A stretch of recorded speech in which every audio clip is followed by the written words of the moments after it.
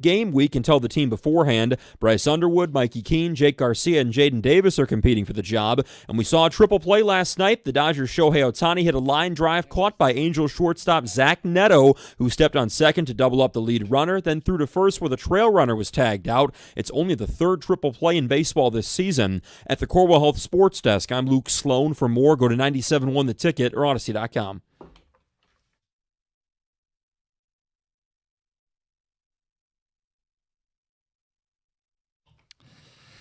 Yeah, despite what Sharon says, they announced the starter when they gave him $10 million. I mean, come on. Who are we kidding here? Good morning, 97.1. We got a loaded show. Jim Costa, John Jansen, Heather Park, Govin Gregg behind the glass, and Luke Sloan on the updates. We will talk a little Michigan football on the show today. We've got an NFL Fact or Fiction, and we have the biggest hype train of Lions training camp. And John, I think there's substance to it. We'll get to that today as well. Yeah. By the way, good morning. Good morning. Yeah. I think there is some great substance to it, and it's one of those things we're going to have to continue to see things develop. Let it play out. Well, okay, I'm trying to find different ways to say the same thing, but I don't necessarily know what to let it play out. We've seen plays made. Yes. And so when you see those plays made and it's developing right in front of your face. Excited to talk about it today. The obvious, yeah. And it's funny, we had this moment yesterday. We said, we haven't been giving this enough airtime. So you know what we'll do today? Give it some airtime. Give it some airtime. We start with the Tigers, though, John. Down to 5.5. Thoughts on last night's game? We waited that long for that. Yes. It was, and it was an hour rain delay. Supposed to start at 7:30, didn't start till 8:30, and you're sitting around going, okay, let's see what we've got here. Let's start hot. Yeah, they threw out a nothing pitcher. Right, and now today we're throwing out. We don't even know who the nothing pitcher is going to be. Right, TBD. Yeah, and so it'll be a pitching chaos day. Which last year, if you had said pitching chaos day, who's it going to be? This year? What's it going to happen? This year we're going, who's it going to be? What's going to happen? Yeah, it's a completely different tone. A completely different feel. So, but they won the first game of the series, and what have we said? Just win series after series. What did they do against the Angels? It was win one, lose one, win one. All right? Sox. And if they follow this formula, win one, lose one, win one. That's 66% win percentage. I'm not going to complain. I'm not going to sit there and say, oh, it's down to 5.5. And that's one thing I'm not going to do is sit there and go, well, it's 5.5. It's 4. It's 7. It's like we had some fun yesterday with the magic number. Yeah. Okay, that's fun. It's going to be a race all the way to the end. What do we know about this division? And even though the Tigers had at one point, 15.5 game lead, it always comes down to the last 10 games of the season. And especially because of the head-to-head. Right. Let's say last 12 games of the season, because 6 of those are against the Guardians. 3 here, 3 there. Yeah, look, what I don't want to do is overreact every single day. It's going to toggle. Yeah. It's going to go back and forth. We need a trend before I'm going to shift the stuff we've already said. There's really nothing new to say. I have my concerns. I still don't think they're losing the division. Until we see a trend, right? They rattle off 4 or 5 wins in a row and leave them in the dust. They lose 4 or 5 in a row and, oh, shoot, here we go. It's down to 2. Until that happens, just keep plodding along, 2 or 3, 2 or 3. If you take 2 or 3 against every bad team, even if you end up split with some of the good teams, you've made it so Cleveland has to be unbelievably hot for 40 games to even make it a conversation. And if you're looking for, I like to be more glasses half full. Yeah. Right? No strikeouts for Riley Green. Came up with a big knock.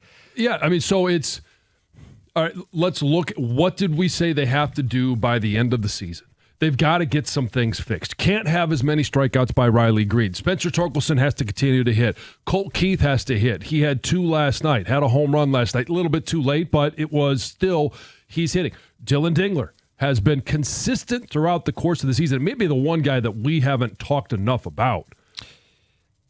At the same time, in a loss, there's plenty of things you're frustrated with, like Jack Flaherty. I think the combo of Paddock, Flaherty, and Morton, you're just kind of going to get these starts, right? It alternates who it is, but these are all guys with ERAs flirting with 5 and in some cases over 5. I know Flaherty wasn't the hardest contact in the inning where it unraveled, but this is what happens. You leave it over the plate, bad things are going to happen. Well, and we waited an hour to see it, and then all of a sudden in the first inning, an out to Kerry Carpenter, you're holding your breath, going, oh, great catch. And then the next one, you hear it off the bat. I thought that one, it sounded like it was going to be gone. And it took Wenceel Perez to the fence in dead center. And so, okay, you get out of it without a run scored, but you're still getting hard contact. So last week, when they were kind of just going up and down, I said, just get the 90 wins. If you get the 90 wins, you're safe. I don't see a world where the Guardians get the 90 wins. So now they have to go 21-20 to get the 90 wins. And you mentioned the back end of the rotation, the 3 guys. You just hopeful they go 500 in their starts the rest of the year. Yeah. Then Scooble wins most of his starts. And you're there. And the key one is Mize, where you need to win more than you lose. And you get to the number. And Cleveland, I don't see the world where they can get the 90. They're still minus run differential. Yep. They're only 6 games over 500. They're going to finish 90 and 72. They're going to suddenly go 12 games over 500, So there's always, I just think when you get to this point in baseball, you can use the history of the game to win totals that usually get you in a safe zone. The other note would have been Tommy Kahnle, who they continue to take the pressure off of, and he continues to struggle. I know. Are we going to get like a made-up injury at some point? Like, John, I don't really know what he's doing on this roster right now. I wish I had an answer for you. I know. Because it was only 1 1/3 innings, and it was 2 hits, 2 runs, both were earned, 2 walks, 2 strikeouts. So like 2 was the number. And they've already taken him out of high leverage roles. He's not going to pitch with the lead in the 8th or the 9th inning. He's not going to pitch in a 1 or a 2 run game. They used him in the 6th inning over the weekend. They used him in mop-up duty last night. I mean, he's the biggest fall from grace in this bullpen. I mean, he was a legitimate stud. We were joking about the guy never gives up a run, and when he does, he has to shave his whole body. Well, now, he'll be the cleanest shaven dude on the team. Not a single hair follicle on his body. What? Has he gone from shaving to waxing? I mean, he's getting good at it. Jeez. It's so frustrating because, but even at the beginning of the year, when you have one pitch, and that's your pitch, yeah. At some point, we've seen it through for all pitchers. Like at least some other guys have 4 or 5 pitches. So if one's not hitting and they don't have the feel for one, that's the thing. Pitchers could be a little bit like kickers, where you got to have that feel. Once you lose that feel for that pitch, you got to move to other ones. Well, he doesn't have another one to move to, and so if the off speed's not working, what do you got? Well, and is it off speed if it's the only thing you throw? Like at that point, you're right, not throwing it. That's your fastball. Is what, 92? Yeah, but if you only throw the changeup, that becomes your fastball because there's nothing to off speed of anything. Yeah. In the update, you heard the cut from AJ about, hey, we gave up too many walks, and he's right. They gave up too many walks. They let a bad White Sox team get in advantage positions. The other thing we haven't spent enough time talking about is the Tigers themselves need to draw more walks. Yeah, 2 yesterday. 2 yesterday. There have been too many games where you go, the strikeout to walk ratio for a team that wants to own the zone, for a team that doesn't have boppers, like this isn't the 27 Yankees. They're going to need to manufacture runs from time to time. Drawing a walk goes a long way because now someone's standing at first and you can do your first to third. You can pick up an extra base hustling on the base paths. But if you're going to have, I think one of the 10 to 12 worst teams in walk rate, you're making this so much harder on yourself. Well, you are, and it's the formula at the beginning of the season was good at bats. And even if they were outs, it was getting to 7 or 8 pitches for a pitcher and then getting that starter out by the 4th or 5th inning, getting into the bullpen, getting that, that second time or third time through the lineup. And they're not winning the pitch count anymore. Early in the season, they were winning the pitch count by 20 or 30 pitches. That's a good point. And then yesterday, okay, they worked the Sox pitchers up to 180 pitches, but the problem is you're not doing anything yourselves to get off the field because you pitched 187 of them. Texter says, Kahnle's so bad he's using Nair nightly. Yeah. Says, is it time to DFA him, Glennon McComb? Like, it's going to get crowded in the bullpen if they get Lang back, if they start getting these guys back that they want to give a real shot to. That's why I said I don't know if there's some nagging thing they can exaggerate and throw him on the IL or something. But yeah, his roster spot shouldn't be secure. I mean, go the football route. Just tell him he's got a bad back. There you go. Because how do you prove you have a bad back? Right, right? yeah. I mean, Michael right. Parsons got a bad back. Right. Texter says, That's my point. I know. When You the get away. response No is, one can check right, it. yeah. Tell him he's got a tight hamstring. Perfect. Oh, okay. Tigers feel like we're hanging on for dear life on the ticket text. I feel better than that. I don't feel like they're hanging on for dear life. Tigers are like a car leaking oil, and we're just like everything's fine. This team does not look good at all still. Still, I mean, I think both, though, you could put those two ticket texts together like they're hanging on or they're leaking oil. They're not a perfect team. We never thought they were a perfect team. Well, and they kind of made that bet at the deadline. So now they have to hold on. Right. They got to play cleaner, and they got to win this division. So if they had added Suarez, what did they get? To this point, nothing. He's Right. batting under .090. Right, but would you feel better about the 40 games to the finish if you did have Suarez? I would.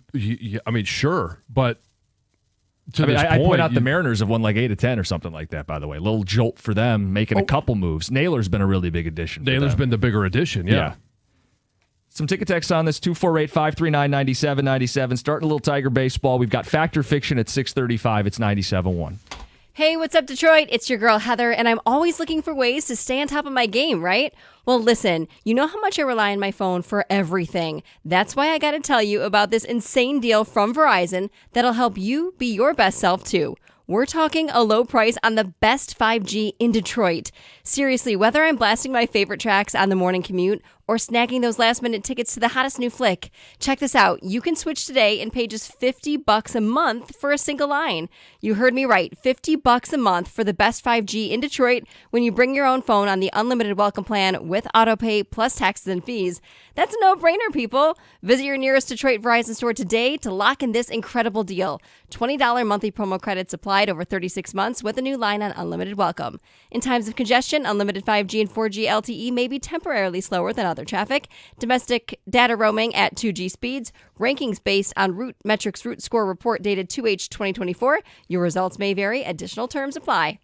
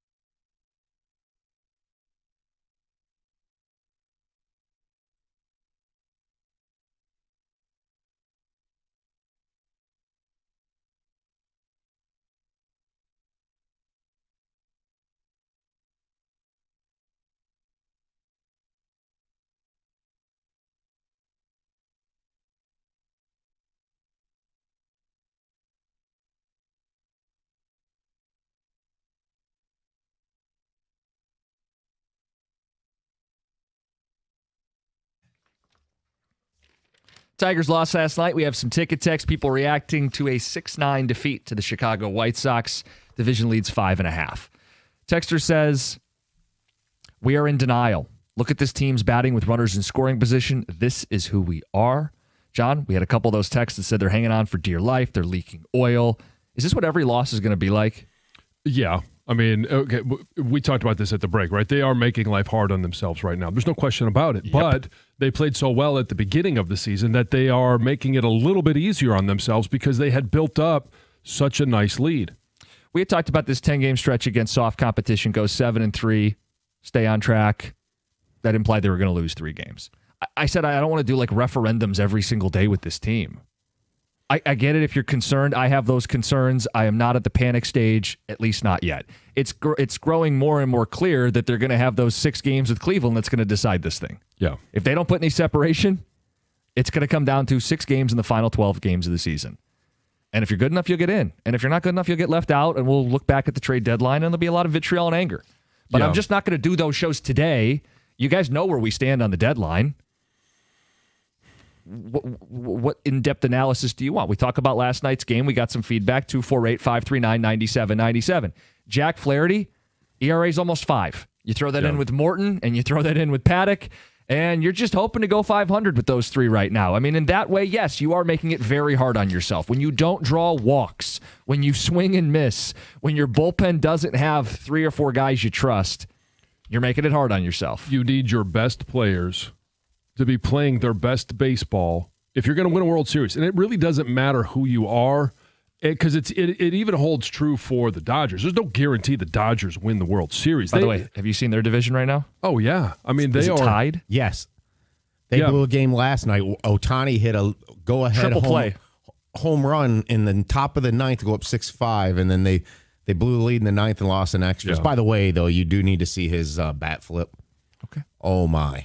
Oh, really? Yeah. In the ninth? Yes. I did not see that, no. And the stare. Anybody that doesn't like that is just a loser. Well, I mean, come on. Was awesome. that stare directed at people in Hawaii? Just about. And they lost to the Angels last night, by the way. So, and they have a worse record than the Tigers. The Dodgers, that you're saying? Yes, and then they're in jeopardy of falling to a wild card. Right. And so, but my point is, everyone that wins a World Series, what happens when you get to the postseason? Bats get hot, pitchers pitch well, and it goes to the old saying. Sometimes it's not who you play, it's when you play them. And if you need Riley Green, you need Kerry Carpenter, you need Torres, you need all of these guys to be hitting at the right time. And if they're going to have a slump, if Riley Green's going to have a slump, have it now. Have it now so that you can find your way, your path back to being a good hitter. My thing is, again, in these 2 games, you want to nitpick something. Get some hitting going earlier in the game. You scored 1 run until the 9th inning on Monday. You're fortunate to win it on a home run that hit the foul pole. Mm-hmm. Talk about a narrow win. And then last night, you scored 3 runs in the 9th when you're down 9-3. Right. I mean, and this is not high-level pitching on the other side. It's like almost like they're just kind of going through the motions or something. It's like you saw what happened when they got a lead on Sunday. And pitchers pitch differently with leads. There's no question. In the beginning of the season, what was it? At first inning, you get 2 runs, right? That was the path to victory. And it wasn't like they were lighting things on fire. We never sat there and said, oh, look at Torkelson. He's batting .350, or Riley Green, or Gleyber Torres. It was all, they were being aggressive at the plate, but they were swinging at strikes. They got up 1-0 each of the last 2 games, but then the offense halted. And in the win, the White Sox still tied it up at 1. So you're pitching with this very narrow, you're making this very hard on your starter and your bullpen that nobody trusts right now. And then last night, you scored first, great, but it's only 1, and you're just waiting for them to get going and for a mistake pitch to come back and bite you in the ass. Maybe that was the problem for Flaherty. He started pitching different when they had a 1-0 lead, because then he gave up 5. That inning would never end, by the way. No. I kept looking at that. Still the 5th? Still the 5th?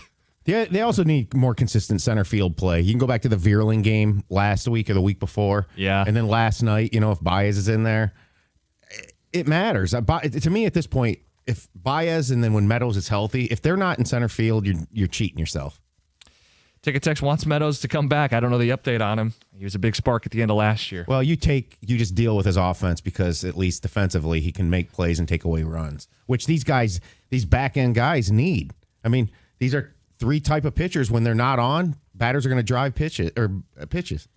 End of the hour, we'll get to what Sharon Moore said about the quarterback situation at Michigan. I was listening to the afternoon show a little yesterday, and Valeni opened the show with his expectations for Spartan football. He wanted to know if he was being unrealistic or unreasonable. It was a day that ended in Y, so he had to ask the question. We want to do the Michigan expectations. They did the Spartan expectations. We'll do the Michigan expectations at the end of the hour. We've got Fact or Fiction coming up at 6:35. First, Heather with the news.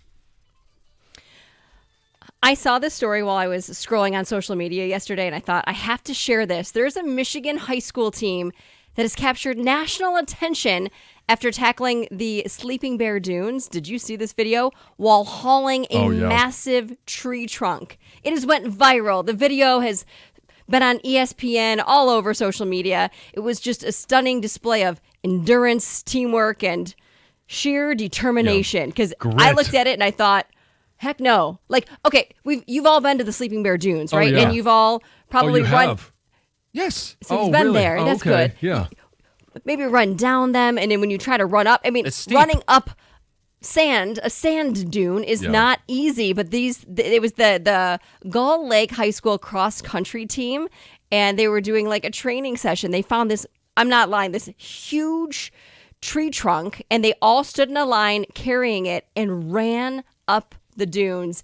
And it looks like torture to me, but they did it, and they're getting some praise from their coaches, their parents, and fellow athletes, as well as, like I said, attention on ESPN. So good for them. It was pretty awesome. I saw it and I thought, that's sweet.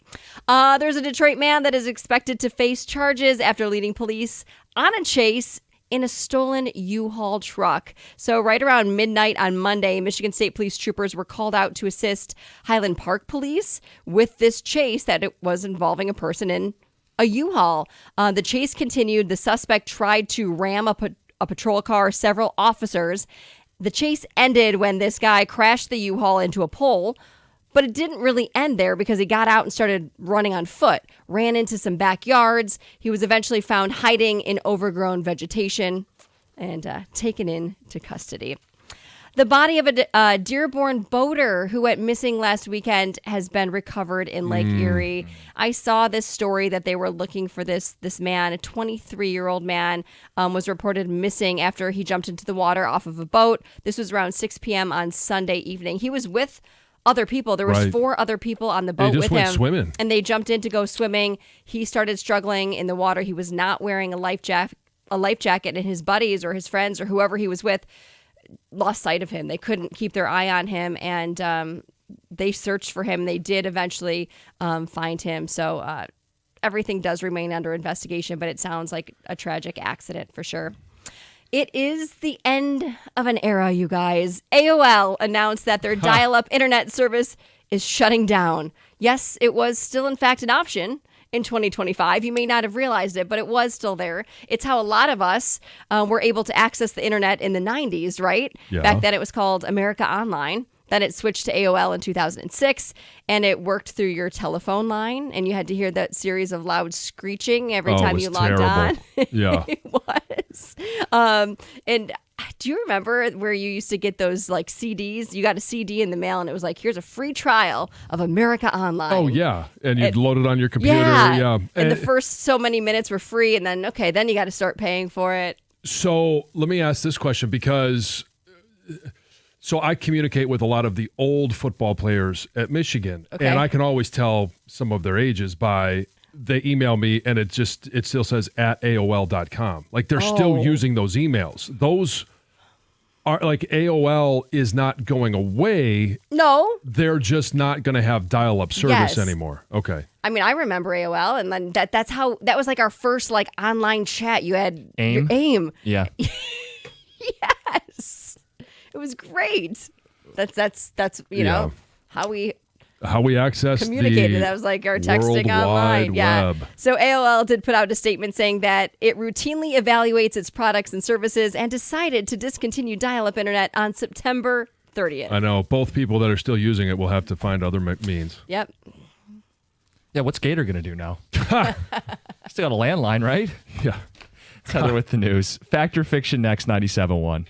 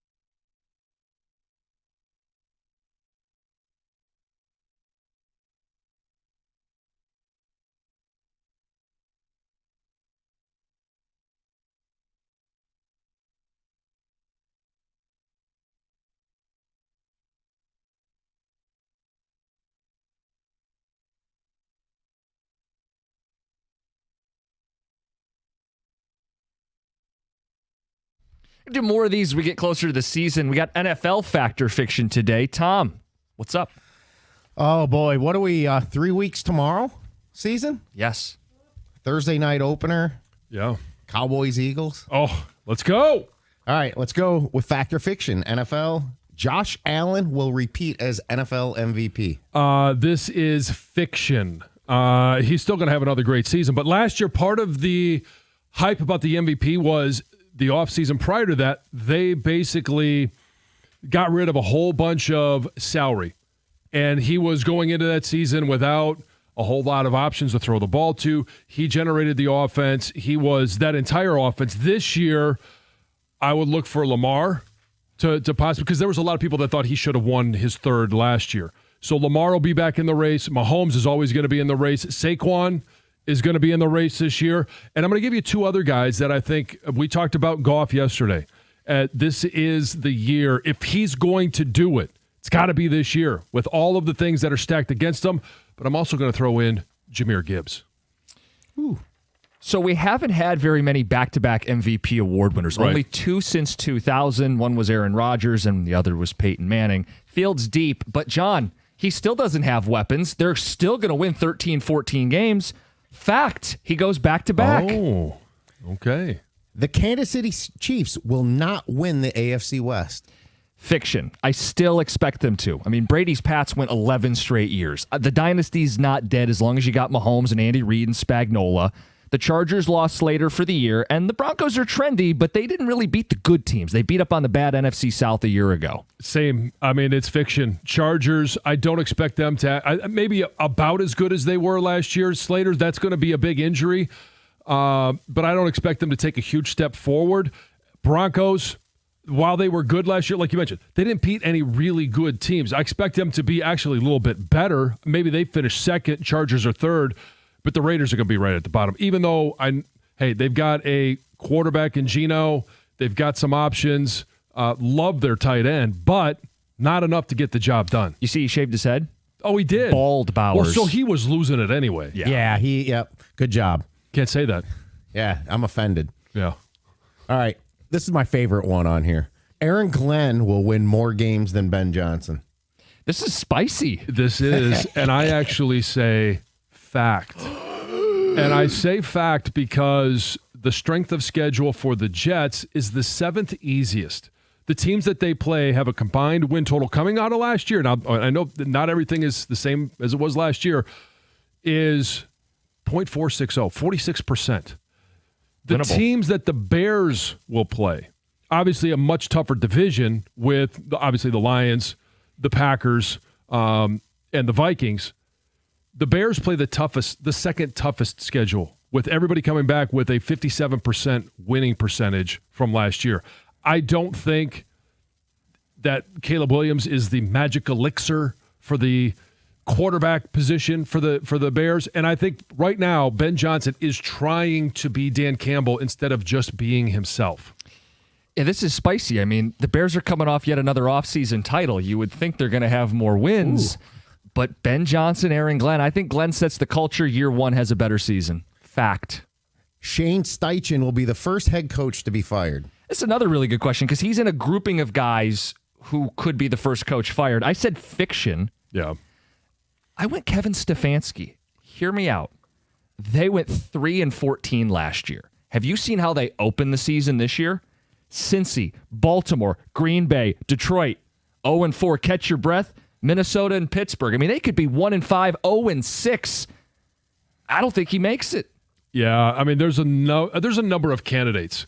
Mike McDaniel with the Dolphins. If they start slow, he could be gone. Brian Dable with the Giants. I don't expect them to do much of anything. Jonathan Gannon with Arizona. You mentioned Stefanski. I got him on my list. But the guy that I think is at the biggest risk because they have started slow the last couple of years is Zach Taylor in Cincinnati. Yeah, but do the Bengals ever fire coaches in season? That cheap ownership? I don't see it. They haven't. I think it's justified. It's justified. But if they do, and then they go on a run, because maybe sometimes you just need a spark. I agree with you. You know, the thing about Stefanski is I do wonder if he's getting a free pass basically because they hung Deshaun Watson on him. But look, yeah, but some point, we know this ownership wants to have a scapegoat. Yep. That's what he he'd could be the perfect scapegoat. The Steelers with Aaron Rodgers will make the playoffs. This is fact. This is your guy. He's not my guy. But what do they? This would have been a tougher question to answer if you had said the Steelers will win a playoff game, which they haven't done since 2016. No, they'll make the playoffs. They'll be good enough to make the playoffs, but I don't think they still win another game. I went fiction. 8.5 is their win total. I think Tomlin will get his winning record at 9, but 9 won't be enough, especially if the Bengals are better. Yeah, I think the Bengals play a huge factor into what the Steelers do this year. All right, this one, I wouldn't have included him as first coach to be fired, but I think it's interesting after 1 year. Brian Schottenheimer will only coach 1 season in Dallas. So my gut said it would be fact because I didn't like the hire, but then I looked it up, and Jerry Jones has never fired a coach after 1 season, and I don't think they're going to be some 3 or 4 win team, so I ended up with fiction. I ended up with fiction as well for the same reason. Chan Gailey, he got 2 years. Dave Campo got 3 years. Jason Garrett got 10 years. He got a decade and never won a thing. He was a puppet. Yeah, I mean that's when Jerry Jones actually. So what do you think Brian strings Schottenheimer holding him. is for Jerry Jones right now? He's a puppet, and I've got a lot of respect for Brian. He was a coach with us in Washington. I was there he was on Marty's staff. I think he's a good coach. I think he's in a bad spot, but I don't think Jerry's going to fire anybody after 1 year. J.J. McCarthy will lead the Vikings to a wild card berth. I say this is fact. And again, I know you want to be all smarmy with me and say, oh, Aaron Rodgers is your guy. JJ's your guy. JJ is not necessarily my guy, but I think Kevin O'Connell is a coach, much like Mike Tomlin, that is going to always be good enough to get his team into the playoffs one way or another. Too raw. Fiction. So it's just all Too raw. 15 He's and too raw of a quarterback. A 15-2 team from last year is going to Yes, win 9 or less they're games. a big regression candidate. He won't be as good as Sam Darnold in his first year as a starter. But a 6-game difference? Well, it's a tough schedule, though. Yeah. NFC North's playing a tough schedule. I mean, they're this all year, probably so- going to lose 3 on 3 more just on the merits of the schedule. Exactly. All right. The Rams will repeat as NFC West champs. Fact. Now, I'm concerned about Stafford's back injury, and I am concerned about the zombie Niners coming back from the dead, but I think they're a better team, especially with that young defense. The San Francisco 49ers have one of the easiest schedules in all of football. And so that I think they're always going to be a threat. Maybe not to win the Super Bowl, but they always are a threat to win their division. Arizona is a long shot, and that's another coach. I already mentioned him, Jonathan Gannon, that's on the hot seat. I think they drafted well in terms of what they've got to do defense. Marvin Harrison Jr., they gave him a running mate. And so I think they're my sneaky. They weren't worst in division last year, were they? No, they were, I think, 3rd in the division. I think they're a team that could be sneaky in that division, but I just don't think Matthew Stafford can be healthy enough. And if he's not healthy for 4 games, 5 games, and he's That's playing enough. hurt the rest of the time, Yep. I just don't think that they can do it. I think there's a world where if Stafford is injured here or there, misses games, that the NFC West could be very messy, because I think the key for the Niners is for McCaffrey. If McCaffrey has one more kind of golden year in him, they're going to win the division. This is but probably they need Kittle to stay healthy too. This And is those guys- probably the division that somebody ends up winning with nine wins. I think it was Possible. 10 last year. The Seahawks tied the Rams, remember? And they didn't even make the playoffs because of the tiebreakers. All right, Joe Burrow will lead the league in passing yardage. I said this is fiction, and I'm going to lead us into a discussion later because Oh, boy. Jared Goff was number 2 last year in passing yardage. You add in another weapon of Isaac Tesla, They're raving about him. and I think that this offense is primed for a big year. Jared Goff, he's looking at everybody saying, can't do this. You can't do this. What you are is what we saw in the playoffs, and he is going to show and put down all the doubters. Tesla is going to help make this offense dangerous. I'm loving what we're reading about and seeing in practice. They do want to be balanced and run the ball. Burrow's teams will be trailing. Their defense is much worse. I think Burrow does it again. Fact. But here's the other thing about Joe Burrow is,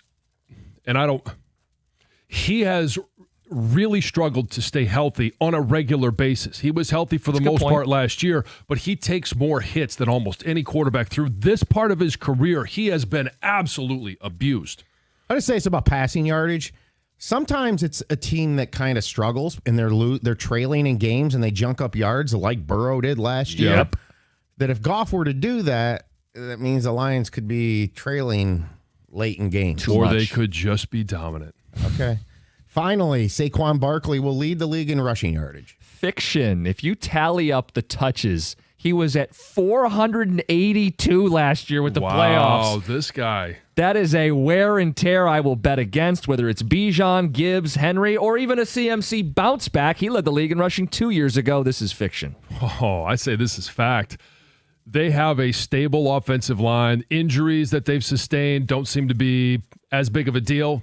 I think this is fact. He has another near 2,000-yard season. And that, fact or fiction, counting down the days. It's 97.1.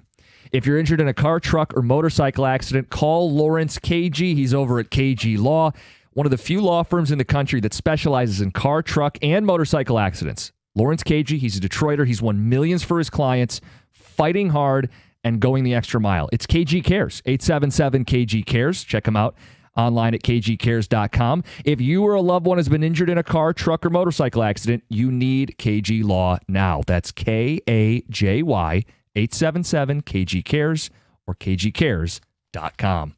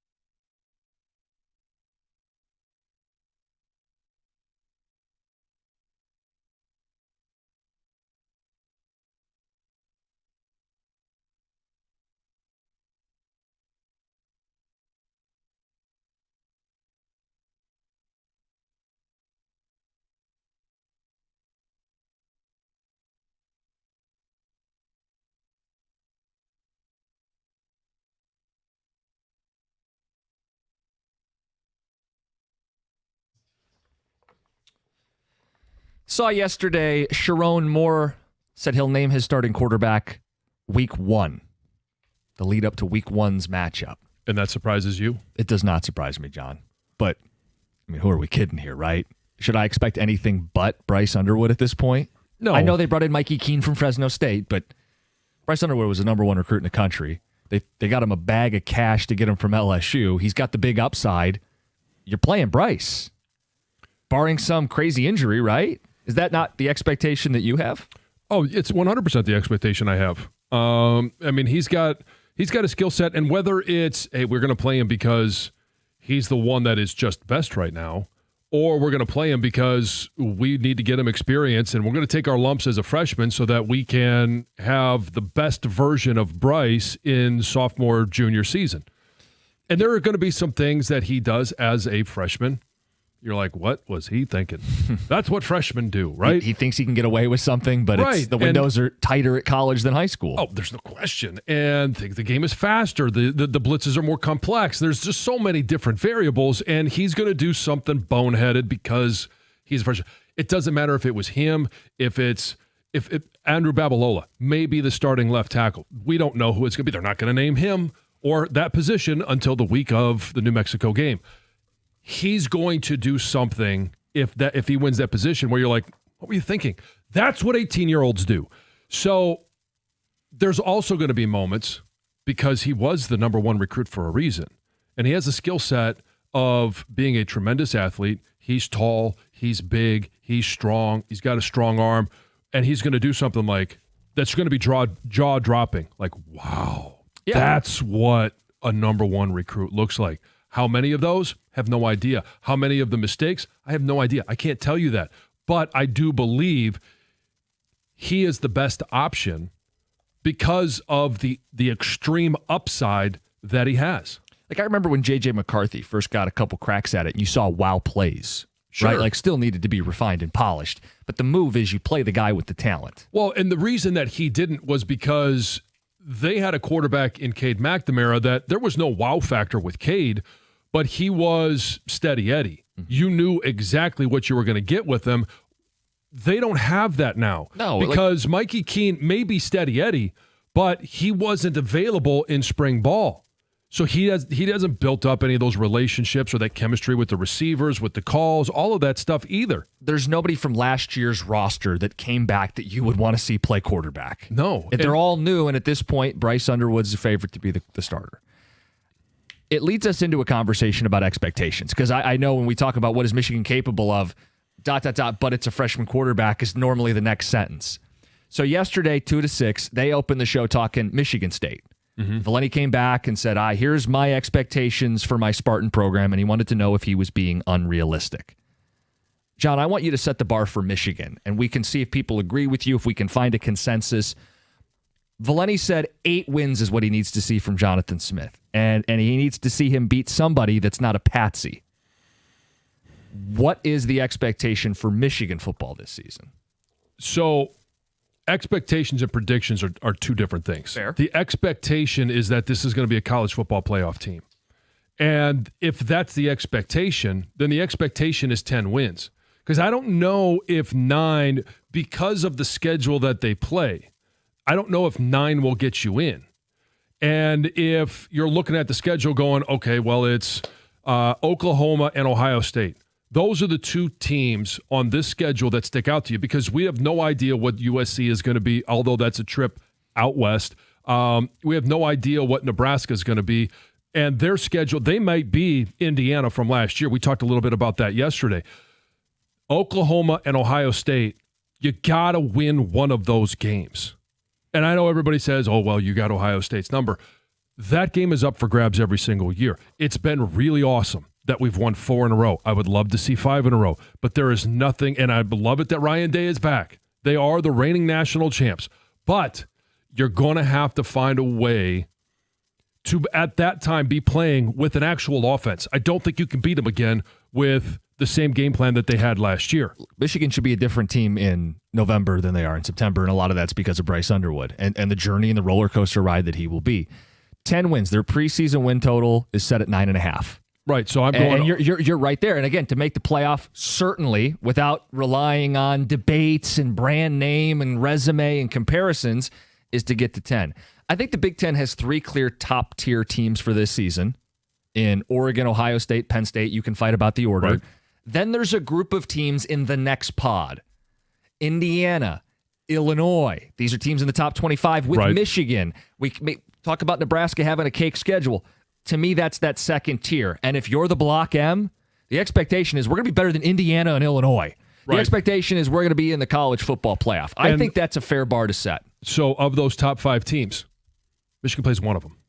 Right. They don't play Oregon. They don't play Penn State. They don't play Illinois, right? They don't play Illinois. Or Indiana, right? Right. And so, it sets up so that in week 2, if Bryce Underwood is the quarterback, which we all anticipate he is, how many of those wow plays do you get from Bryce against Oklahoma? And how many of the, oh, look at that, it's a freshman play. Yeah.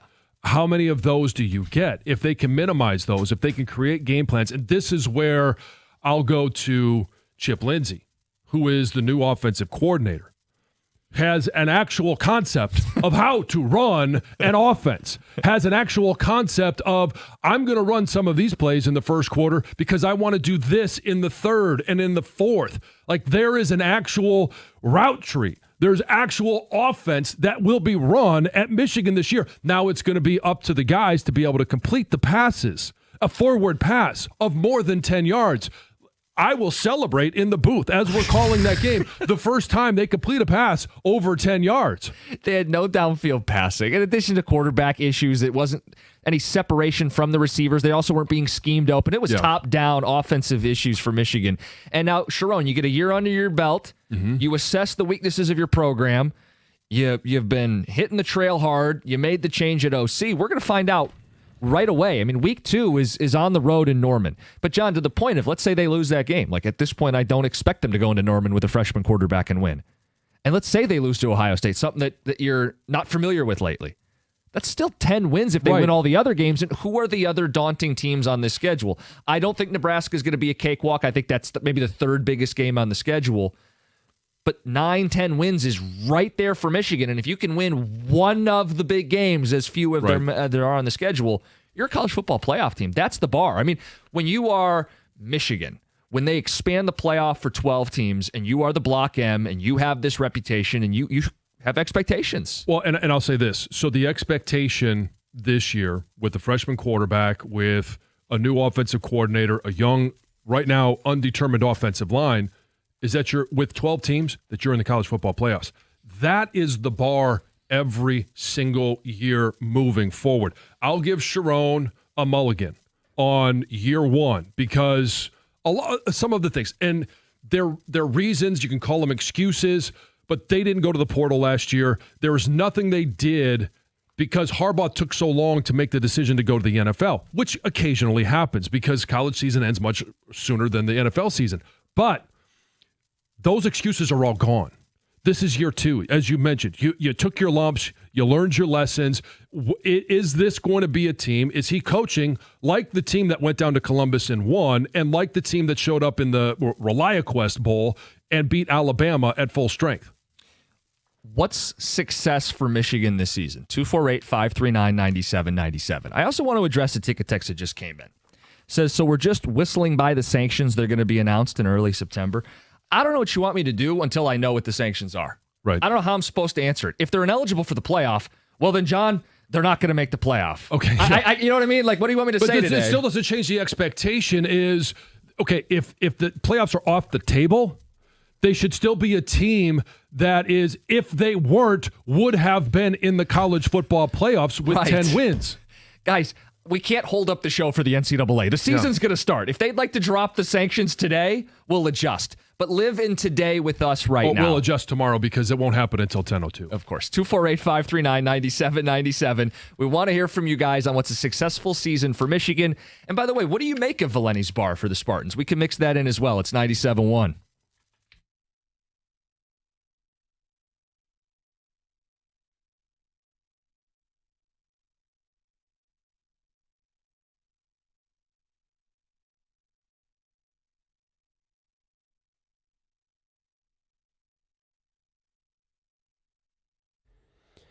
Brought to you by the Michigan Lottery. Jack Flaherty's up-and-down season continued last night in a 9-6 Tigers loss to the White Sox. After 4 scoreless innings to start, Flaherty gave up 5 and then gave way to a Tiger bullpen that walked 6. A 9th-inning comeback came up short last night for the Tigers. Colt Keith tried his best to bring him back.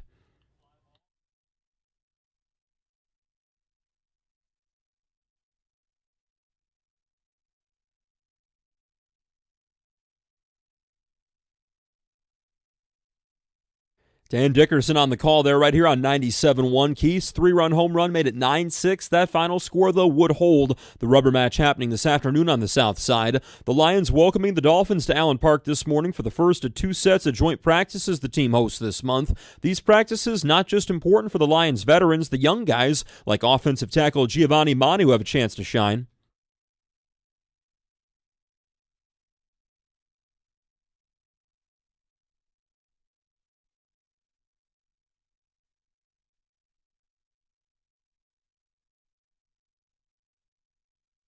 After joint practices this week, the Lions play the Dolphins for their 3rd preseason game at Ford Field on Saturday. Packers quarterback Jordan Love has had thumb surgery, repairing a ligament in his left thumb, but Green Bay maintains he will be ready to start the season opener. Love says he tried to play through the injury before deciding to have surgery, and the Tigers' farm system slips in the latest MLB pipeline rankings. After coming in at number 1 before the season, the Tigers now have the 6th best system in baseball. The Dodgers, Twins, and Mariners complete the top 3. At the Corbo Health Sports Desk, I'm Luke Sloan. For more, go to 97.1 The Ticket or Odyssey.com.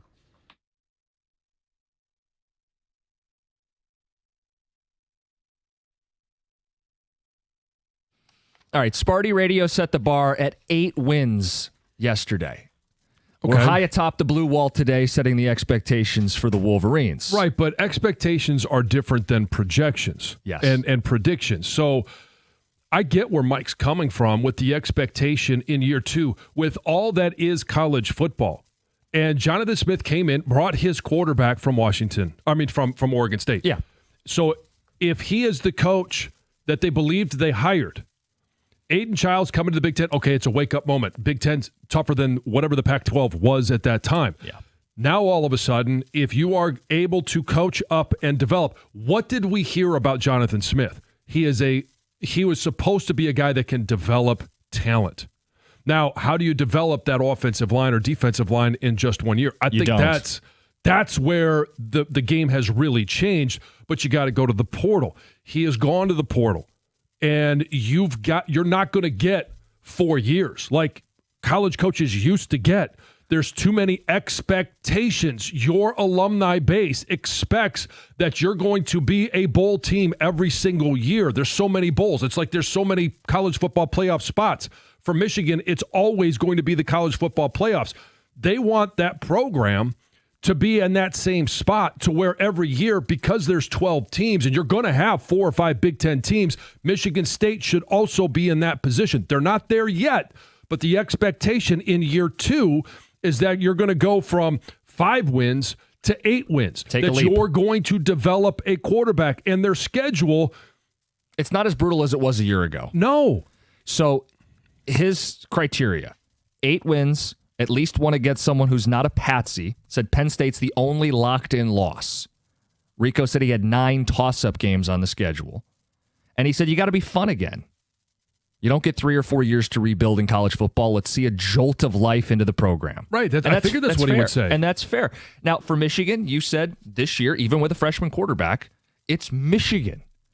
College football playoffs. Make the playoff. And that may require 10. 9 could get it done, but 10 would definitely get it done. And it's a freshman quarterback, but it's the number 1 recruit in the country with exceptional talent.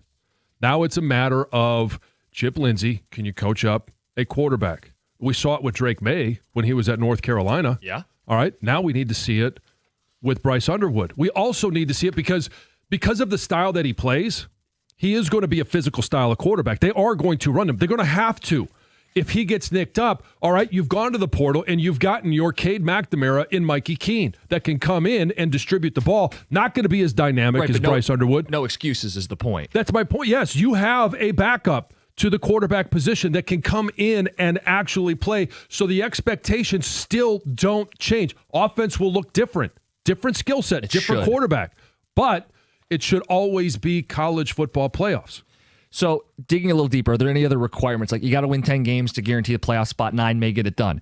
Do you, beat Ohio State because he did it in year 1? Well, that's always the expectation. It's always the expectation. It's like college football playoffs is the expectation, since there are so. If you were to say the college football playoffs are the expectations when it was 4, that's a much tougher task. Yes. But if you're getting 4 teams in from your conference at a minimum, you should be one of the top 4 teams in your conference. Some ticket text coming in. This texter says it's all on Michigan's defense. If they can be dominant, it allows the offense time to gel, even if they stumble at the beginning of the year before putting it together late. Well, then I've got a lot of confidence because they don't have Mason Graham, Kenneth Grant, and you're not going to see one player with the same stats as those guys had. And they weren't eye-popping stats, but they were eye-popping impact. Put on the tape, yeah.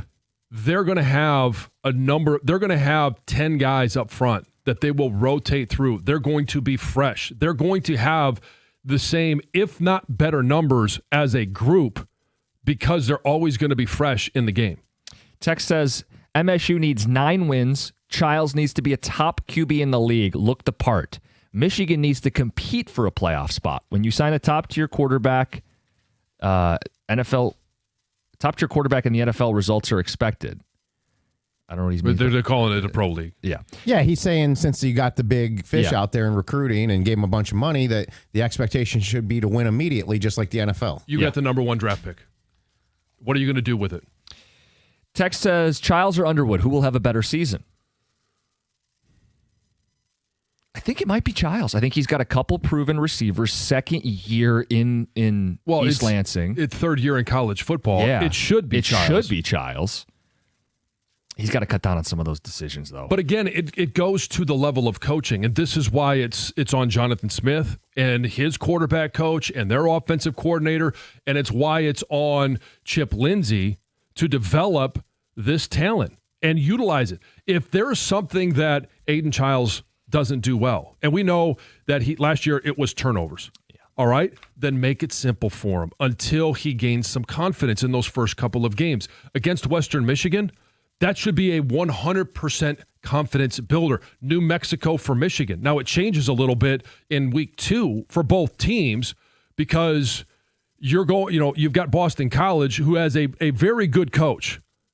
And that it's not the same as going to Oklahoma, but it ramps up a little bit. Well, because last year that was one of those House of Horror games. Childs lost them the Boston College game. Now they're at home. Show things are different. Start 2-0. Youngstown State's week 3. Right. Start 3-0.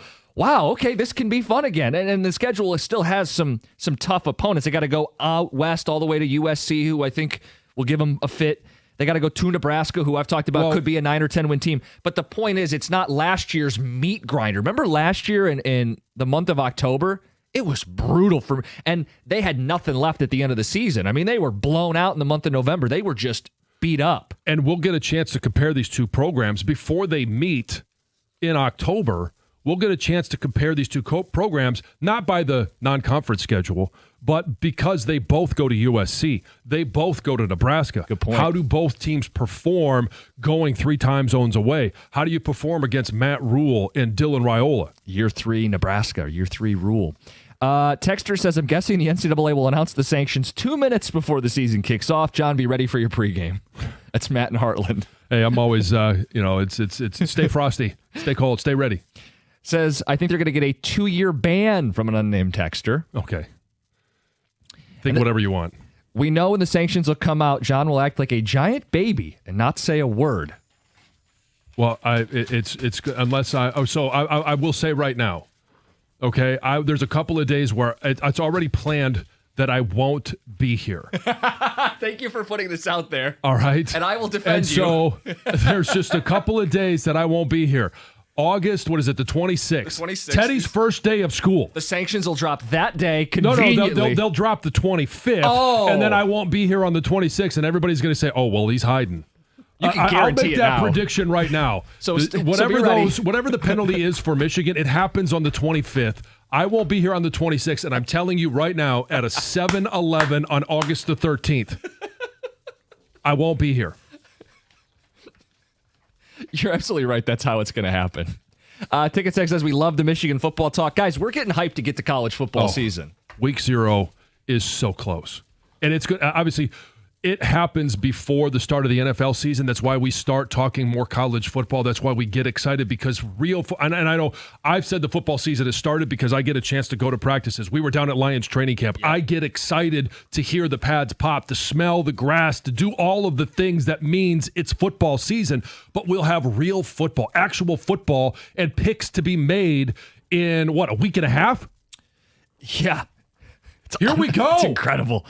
What we got coming up still on the show today, 7:35, the biggest hype train out of Lions camp. And what does it mean for this season? Because it feels like more than hype with this story. We'll get to that at 7:35. It's 97.1. Hey, summer is heating up, and there's nothing more refreshing than an ice-cold Surfside iced tea and vodka or Surfside lemonade and vodka to break the heat. Made with real brewed tea and real vodka, Surfside is only 100 calories, 2 grams of sugar, and 0 bubbles. That's right, no carbonation, so it's super easy to sip and enjoy, no matter what your plans are this weekend. Look for the can with the sunset stripes. Sold at bars, restaurants, and stores near you. Must be 21. Please drink responsibly.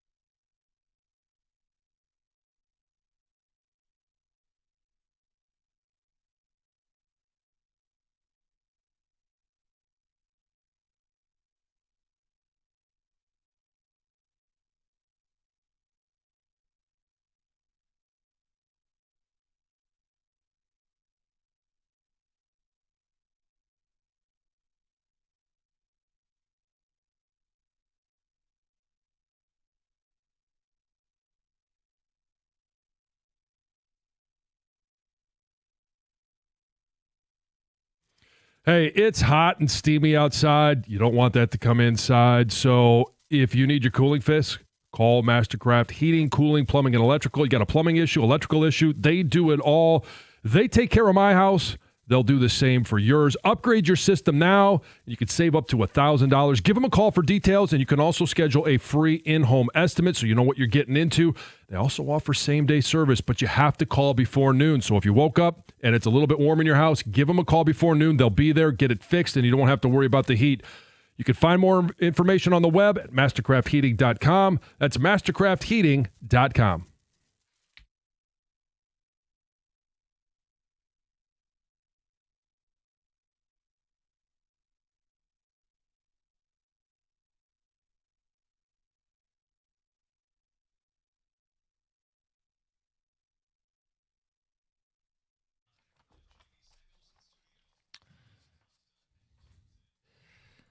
So we were gathering around at the end of the show yesterday, and we said, we're not giving this story enough attention. This big hype train out of Lions camp. Penei Sewell's raving about it. Dan Campbell's throwing positive praise. Maybe Brad Holmes did it again. We'll get to that at 7:35. Mm-hmm. John Gruden was at Lions camp, a couple weeks ago? Yeah, he was there when we were out there. And he is trying to get back into coaching. In fact, he was down with the Georgia Bulldogs recently. Yeah. Big win for him in his case, which should help him get back into it. Yeah, he is dying to coach. Specifically, he said, in the SEC.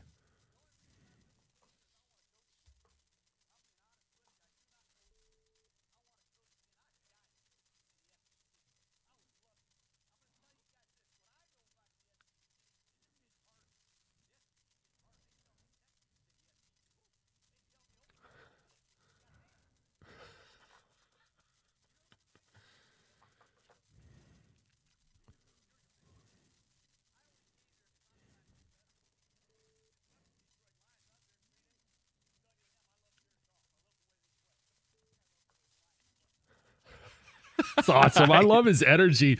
I know there's a lot of people he rubs the wrong way, but he is everything that you would want in a football coach. And he was, when I was at the Senior Bowl, it was the Oakland staff that was there. And I absolutely love his energy. It is so infectious. He was talking to Georgia there. So all of those references about your opponent, all that stuff, it was about Georgia. And sure, I'm sure he would love to coach against Kirby Smart. Test yourself against the guy that's won national championship. What's your gut? Does he get back into coaching? Yes. And where?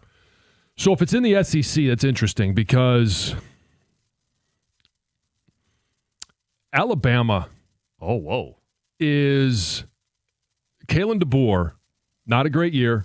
And we talk about expectations. Yeah, they missed the playoff. And those expectations are extremely high coming off of Nick Saban era at Alabama, which is, I'm not even sure it's arguable, the greatest era in college football. Do you remember when they lost to Vandy last year and he was getting assaulted on local radio? Yeah. So you're thinking if it goes south this year in Tuscaloosa, and when we say south, it means like what? You only win 8 or 9 games. Right, yeah, or you don't make the college football playoffs. You want to juice up your program? Yep. You bring in John Gruden. Chucky! Jinx.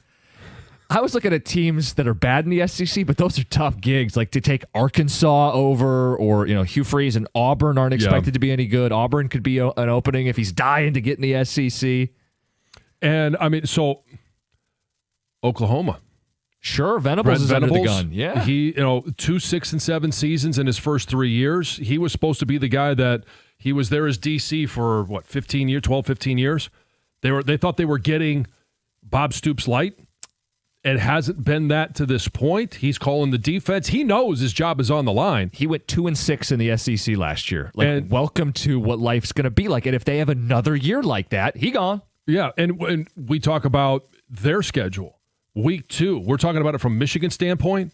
How about from Brent Venables? You want to beat a program that will give you a little cachet? Yeah. You beat Michigan in week 2. Texas, the Red River rivalry. They play 7 games against teams in the preseason top 25. It's on the table that they go south, and that job opens. What about John Gruden at LSU? So there's a lot of pressure on Brian Kelly.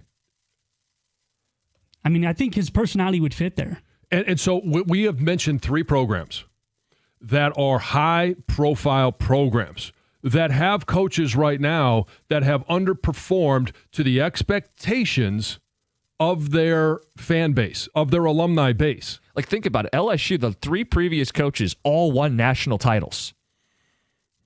That's the standard, right? Saban, Les Miles, and Ed Orgeron. It's not enough to, like, they're a preseason top 10 team, and they've got a quarterback, and they won the portal. It's not enough unless they're the only team standing at the end of the year. I mean, they could make the playoff. They could win 2 playoff games. They could have a sold-out Death Valley for a playoff game and win. And you know what those fans are going to say? Did you win the national title? Right. And you're talking about programs. And moving forward, college football, they're not going to be so apt to fire coaches because of the buyout and because of what it's going to cost to hire a new coach, because athletic departments right now are trying to figure out this whole rev share and NIL. It's another lineup. We talked about this, and I'm not going to go down that rabbit hole, but finances are tight. But we're talking about LSU, Alabama, and Oklahoma. Make a call to a couple of donors and find a way to, if you feel like you're in a bad situation for somebody that has underperformed for the expectations of the program, you want to energize that program. Now, he's very unproven at the college level. He turned down Tennessee when he had an opportunity to go to Tennessee. If he just wants to get back into college coaching, you want a coach that has an energy in the recruiting trail like an Urban Meyer did, and what he did at Ohio State. You bring in John Gruden, he is going to be – this dude just never rests. I also think Florida would be another good shot for him because he coached with the Buccaneers. He's got cachet in the state of Florida with recruits. You Super would Bowl think. champ. That's another great option. And I think the Gators are set for a big year. But, I mean, we shouldn't forget that Billy Napier was on the hot seat a year ago. And if that doesn't work out, you're right. I mean, that's the pressure cooker life in the SEC. And he says, I died a coach there. Do you feel like it's college over the NFL if he gets back in? I think originally, yes, because the lawsuit's still going on. Even though he had a big-time win, there's going to be a lot of dirty laundry if it is litigated in court. Now, I think it'll be settled out of court. I agree with you. But if it's litigated in court, those owners aren't going to be too apt to say, yeah, come on over here. You want to be that owner? Only takes one, and there's normally 6-7 openings every year. Yeah. Look, the Gruden stuff's not going away. Let's get to Heather with the news. All right, let's jump into this story. Oklahoma quarterback John Mateer is adamant he never bet on sports, despite the fact that screenshots of his Venmo account show reference to sports gambling. So after these screenshots of these questionable Venmo payments went viral to a friend on social media, he said it was just an inside joke between friends. And he did release a statement saying that the allegations that I once participated in sports gambling are false. My previous Venmo descriptions did not accurately portray the transactions in question, but were instead inside jokes between me and my friends. I have never bet on sports. And he goes on, the statement goes on. So the Venmo payments were in 22. He would have been a redshirt freshman at Washington State at the time. So college athlete, which is why they're taking this seriously. Who has their Venmo stuff public, by the way? I don't know. I mean, I use Venmo to send Lucy some gas money or, to same thing for Ruby. But it's private. But when you pull up your Venmo, you see it's like Twitter.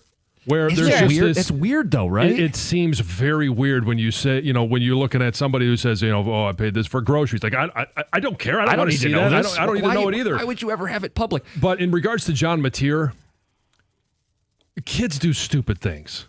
And Costa, I'm sure you had this. I know that we all did this.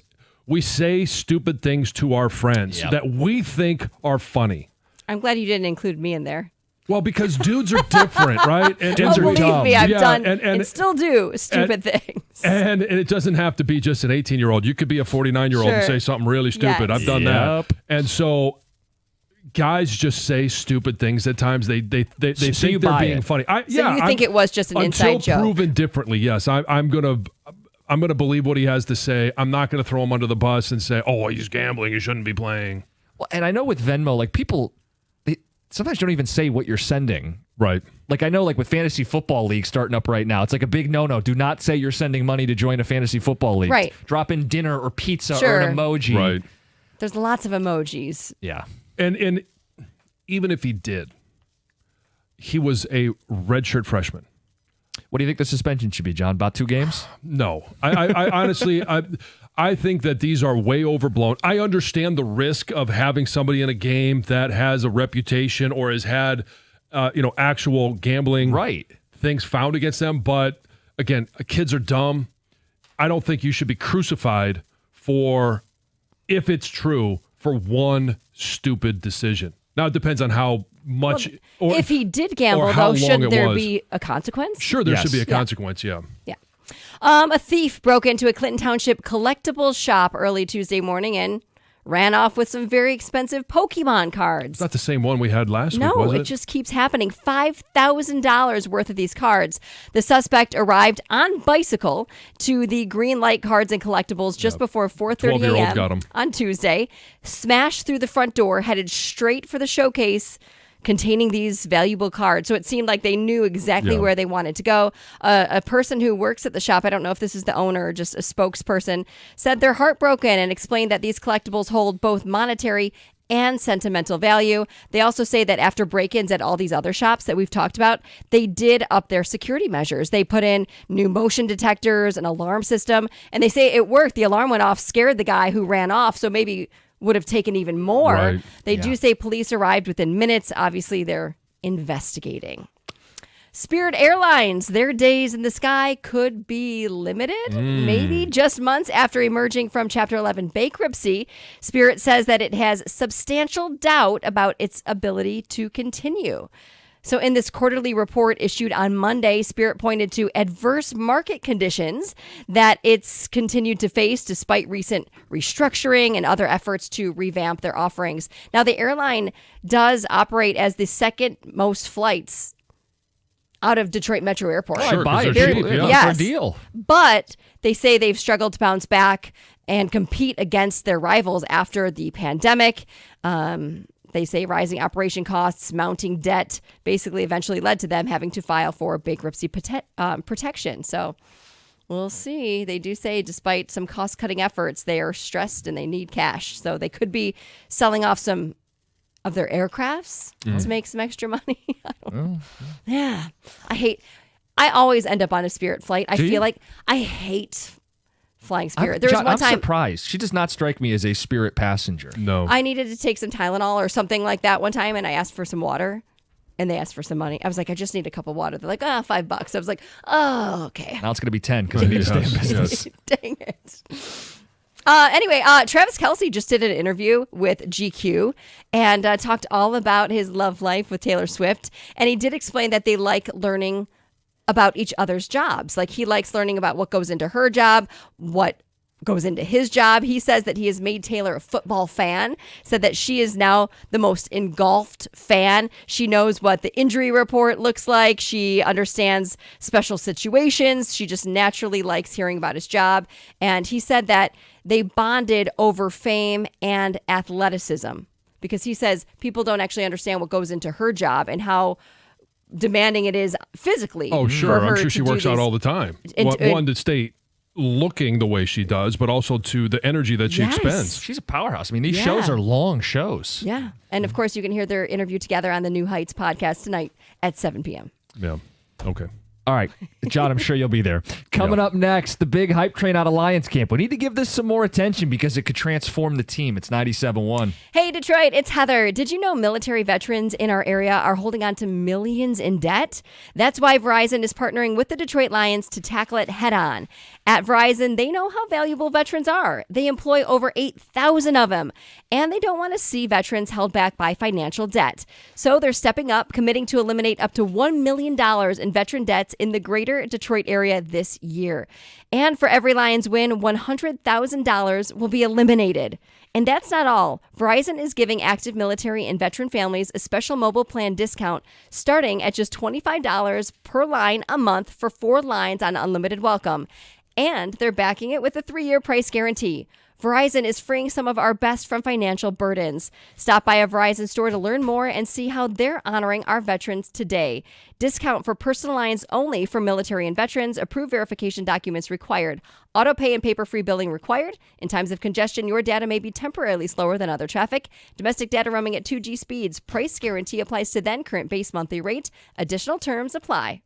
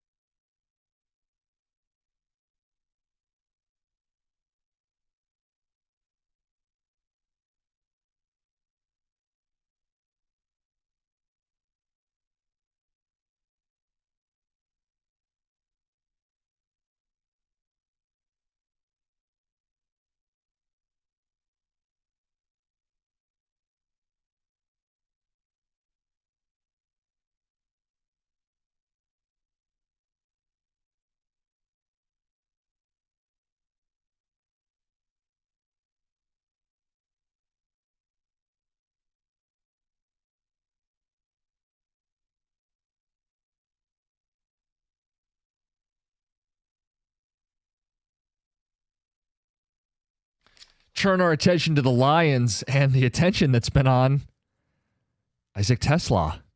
John, what do you make of the hype around this guy? So Brad Holmes started the hype on this show. Yeah, because of, at the draft, because of what he traded. I'll give us credit. To get him. We had him on. He said it was his favorite receiver in the draft. Yeah. But this is after the draft. So he gave up, in essence, 3/3 to move up from the back of the third round to the front of the third round to get him. And it was kind of a head scratcher because you go, oh, hold on. Yeah, the receiver from Arkansas. Wait a second here. He tested well, but the production, are we giving up 3/3 for this guy? John, everybody loves them some Tesla, to the point where Penei Sewell yesterday said, I'm not even talking about his receiving. The man's physical in the run game. He can block. Dan Campbell said since we put the pads on, he's only been trending up. It's a good sign you're getting better with pads versus pajamas. Everybody's praising the guy. He stood out in both preseason games. The beat writers, pick your beat writer, they're all saying positive things about this guy. He's got size. He ran a quick 40, so he's one of those RAS guys, those superior Great athletes. score. Yeah. And, John, we know he's not going to face any double teams. He's going to face the other team's fourth best coverage player because Laporta's going in routes and Gibbs is going in routes, plus St. Brown and J-Mo. Like, he's going to get favorable soft coverage all season for the Lions. And, I mean, yes. Has he worked himself in? Has he displaced Tim Patrick? And I'm not saying Tim Patrick won't be on the team. There's a world where he's not. But I think Tesla's the number 3. I think he is. And so I guess the question is, as we're talking about this hype train, it has been 2 preseason games, 4 catches, 6 targets, 64 yards. And each one of those catches, you're looking at it going, oh, yeah, you can see it. And when you hear it and you see it at practice. Now, they've got the joint practices against Miami, and it'll be nice to see him go up against, some of those defensive backs and number ones. Yeah, and to see, but again, he's not the number 1 target. He's not coming in as we got to get 1,000 yards from this guy. We don't even need, you don't need 800 yards from him. You just need him to be that guy that is just open all the time because they are concerned about Laporta and Gibbs and Amon-Ra St. Brown and J-Mo. Now all of a sudden, I think we are entering the era of why is that guy wide open? And it could be Tesla at the beginning of the season. And then it's like, well, why did they leave Amon-Ra St. Brown wide open? Or how come J-Mo was running free? He's going to have a couple 100-yard games this year. And it's just going to be the pick your poison. It's going to be, hey, they took away the deep shot with J-Mo. St. Brown had a bracketed coverage, and Tesla caught 3 balls, and a couple of them were big plays. And I know some will say, hey, slow your roll. It's a rookie wide receiver. It's a 3rd-round guy. Amon-Ra St. Brown was a 4th-round guy. Holmes has a track record here of identifying good, productive receivers. But I want to know from our listeners, are you buying into Isaac Tesla? Because the other thing is, and we've all seen the video of him on his visit to the Lions. He's got his Lions jersey on. He's got his name on the back. It's a bold move. Yeah, hell yeah, it's a bold move. He's a local kid. And, have you seen enough to buy into Isaac Tesla as wide receiver 3, as a key cog to the offense in 2025? And what does that do to this offense? Like, they were already lethal. What does it do to the offense if he does slide in as a quality number 3 out of the box? Think about this. Brad Holmes' track record. It's not just St. Brown, who he found in the 4th round in Detroit. He also found Cooper Kupp when he was with the Rams. He also said he really liked Puka Nacua. He said that's his biggest draft regret is they couldn't land Nacua. He's got an eye for these type of guys. The unheralded, under the surface. Underutilized in college, but sees what they could be in the NFL. So if he's their number 3, it's a wealth of riches because, again, the size, the combination, the favorable coverages. The Lions offense last year was greatest show on turf-esque. Mm-hmm.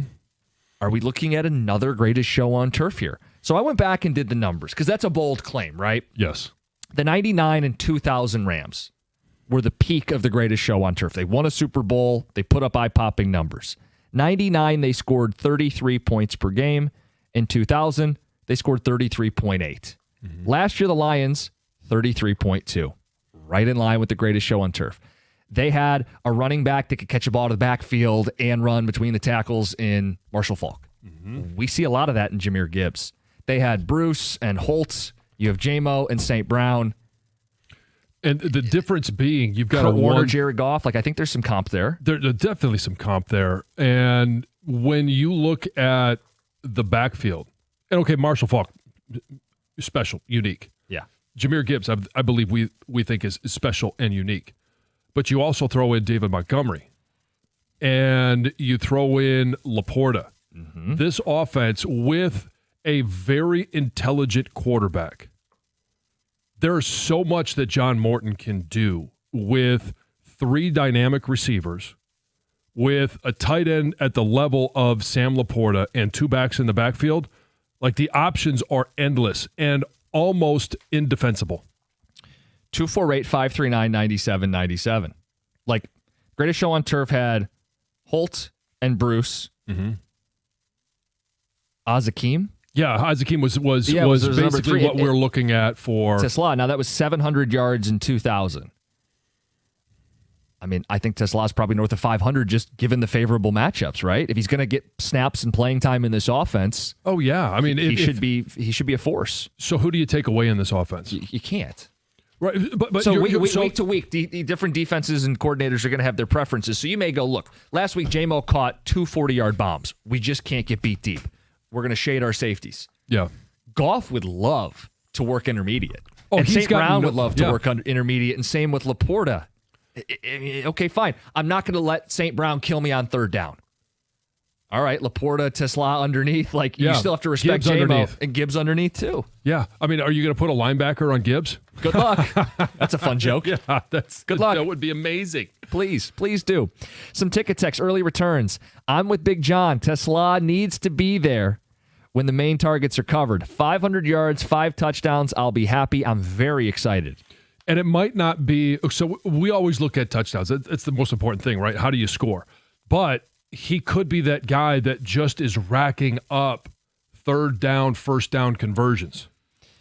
Tesla's going to have a great season. Sneaky late fantasy pick, too, Sam, in a car. Last round of your draft, maybe if league's deep enough, or maybe Dynasty League. This one says, I can't help but root for the kid, especially being from the area. Cool story. He barely made it to the Senior Bowl, and that's where Holmes first saw him. It's all about opportunity. What are you going to do with that opportunity? And he has maximized it. Because when he was at Arkansas, right, he did not have a quarterback that could throw him the ball. Didn't have an offense that was going to be able to feature him. So he is the classic underutilized in college skill set, and maybe coming out of high school, right? He's not a 5-star recruit. He does go down to Arkansas and is just looking for an opportunity. Wasn't even the best receiver at Arkansas. Right. So, guys, what do you think? Are you buying this hype? What are your thoughts on the hype around him, his impact in year 1, and what does it do to the offense if Brad Holmes has found yet another wide receiver gem? It's 97-1. Injury attorney David Feminino is the guy you want to call if you're ever hurt in an accident. But what he really wants, what we all want, is for all of us to be safe. And he knows how tragic accidents can be. He sees them enough. That's why he started David's Driving Edge. It's to spread awareness about distracted driving and help us with tips to be better prepared on the road. If we can prevent accidents before they happen, that's the real win for all of us. Learn more at getdavidgetpaid.com/driving edge. That's getdavidgetpaid.com/driving edge.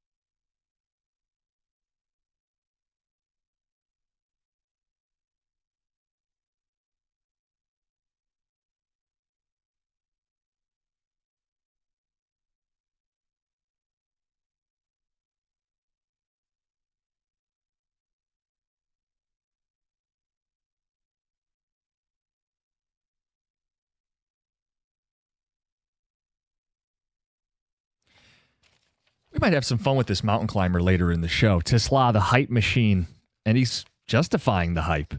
What do you make of it? 248-539-9797. What impact do you expect in year one for the third-round rookie, and how does he transform this offense? I mean, they were already putting up greatest show on turf numbers last year, yards and points per game. Now, they have a number 3 with size, athleticism, will only see favorable coverage. I mean, John, they're never going to double this guy. They're never going to bracket or shade towards Tisla. It's going to be St. Brown and J-Mo, different areas of the field. It's going to be Laporta and Gibbs, different areas of the field. He could make his name in that 12 to 15-yard range operating in this offense. Especially with a quarterback that's not going to be fixed on, I've got to go here as my number 1 option or number 2. We've seen Jared Goff get to 3, even 4 options in regards to being able to read the defense and process it. That's why I think it's so unique that you have all of these different options. We've seen offenses with a lot of options where a quarterback can't utilize them because he can't process that quickly. Jared Goff is that type of quarterback where he's going to be able to process at the snap of the ball. He may have already eliminated option number 1 because, hey, the defense is doing something different. They're sliding over to Amon-Ra St. Brown, or they're bracketing J-Mo. They got somebody over the top. Now it's all of a sudden, hey, my next best options are actually 2 and 3 or 3 and 4 with Laporta and Tisla. Or, hey, I'm going to get Gibbs out of the backfield. So when you have a player that becomes a fan favorite, right? He grew up here. He showed up with the jersey before the draft, his own homemade Tisla jersey and a Lions uniform. People love this guy. They're coming up with nicknames, and some are better than others. But I saw one that was sanctioned by Wojo. Oh, Tom, have you seen this? No. Coleslaw. Oh. And it started with a viral tweet that said, Tisla will henceforth be known as Coleslaw because he's white and dangerous to leave out in the open. What do we think? so you're basically calling him rancid mayonnaise? Some people like coleslaw. It's But not the most main people part of your don't. dish, though. No, coleslaw. I Most mean, people that don't like instantly I'm coleslaw. like, ooh. Okay, I like I coleslaw. don't like it either. You like it? Yeah. Homemade, though. Not like that cheap. Store-bought. Yeah. But It's think all. about It's not the centerpiece of your meal. He's not the centerpiece of the It offense. shouldn't be a part of any meal. Okay. Fine. I'm John one of wants him those- off the team. I'm vetoing that one as much as I But possibly Wojo can. has cachet, and he sanctioned it. Well, Wojo's done better work. Okay, we'll leave it at Yeah. that. Okay, I think the all Happy right. New Year thing is still funnier than that. Yes. I am going to. Sorry, this came up. So Yeah, go ahead. naturally, I'm one of those people, John, that puts coleslaw on a pulled pork sandwich sometimes. I don't think we could be friends anymore. I know it's generally served at the barbecue joints, and people do that. It makes me want to vomit. Anytime I see somebody abuse their pulled pork like that, it literally makes me want to vomit. You think it's abuse? Oh, it's abuse. We're pretty aligned when it comes to food. I mean, we got our differences. My food can touch, for example. Yes. But in general, but we're pretty coleslaw similar. is one of those foods. If it's on your plate and it touches anything, it instantly impacts that food. It needs its own bowl or plate. Yes. Yes. Yes. That's right. a hard no touch. It's no plate, but If you're more creative than Wojo or the Lions fan base on the internet, you can come up with a better nickname. But he's drawing headlines. Like all the beat writers he are. is always electric.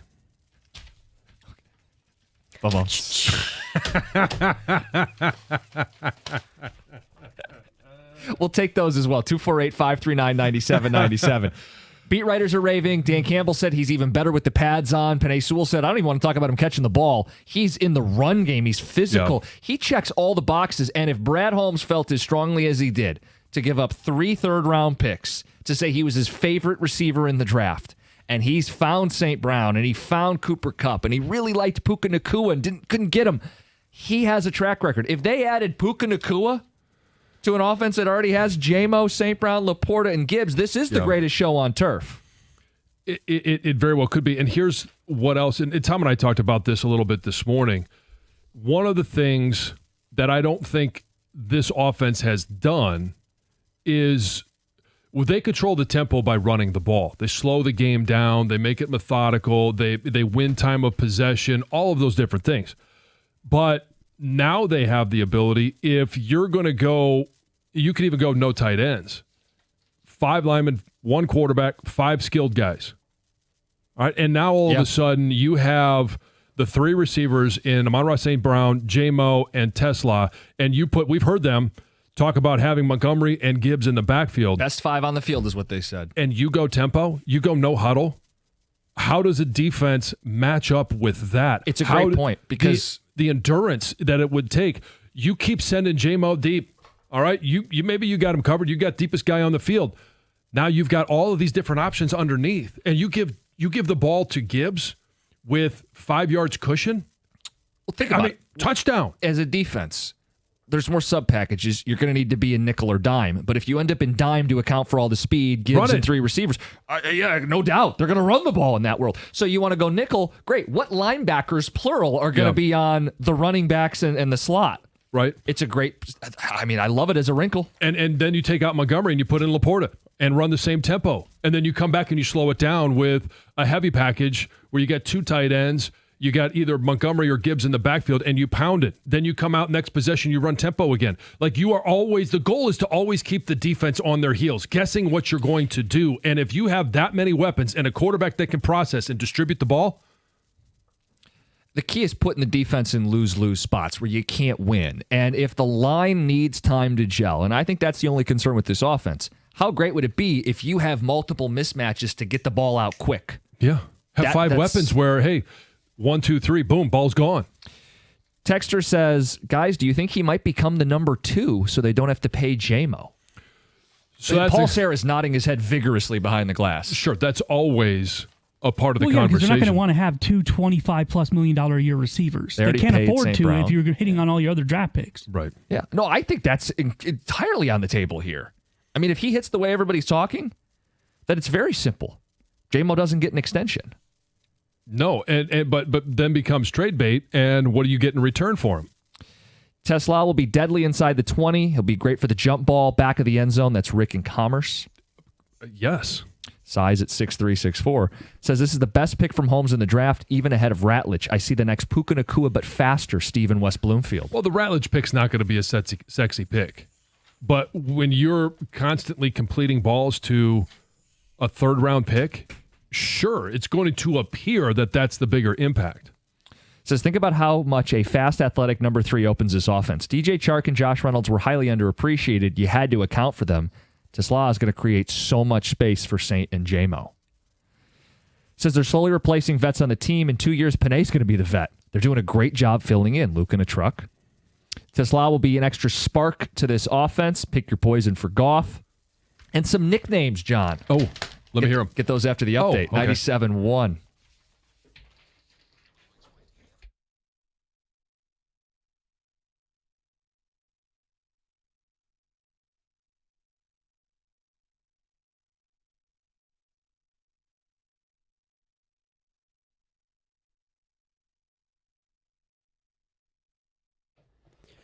Brought to you by Builder's First Source. A 9th-inning comeback falls short, and the Tigers lose to the White Sox 9-6 in the middle game of their series on the South Side last night. Colt Key's 3-run home run made it a 3-run game in the 9th, but that was all the Tigers would get. The White Sox blew it open with a 5-run 5th. The rookie, Colson Montgomery, got the Tigers for a second straight night in that frame.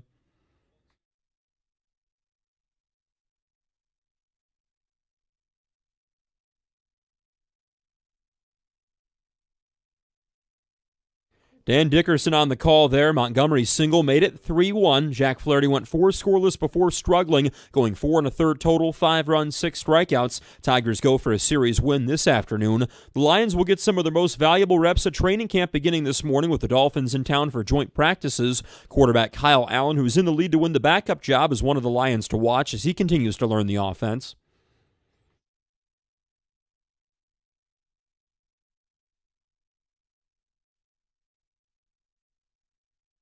And, of course, joint practices always mean fighting, but that's something that head coach Dan Campbell's got no tolerance for. These two teams will play Saturday at Ford Field for the Lions' 3rd preseason game. Michigan head coach Sharon Moore has revealed when he'll announce the Wolverines' starting quarterback. Moore says he'll name the starter the Monday of game week and tell the team beforehand. Bryce Underwood, Mikey Keene, Jake Garcia, and Jaden Davis are competing for the job. And we saw a triple play last night in the majors. The Dodgers' Shohei Ohtani hit a line drive caught by Angels shortstop Zach Neto, who stepped on second second to double up the lead runner, then threw to first where the trail runner was tagged out. It's only the third triple play in baseball so far this season. At the Corwell Health Sports Desk, I'm Luke Sloan. For more, go to 97.1 The Ticket or Odyssey.com.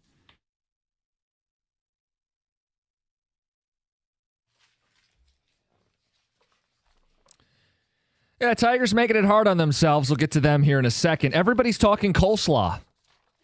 The player and the food on the ticket text. It's a terrible food. It's a terrible nickname. Wojo has made the reference. It originally started on Twitter. A Lions fan said Tesla will henceforth be known as coleslaw because he's white and dangerous to leave out in the open. That's a lot of foods that are white and dangerous to leave out in the open, though. It's really anything that involves mayo because then it just gets gross. Yeah, call him potato salad. Yeah, but that does. Potato salad's way better than coleslaw. Coleslaw is disgusting. All of it's gross. It's all gross. Oh, it's not gross. You put mayonnaise in anything and it's gross. I love potato salad. Well, John, you're not going to love this name. Multiple votes for Mayotron. Mayotron. Swear to God, this is on the text. No. I'm not making it up.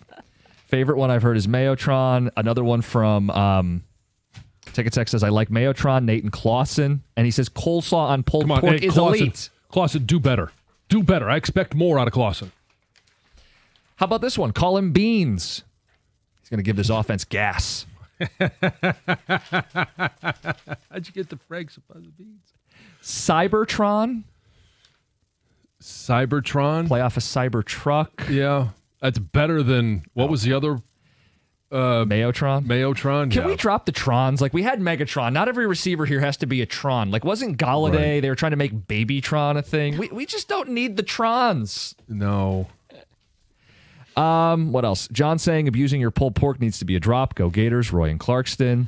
Tesla will be electric. Jonah in Bloomfield. Thank you. Some more ticket text. I can't wait to see both backs on the field in third downs because defenses can't key on any one person. I don't know why Ben Johnson was so reluctant to do this. I like nickname on line one. Oh, please, you want to? Please go to Blake in Detroit. Okay, we have some more, but Blake, you're being bumped to the front of the line. Blake, what's up? Hey, I appreciate y'all. Thank you for the time. Hey, everybody should know this. The boy's nickname needs to be Ice Cream Tesla. One, he's smooth with it, and plus the irony of it, Hudsonville make ice cream. Ice Cream Tesla all day. There you go. Absolutely. And he makes a couple big catches in key moments and ice in his veins. Ice cream. Ice cream, ice in the game. Yeah. Big third down pickup Blake, late. I think Blake. you nailed it. I appreciate y'all. Peace and blessings. John, Yep. you were right to bump that up to the front of the line. Yeah. Ice cream. I like that. Who doesn't like ice cream? No one. Everybody loves ice cream. Yeah. Uh, ice cream. You scream. We all scream, John. For ice cream. For Yes, we Tesla. do. Holy grit, you guys are getting This me. is why I laugh to myself all day long. Hey, I don't think ice cream can work like as a nickname necessarily where you'd be referring to them that all the time. You know what I'm saying? Okay. What about, but to tie it to the ice cream, scoops. And it actually applies to catching a ball too sometimes. It's a little too cutesy, Okay, fine. I think. If you think I'm it's not cheesy, opposed Heather, to I'm in it. big trouble. Well, it's just cutesy. It's cute. It's cute. It's Do- too do- cute. Do you want your receiver to be cute? 248. Probably not. Needs to be more masculine. John didn't Although like ice it cream either. isn't that Ice cream is masculine. super masculine. Yeah. Ice, but if you say it like ice cream, you But know, he said like he's smooth that's with more it. masculine. I mean, his walk-up music would be Vanilla Ice. Ice, Ice, Baby. Tex says, holy grit, you guys are getting me excited for the season. I think that's what this is doing is you already had an offense that was putting up greatest show on turf numbers, scoring 33 points per game. The question is you lose your coordinator, but if it's Campbell's offense and you found another one of these stud receivers late. You found another significant weapon. And it could give you the flexibility postseason to where if you can't get something done with J-Mo, like you have the replacement there. Ticket text 248-539-9797. Let's get to Brad on a cell. Good morning, Brad. Oh. Or he won't get to Brad. Well, on that's a not a cell. good nickname. I think he just felt intimidated he couldn't top ice cream. Yeah. Says, guys, I love the talk about Tesla, but are we discounting the fact he's playing against second and third stringers? I'm just looking for reasons not to get overly optimistic. That's from Greg. So that is a valid argument because, yes, he is not playing against guys. And a lot of what we are going to learn in the next couple of days will go to either emphasizing and pouring fuel on the fire of the hype train, or it'll pour a little cold water on it because he is going to be going up against one of the all-name team, Storm Duck. He's with Miami. Miami? Yeah. Okay. Nickname for Tesla, Plug and Play. Plug and play. It's Chuck and Shelby not bad, Township. yeah. Plug and Play. Yeah. Impact as a rookie. Plug and Play. You plug in that car. Way you go. I don't know. I mean, If he could performs be well, okay. will EV sales go up in the state of Michigan? That's the question. Hey, what kind of EV do you have? What's it called? It's a Bolt. Let's do Bolt. Bolt? Bolt, like the dog, the Disney dog. Yeah, Bolt. the nickname can be after Costa's car. Then that'll be a jinx too. He's gonna have to show tears now. ACL. Can we talk about the text we got from someone today? Like they go, "Hey, Costa, watch it with the predictions," and I'm like, "What if I even predicted today?" And he brings up July 1st burying the Guardians. It's still on people's mind. Of course it is. Are we going to do this after every loss? Is that what this is going to turn into after every For loss? you, yes. They haven't lost the division yet. Why are we doing that radio today? It's the first thing I look at every morning. They lose a game. Oh, how many games up or back are they? It's 5.5. Right. Like if they go on a prolonged stretch, if this Which gets they down did to one after or, you did that. They lost 12 of 13. Hello. right, but even after that, they still have a 5.5 game lead. So look, if it gets evaporated by Labor Day, So I don't know. I don't want you to throw yourself under the bus, which I kind of do. You've had some other predictions that you shared with me earlier that outside the market of Detroit. what did I? You were talking about, I forget who it was. Oh, we did our overreactions at like the All-Star break for Yeah. baseball. Do you guys remember we did this behind Yeah. the glass? So I believe I said the Tiger division's over. Yeah. And then I said, well, the Dodger division's over. Right. They're currently tied. That's tied. I said Pete Crow Armstrong 40-40. That's right. That's the one. does- I don't think he has a hit Does since he have then. a hit since that day? I don't know if he does. Hey, what's Suarez since the Yes. trade deadline? This is why we need you to say some of these things about the opponents that the Tigers, Again, the Lions, everybody is playing. He has to feel it in his He heart. did. No, but he's saying... No, You can't make him do it. you want me he's to not a robot. manufacture. You Yeah. want me to like bury the Chiefs and the Bills and the Ravens and the Eagles and the Commanders. It's not genuine. It won't work. So let's go to our. Well, you did say that Josh Allen is going to repeat as NFL MVP. Fact or fiction? Does he even make week one? You think I got him career-ending injury? Sorry, Josh. Let's get to the phones, 248-539-9797. We'll spend a little time on Tiger baseball before our NFL fact or fiction looking ahead to the season. Vince, you're next up. You got a nickname? How about Mach E? It's the Ford Mustang electric vehicle.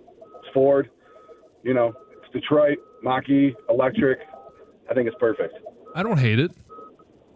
What's the... I mean, I get the Mach E, but he doesn't have an E in it. It'd be better if he had an E in his name, right? Well, there is an Yeah, E in there. Mach I. No, I know, but like... Yeah, I mean, can you not spell? I meant like a more prominent E, like his name started with an E, like his name was Eric or something. Like that would work a lot better. Yes, there's an Yeah. E in Tesla. It's the second letter, John, I can spell. You know what I meant, and you just want to throw me under the bus. Justin in Pontiac, good morning. Oh, this one's hilarious. Good morning. Let's go with DOGE, Department of Goal Line Efficiency. Say it again, please. He said Department of Goal Line Efficiency. There Doge. you go. There you go. No, I don't. While it's hilarious, and I do appreciate it, Justin, thank you for calling. You think it'd be too divisive? You're on Sunday Night Football. You got Tirico. Oh, boy. Yeah. And Doge with the catch. Think the NFL wants that attention? Here's Elon with his breakdown.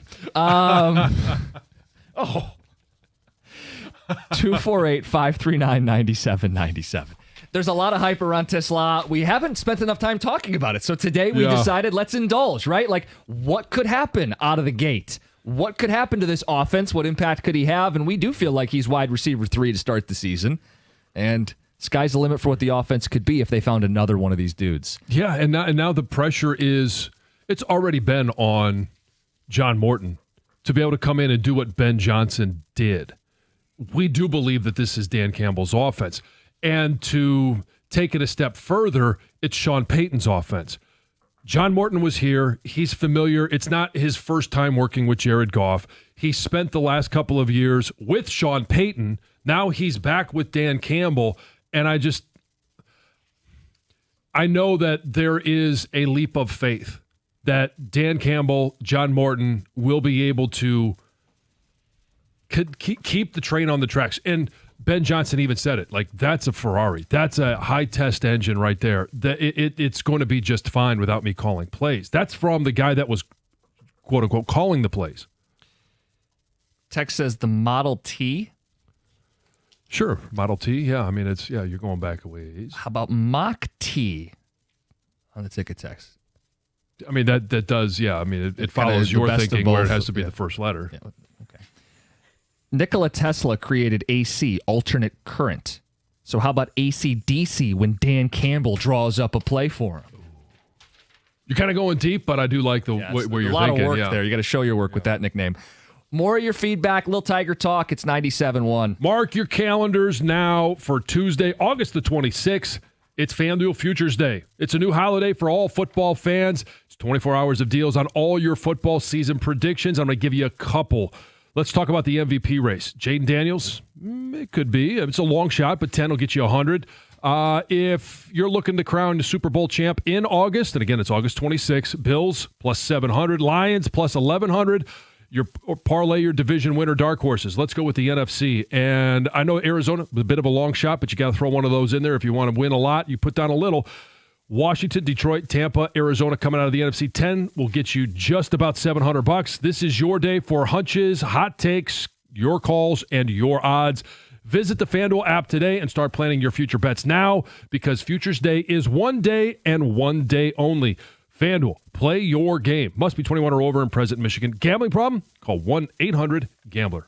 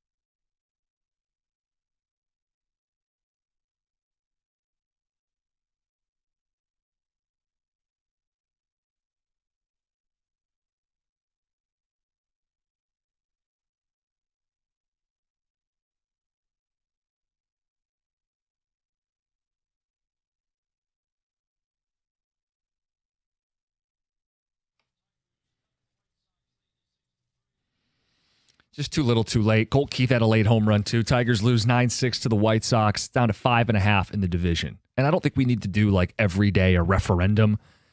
Look, if it gets within a couple games into September, they got the head-to-heads. We know what it's going to be. They're going to make it hard on themselves. Yeah.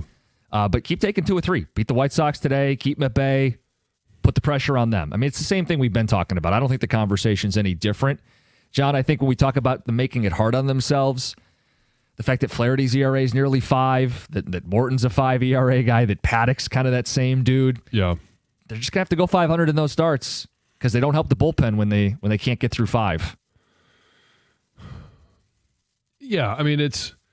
And how about giving these guys a lead? I know they were up 1-0 yesterday, but, like, come on now. Right, yeah, you need more than one run. Like, that didn't happen until, the 4th? Yeah. So let's start off being aggressive like they were at the beginning of the season, attacking the strike zone, not being reckless and swinging at pitches outside the strike zone, but attacking the strike zone. Well, that's the thing. They never walk. I mean, I know AJ after the game said that they handed out too many free passes. They, as a team, only walked twice. Guys, you can't do your pressure on the team, pressure on the base paths thing if it's a lot of strikeouts and not a lot of walks. Yeah. Look, they're making it hard on themselves. They are, but on the flip side, they did a good job of giving themselves a nice big cushion. So when things did get tough and they had a downturn, and it's been a downturn, or at least it was. I'm still not. They could still win the series tonight. Yeah, that's the whole. Today. That's the whole goal. Yeah, today. It's they won the series against the Angels. Just go there and win the series against the White Sox. It doesn't have to be we're not asking for a sweep of every series. Just win the series. 500 baseball gets you to 90 wins. You win the division. Ticket text on Tesla. We want to give him a little more attention. Indulge the hype that's coming out of Lions training camp from Dan Campbell to Panay Sewell to every beat writer, local and national, that's been out there. Plus, you guys have eyes. You've seen some of the preseason impact. We also got into the nickname game. Coleslaw, a nickname championed by Wojo, who has cachet in this town. Dangerous to leave in the open. Texter says, leave it to the locker room. They'll come up with the nickname. Yeah. I mean, isn't that where Sonic and Knuckles came from? Yeah. Keep it simple. T-Man or T-Bird Ford product. Boris and Flint. You don't love it. Okay. Ticket texters. I get the T-Bird reference, but I'm just not a big fan. Because and there's some more that are not using the Tron, but going with the Megatron theme. Yeah, we've seen Mayotron, we've seen Cybertron. I've got Megawatt. Yeah, you got Megawatt, High Voltage, Shockwave, the Spark. I see Shockwave. Ant-Man. Like Ant-Man? No, yes, but Amp. But Amp. He's all charged up. Amp-Man. Yeah. But you got to get brought up. Yeah, but he's not little tiny. Yeah, well, He's not say a tiny guy. Ant-Man. But people are going to think Ant-Man. Yeah, Fine. he's not a little tiny What's guy. with Heather and the tiny receivers of the Lions? I know. He's trying to make them all small. How about this question? This is from Ben in Chicago. Can he throw the ball? We might find out. If Dan Campbell has Tesla throw a pass against the Bears this year, I'm going to need to give the guy a hug. Somehow, some way. All right? Seriously. The ultimate troll at that point. That would be outstanding. No, the ultimate troll would, to have Tesla do it, but the ultimate troll would to have Penei Sewell do it. He's got the best arm on the team, according to Ben. What about Tesla to JMO? Since JMO threw the pass. Oh, there you go. Yeah. Anybody else other than Goff throwing it to JMO? I think we're starting to get a little bit too ripping Ben Johnson ahead of time. What do you mean? He's on a rival. I hope we're not doing this jinx thing. We got to stop this. We got to be able to have opinions, okay? I know. Come on, guys. We're going to be wrong around here. That's what it's all about. I know. Speaking of being wrong, Fact or Fiction coming up at 8:35. NFL preseason edition. Some big questions ahead of the season. Countdown is on. But first, Heather with the news. Well, this was probably a scary situation. 2 paddleboarders were rescued from Lake Superior last week after strong winds pushed them miles from shore. And these 2 women, not that experienced. At least one of them had never paddleboarded before in her life. And probably never will again. No, never will. They were out there without life jackets. One of them lost a paddle while they were out there as well. Happened last Friday afternoon. Dispatchers received a report of these two women in distress in the lake. There was a 29-year-old from Minnesota, a 37-year-old from Illinois. Both, I guess, from the Ontonagon area. So they familiar with the lake. They were familiar. Yeah, they'd been out on Lake Superior before, but obviously not on a paddleboard. So they were rescued. They're doing okay, but still, imagine if... Scary. Yeah, could have went a completely different way. Now, authorities want to remind everyone how quickly conditions, inexperience, and lack of safety gear can turn dangerous. And if you're going to go out on a paddleboard, they always say, like, bring one of those waterproof cases where you can put your phone. Sure, so you could call for help. So, yeah, you can call for help. That's terrifying. Hey, a 14-year-old boy from Detroit is facing charges after he carjacked a woman, drove recklessly, and then crashed the car early Monday morning. As he should. 14-year-old, if you didn't hear that right. It all happened in the early hours of Monday morning. After the carjacking, police say that the teen lost control and crashed and then led officers on a brief foot chase. He has been caught and arrested. He's been charged with receiving and concealing a stolen vehicle, resisting a police officer, and leaving the scene of an accident. So rumors are swirling about John Mateer. Yes. Oh, Not Oklahoma you. quarterback. I said John. Yeah, and please I finish didn't that say sentence. Mateer. Yes. A quarterback at Oklahoma and his involvement in sports betting. So on Monday, screenshots from his Venmo account went viral on social media, and it shows that he sent money twice with sports gambling in the memo section, right? Of like, what's the money for? And it said sports gambling. One did make reference to a particular, I guess, USC and UCLA game. The transactions were from 2022. This was when he was a freshman at Washington State. He has received and released a statement saying that he has never bet on sports and that the Venmo descriptions were just an inside joke between friends. So it should be fully investigated because we can't have anybody questioning the integrity of the results of the game. Who are these people who have their Venmo public?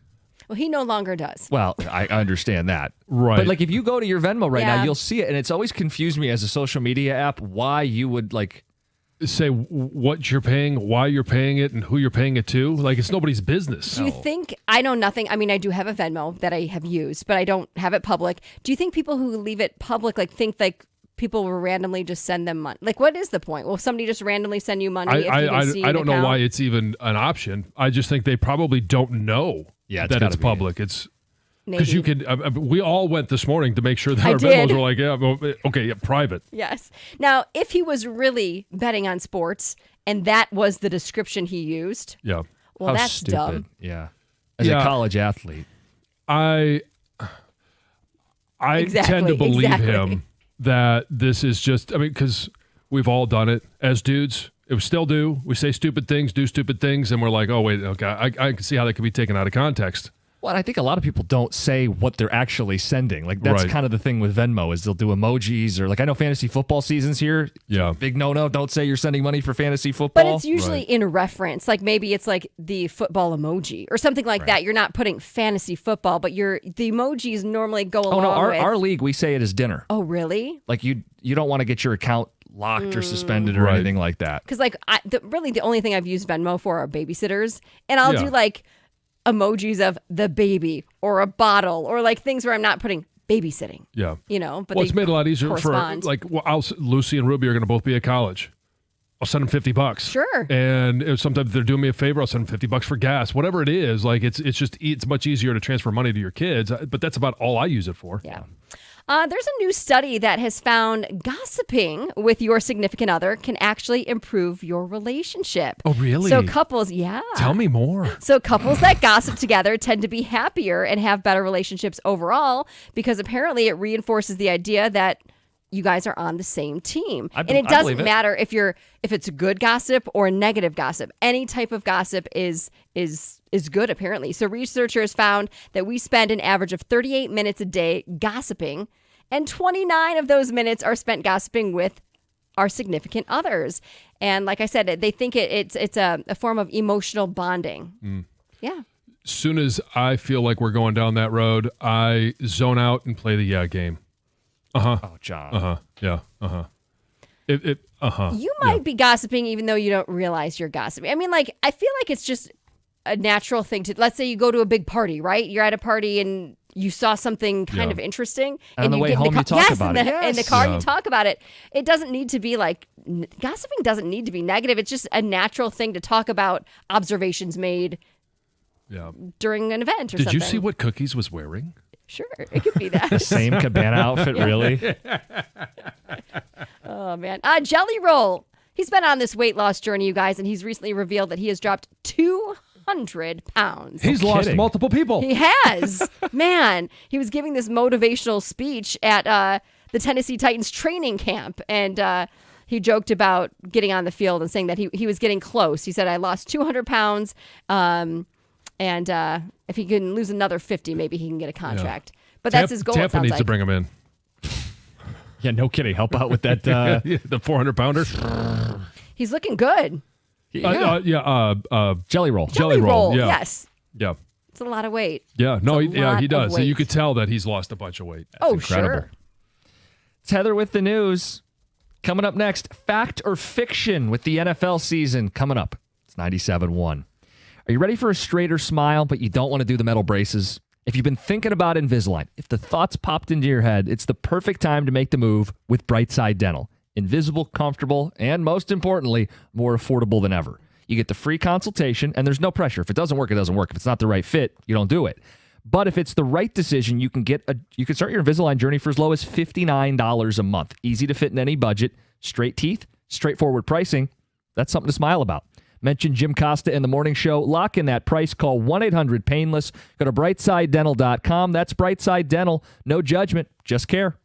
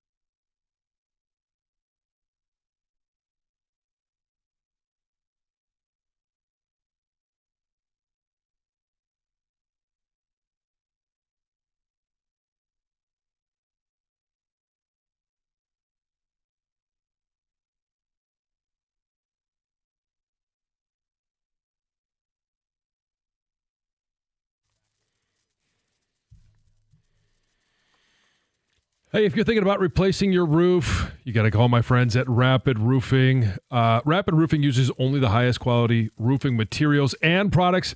They'll professionally install a new roof and back it up with the best warranties in the business. Most jobs are completed in just one day. That's how they did my roof. And it's not just roofs, it's everything else to do with the exterior of your house. Rapid also offers various other home improvement services, such as window and siding installation to enhance your home's curb appeal. Right now, you can get 0% financing until 2030 with select approved credit. Offer is not valid with other promotions. Call 888-360-ROOF. That's 888-360-ROOF, or click on rapidroofing.com to get a free quote. We hired Rapid Roofing for a few years ago. They did a great job on our home. They'll do the same for yours. Protect your family's home like I did and restore your peace of mind fast. 888-360-ROOF on the phone or rapidroofing.com.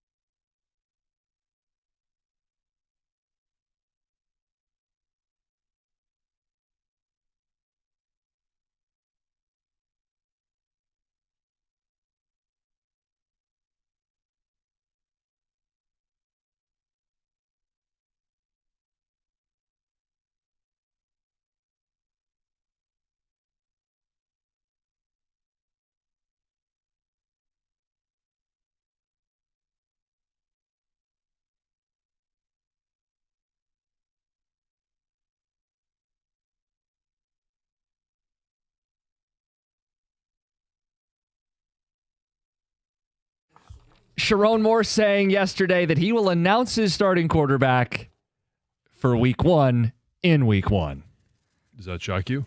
No, but who are we kidding here? It's Bryce Underwood. Right. Well, some of it may be yet to be determined by them. They want to see more at practice. Some of it is just simply you don't need the advantage over New Mexico, but right. You're not going to let your opponents know anything. Well, what do you think they're preparing for? They're going to prepare they're going to prepare Underwood. for Bryce, but they'll also prepare a little bit for Mikey Keene. I just think, first of all, it means nothing. We know who it's going to be, but you could empower the guy and go, yeah, Bryce is our dude. We're super thrilled with him in camp, and he's going to be our starter week 1. Game plan away. And behind closed doors, they may have done that. Yeah, I would think they would have. I mean, somewhat the decision's made when you hand a guy $10 million. Like, of course he's going to play the games.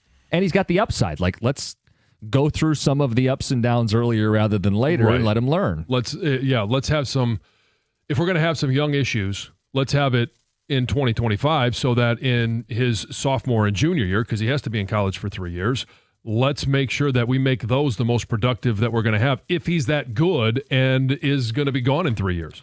Assuming it is Bryce Underwood. Yeah. What is your expectation for Michigan football this season? The reason I ask, Sparty Radio did their MSU expectations yesterday, so we'll go high atop the blue wall and let you set the bar for Michigan. Valeni yesterday said, I want to know if I'm being unreasonable. He said 8 wins for the Spartans, need to beat someone with a pulse, need to make the program more fun. Can't just be this like boring blah of a program. Right. And he said it used to get 3 or 4 years. That's not the way it works in college football anymore. Michigan, what's the standard? What's the expectation? So when you're talking about standard, you're talking about expectations for alumni, for fans. It's different than making a preseason prediction. This is what they'll be. Mm-hmm. The expectation, especially with 12 teams in the playoffs, you had your mulligan in year 1 with Sharon Moore. Now the expectation is that you are at a minimum a playoff team every single year, because there's going to be 4 teams, at least, from the Big Ten and the SEC that make the college football playoffs. So let's talk about that. In the Big Ten, the big 3 are thought to be Penn State, Ohio State, Oregon. I don't care the order. Those are the 3. Right.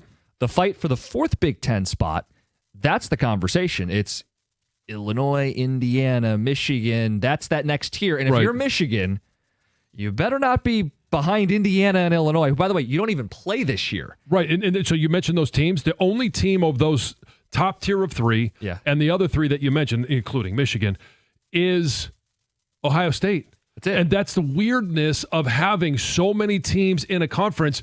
You had Indiana last year that basically ran the table. They lost to Ohio State. They were 11-1. They make the college football playoffs. Nebraska kind of has that schedule this year. They're setting up to be kind of the Indiana of last year. And because they play Michigan, they play Michigan State, but they don't really play. And both of those are at home for Nebraska. Right. And Nebraska's another team with a soft schedule that you could maybe put in that tier 2 sleeper. Could they be the 4th team in the Big Ten? And Michigan will play them on the road. Could they be the team that's unranked that makes it to the college football playoffs? Yeah, we mentioned them as a potential Indiana. Who's this year's Indiana? But if I'm Michigan, the expectation is college football playoffs. Yeah, and it may require 10. 9 could get it done, but that is the expectation at a place like Michigan. I would also throw a few more caveats in there, John, right? The offense has to look like an offense. Oh, you mean they have to have forward pass as a part of the offense? Yes, John. Yes. You bring in a new OC, you got this quarterback. He can't look like a bust. He may be a roller coaster, but as the season gets to the end, you need to go, oh, this is why he was the number 1 recruit in America. Oh, we have multiple downfield threats that we can capitalize on in this offense. Because last year it was everything. The quarterback play was bad, the receivers didn't separate, and the scheme didn't do them any favors. They didn't scheme guys open. The offense has to look like an offense. It does, and so you go out there and you bring in the number 1 draft pick. That is Bryce Underwood. So you got some talent, unproven, underdeveloped right now. You got that talent at the quarterback position. You go to the transfer portal and you bring in Donovan McCulley. A big target at wide receiver. Some have compared him to a Nico Collins style of receiver. You've got the speed in Fred Moore. These are the things that you're looking at to say, can this offense be anything different than it was last year? The answer is yes, it has to be. The other thing is you brought in a coordinator that, in my estimation, and watching him in his previous stops, is competent. And that's Chip Lindsey, who you watched him develop and be a part of Drake May's development. He wasn't the original one, but he was there. And he was also there when they were calling plays for, hey, we want to highlight Drake May, but we also have Amarian Hampton as our running back. Yeah. And we got to be able to, we have these weapons. And what did it look like? It looked very much like I would expect this offense to look like with Justice Haynes and Jordan Marshall coming out of the backfield. The 1-2 punch of run first. That's what Michigan is and always will be. And then it is being able to throw the ball downfield for more than just 7 or 8 yards and actually getting completions.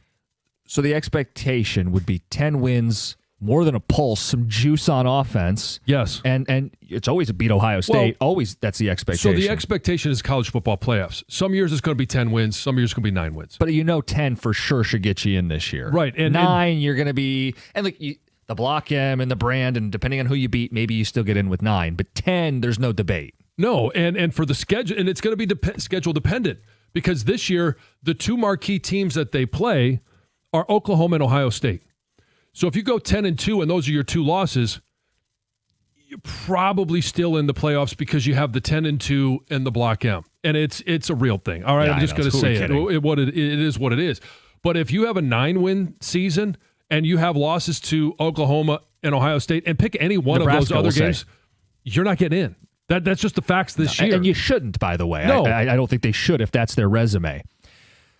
So, yeah, the expectation is, and I agree with Mike for Michigan State, is the expectation is 8 wins because you have to take a step forward as a program. You're not going to get 4 years anymore as a head coach because of the transfer portal, because of NIL, because of rev share. All of those different things play a part in it because we've seen Indiana turn things around from bad to good. Point. Great point. We've There's seen no excuses. Other teams do it. And so you've got to be able to go out there and attract. And what has Indiana done this year? Okay, they graduated a bunch of guys that came over with coach from JMU. Now they've gone to the transfer portal again. They've brought in a quarterback. They've brought in some receivers. They've brought in some defensive players. We'll see what they are in year 2. I don't really know what that means for Indiana. Yeah, again, it's a soft schedule. They're going to probably have to win 10 plus, But for Jonathan Smith, you've got to show. One of the reasons they hired him is because he can develop, because he was going to bring a quarterback with him. Aiden Childs, second year in the Big Ten, first year eye-opening. Great point. Now you've had a chance to understand and look at the film, learn from that film. As coaches, you've got to call plays to give them an advantage, to give them a chance to be successful. And players, you've got to show improvement. You've got to show development. You've got to go out there and be better. If Aiden Childs is better, then yeah, I think they can be an 8-win team. I agree with the sentiment that Indiana put more pressure on MSU because they brought in a bunch of dudes from JMU. Well, Jonathan Smith brought in a bunch of guys from Oregon State. Still waiting to see Jack Velling make an impact in this offense and some of those guys up front of the O-line. And hello, Aiden Childs. So you let us know expectations for Michigan and Michigan State. Guys in the afternoon said 8 wins and put some other caveats. The Michigan Standard, 10 wins playoff. Some caveats in there as well. Yeah. 248-539-9797. And let me just say this before we get to the update. Clearly, we don't know what sanctions may come down from the NCAA. We can't do the show about what the sanctions are until we know what they are. Right. So, and I think even if they were sanctioned, the expectation would still be that you would play well enough to get in. Yes. And if you're not allowed to play in the postseason, then so be it. It's 97-1.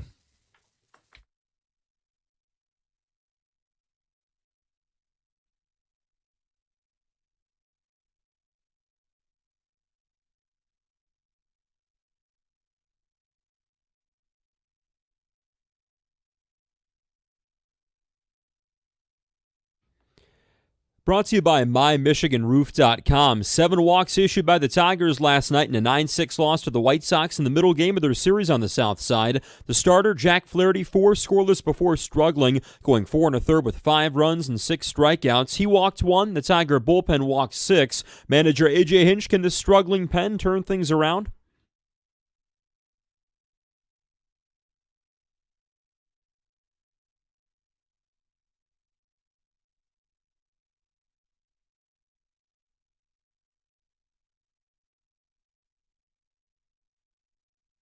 Colt Keith hit a 3-run home run in the 9th inning, making it a 3-run game, but that too little too late for the Tigers. Dylan Dingler also went deep last night. Rubber match this afternoon in Chicago. The Lions enter perhaps the most valuable part of training camp, the first of 2 sets of joint practices starting this morning with the Dolphins in Allen Park.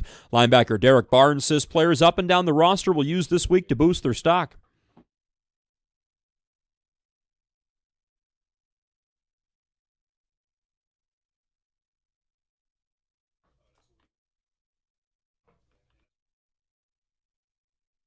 Head coach Dan Campbell says he's got no tolerance for fighting, which happens, of course, league-wide at joint practices. Lions-Dolphins matchup Saturday at Ford Field for preseason game number 3. Packers quarterback Jordan Love has had surgery to repair a ligament injury to his left thumb, but Green Bay maintains he will be ready to start the season opener. And the Tigers farm system slips in the latest MLB pipeline rankings. After coming in at number 1 before the season, the Tigers now have the 6th best system in baseball. The Dodgers, Twins, Mariners are top 3. At the Corwell Health Sports Desk, I'm Luke Sloan. For more, go to 97.1 The Ticket or Odyssey.com.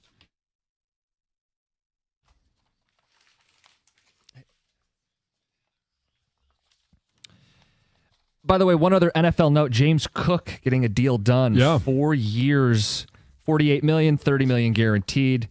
It looks like his back is healing. Miraculous. Hey, we were talking some college football expectations. Luke Sloan is a Spartan. What do you think the expectation is? I think a vast majority of the fan base says bowl game.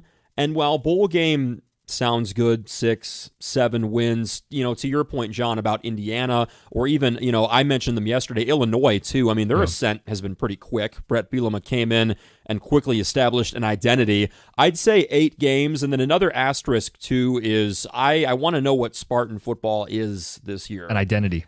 Because last year, you have no idea. I mean, there was limited juice at times during the season. I want them to take away 7-8 wins, and you say, okay, this program is going to be built on these things right here. And we're going to have to see what Jonathan Smith, does. I mean, I know at Oregon State, he really, he primarily ran the football. We'll see if they've got the personnel to do that this year, but, a pivotal year to say the least. How much of a mulligan do you give him in year 1 of coming across country and bringing his quarterback, but it's a new conference, new competition, understanding how things are done in the Big Ten? How much more do you expect him to be in tune with how they need to win games this year? I think you can say 2 things at the same time. I think you can give him a pretty big mulligan last year while also increasing expectations by 3 wins, because last year, Mel Tucker, Harlan Barnett, the cupboard was pretty empty. He comes across country, to your point, John. He's learning how to recruit, which is now also starting to tick up a little bit. I think you can say, hey, you know what? You can give him a pass in year 1, but also say, well, you're returning over 70% of the roster. Your coaches have had a year with these guys. You can say 3 wins of improvement with your quarterback coming back, with an improved offensive line. I don't think it's unfair to say, no. Oh, you can't lower expectations by giving him a pass and then say 8 wins. I think that's perfectly fair. I mean, look, you want to talk identity. They lost 4 of their last 5 games last year. Their identity was face planting. I mean, those were ugly games. They lost to Rutgers 41-14. They lost to Indiana 47-10. They lost to Illinois, a team you referenced, 38-16. It's one thing to be like, well, we're in year 1 and we're not quite better than those teams. You didn't belong on the field with those teams last season. I mean, it was kind of the same thing. You really, Michigan lost when they went to Illinois, lost down at Indiana, and I think this year there will be some direct comparisons before both teams meet in October, because both teams will travel across country to play USC. Both teams will travel to Lincoln to play Nebraska. And that's before the head-to-head with one another. Right. So you get a good sample there. I just know the schedule's not as tough as it was last year for MSU, right? Because last year they had to play Ohio State, Oregon, Iowa, Michigan all in a row. This year there's more of those toss-up games. I heard Rico yesterday say he thinks there's as many as 9. I don't know if you'll go that far, but there's enough for them to say, win the either-or games. Win the majority of the either-or games. You're more than in a bowl game. Put a little juice. Show me that this Childs thing can deliver on the hype. Is trending in the right direction. And that might just simply be, hey, make him more of a runner than a passer. Add that to your offense, because that's part of his game. And until you have the confidence, until he has the confidence that you can go out there and throw the ball around without turning it over. Ticket text 248-539-9797 on the expectation for both these programs. Ticket texter says, did you guys get permission from Mike and Rico to talk Sparty? Funny. And this one says, high atop the blue wall. Seriously, I hope the NCAA smacks you in the mouth. People just don't like to have fun. Texter says the NCAA has no ability to ban or suspend a team from the playoff. It's not part of the NCAA. It's not. I've made that argument at one point, and then I forget what the reasoning was. But yeah, they can prevent you from playing postseason games. Right, because, and I don't know this, but like, it's not sponsored. It's not like the tournament that's an NCAA tournament, the March Madness. Right, but like, is the Orange Bowl a NCAA event? Yeah, I don't know. Yeah. Michigan State will be an 8-win team. Michigan will be a 6-win team. Freshman quarterback who couldn't beat Howell High last year, Jack and Pinckney. I mean, I'm not going to sit there and analyze what he was Belleville or what Howell his tape. Yeah. You don't want to do that today? I 6 wins just would know, be a massive. I mean, it'd be worse than last year. Yeah. I mean, you're basically calling out the Belleville coaches at that point. Yeah. And I'm not going to do that. It's what will Chip Lindsey, Sharon Moore, this offensive staff, how are they going to develop? It's the same thing that we're talking about with Jonathan Smith. How are they going to develop Aiden Childs? Now, he wasn't the number one recruit. I don't expect him to. Doesn't have the same expectations as a number one overall recruit has coming into Michigan. No, but I think Childs should have the better year this year. I mean, he better, right? He's a third-year guy. Third-year guy, a second-year starter, And same he's been staff. in the same offense the entire time. And they've got good pass catchers. It's not just Nick Marsh. He should be there. I mean, look, Michigan State gets that game at home this year, and they should have the better quarterback. And they better look the part in the rivalry game this year, because last year you could not say that. Well, and it's really important for them to start out fast. Just we talk about Michigan in week 2 with Oklahoma. They've got Boston College, and they start with 3 games at home: Western Michigan, BC, and Youngstown State. If they want to get to those 8 wins, you better start 3-0. And Boston College specifically, that was the game last year they should have won on the road. Would have been a 4-0 start for them. And that was to me, that's Childs more than anything else why they lost that game. So you want to reinforce that this year's different, that he's matured, he's a better decision maker, he could be a dynamic leader of this offense. You take care of business at home in week 2 when you really start to put yourself in a better spot. Well, and when you beat a Bill O'Brien team, and Boston College is not a premier college football team, but Bill O'Brien is a really good head coach. And we saw that last year with how he was able to coach up that team to play at a higher level than anybody thought that they would. I expect the same this year, but I still expect that Michigan State would have better horses than Boston College.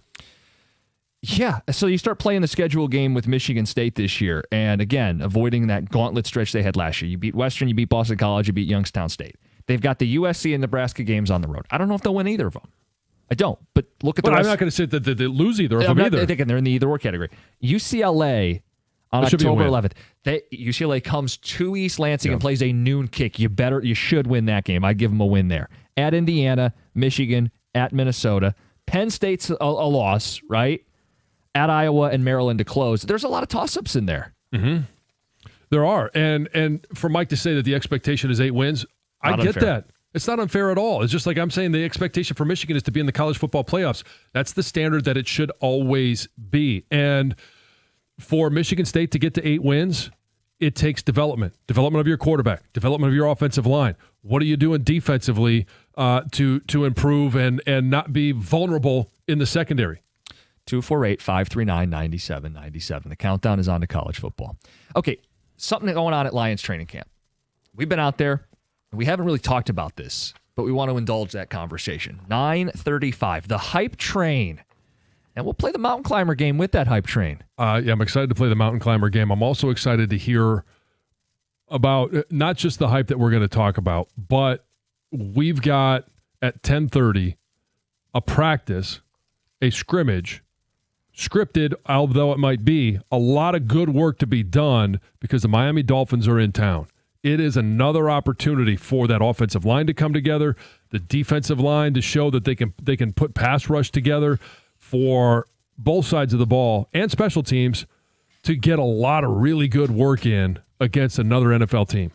Lot to discuss with the Lions. We'll do it at 9:35. It's 97.1. Hey, Jim and I are going to be out in Las Vegas end of next week. And we all know that America's favorite place to watch, not just football, but it's every single sport that we have. It's at Stadium Swim, located at Circa Resort and Casino.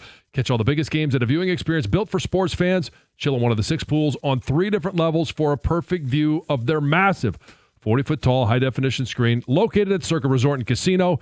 It's in downtown Las Vegas, and it's right there on Fremont Street. Stadium Swim. Book your spot today at circalasvegas.com.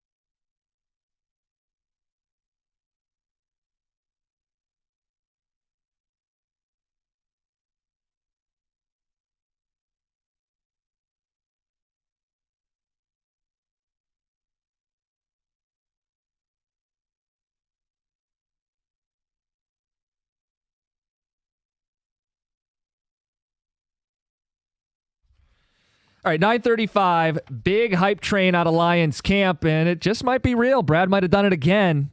We'll indulge that conversation. We'll play the mountain climber game and the nicknames that people have been sending in all show. I have some of the best. Oh, get some more? Oh, we'll hand those out. Before we do all that, John Gruden was out at Lions practice a couple weeks ago, and it's pretty clear he wants to get back into coaching. He was at Georgia the other day, and he spoke to the team down there.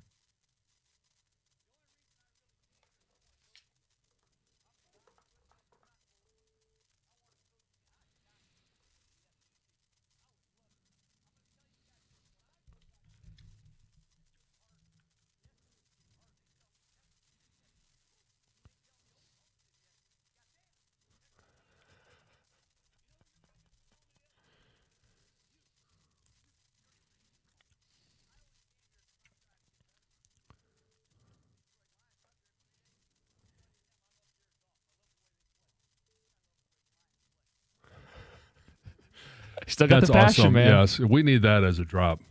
The last couple words there? That because, I mean, and we'll get into it more when we talk about the hype that's coming out of training camp, but it is exciting to see what the Lions are doing. But for John Gruden. Do you think he coaches again? Yes, I do. And I think he should. And whether it's in the NFL, I think while the lawsuit's going on, that's going to be a tough ask. But in the SEC or in college football. Well, okay, let's do this. Where would he fit? So I know everybody's looking at all the likely suspects in regards to Arkansas Auburn. or like all the teams that are struggling. But I'm going to give you a couple of top-end programs that, whether it's been for 3 or 4 years, haven't been to we talk about expectations for Michigan State. The expectations for these programs, even if it's only been a year, was not what they are expecting in Tuscaloosa. Oh. And so if DeBoer out after 2 years? DeBoer isn't able to get it done, and he probably got not as much of a mulligan as Sharon got in Ann Arbor. Oh, they're rabid. They don't think that there's any year, and there's really no year that they should be in the college football playoffs. They didn't make it last year. And you could say, well, DeBoer's offense wasn't the best for Jalen Milroe. It doesn't matter. Who cares? You've got to be in the college football playoffs. If he doesn't make it, can you imagine energizing that fan base with John Gruden? I mean, I go a step further. I think those fans down there, I mean, they were spoiled rotten with Nick Saban. Yeah. Making the college football playoff, simply existing as one of the 12 best teams in the sport, right. That's a demotion for the Crimson Tide. I think they, like LSU, are of the belief that if we don't win a national title, it's a failure. Yeah. So that's a pressure cooker. Yeah, the other one I brought up, and we've talked about him already, and that's Brett Venables in Oklahoma. I mean, he referenced it there. Oklahoma's in the SEC. So damn. You guys, do you think, Jim, he'll get another job? I do. So, like, Joel Quenneville's back in the NHL, right? Yeah. And we kind of scoffed at that even a year ago. Oh, it was awful what took place in that Chicago Blackhawks locker room. Yeah, and then but then another way to go here is, well, look at Mike Babcock got another chance, remember? And that was not a good idea at all. It's like, which way? Like, that's the thing is Gruden so old school that he might. I'm kind of. I'll say this, man. I think his image is being rehabilitated. Yeah. I know he's doing the stuff with Barstool, so it's like, oh, he's young, he's hip, he's fun, he's got a personality. Now he's doing the tour. He's at different practices, NFL and college. He's doing all of the PR campaigning to make his image that of someone would hire. And every step along the way, he said it when he was at Lions training camp. I want to coach again, NFL or college. He said it when he was talking to the Georgia team. He knew it was going to get out. He is letting everyone know, I am available to hire. Please hire me.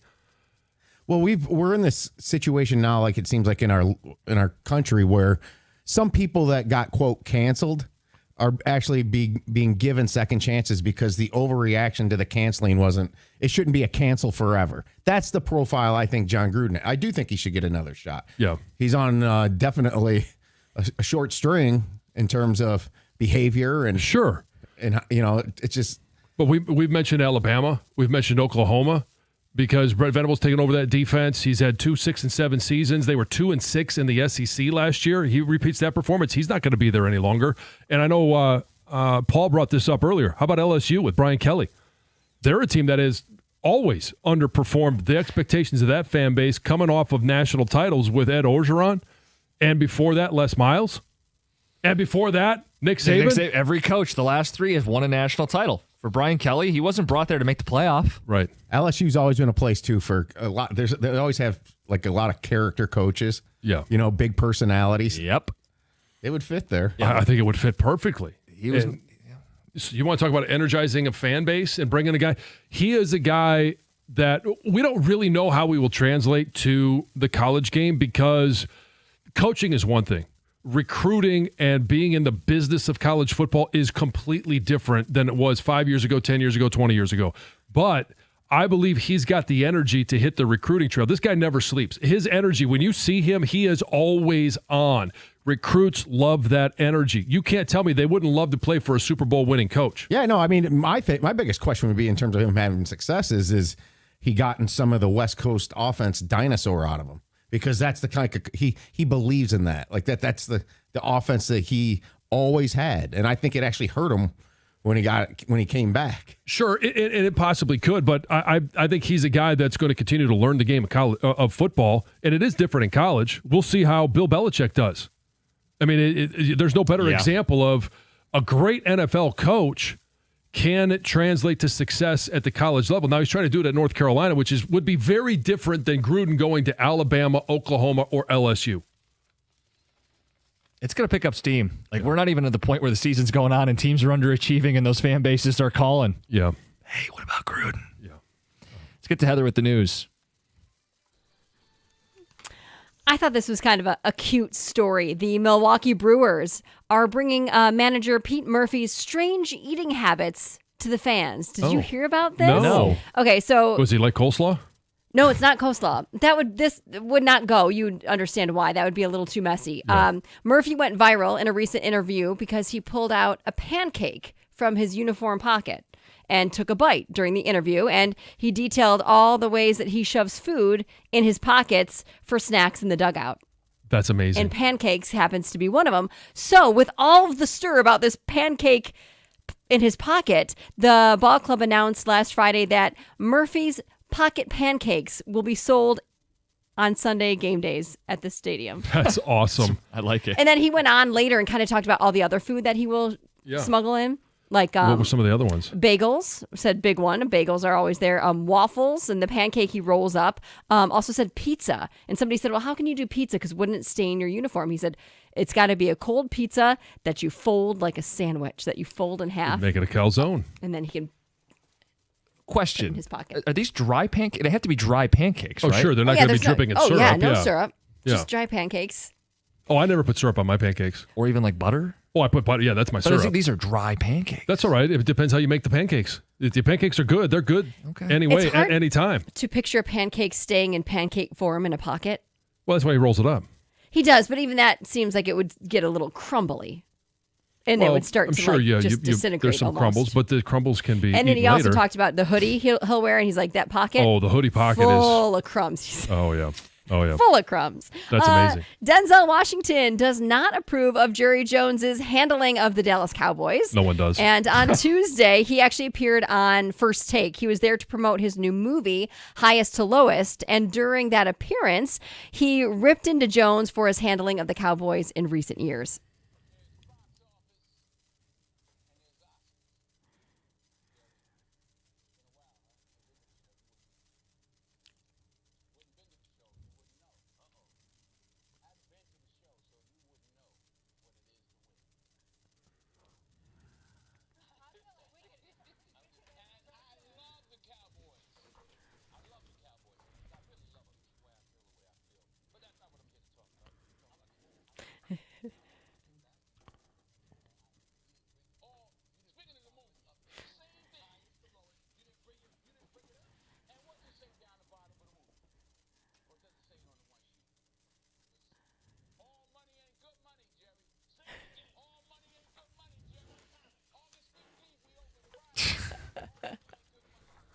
He's not happy. No, not at all. I mean, obviously, Cowboys fans aren't, and honestly, football fans aren't, because we want to see Micah Parsons on the field. He is as good as they come. But Jerry's more wrapped into the like celebrity of owning the Cowboys and like feeding the drama and being a character. Win. That's what you're tasked to do. Yeah, Win. and you're going to have better chances of winning with Micah Parsons on the field. No kidding. Shohei Ohtani and his agent are being sued for allegedly sabotaging this massive real estate project.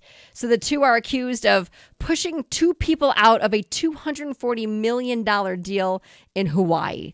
So the lawsuit claims that Ohtani and his agent interfered with the contractual rights that this real estate developer and broker had while they were planning and developing this really luxurious real estate project. Like, super expensive, like the average price, like $17.3 million each for each property within this development. Like, this was a massive deal. They're accused of interfering with the plaintiff's interest in a second neighboring venture. You can go and read all of the details, but I'm sure it's all the agent's fault. Shohei couldn't possibly do anything bad but ever. here he is at the center of another controversy. Or is this just competition on the business side of things? Yeah, who knows? Some people don't like competition. There was a recent Air France flight had to make an emergency landing in Canada to save a woman's life. Like, this woman was needing to stop, and I don't know exactly what she was dealing with, but that's what the pilot is saying. Yeah. Like, we just saved this woman's life.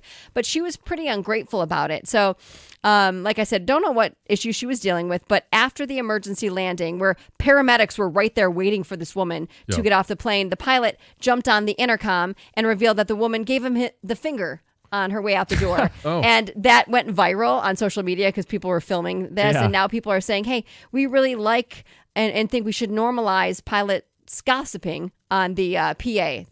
They thought that was, nobody would have known that she gave him the finger had the pilot not explained that. She was just telling him he was number one. Yeah. Thank you. You are number one.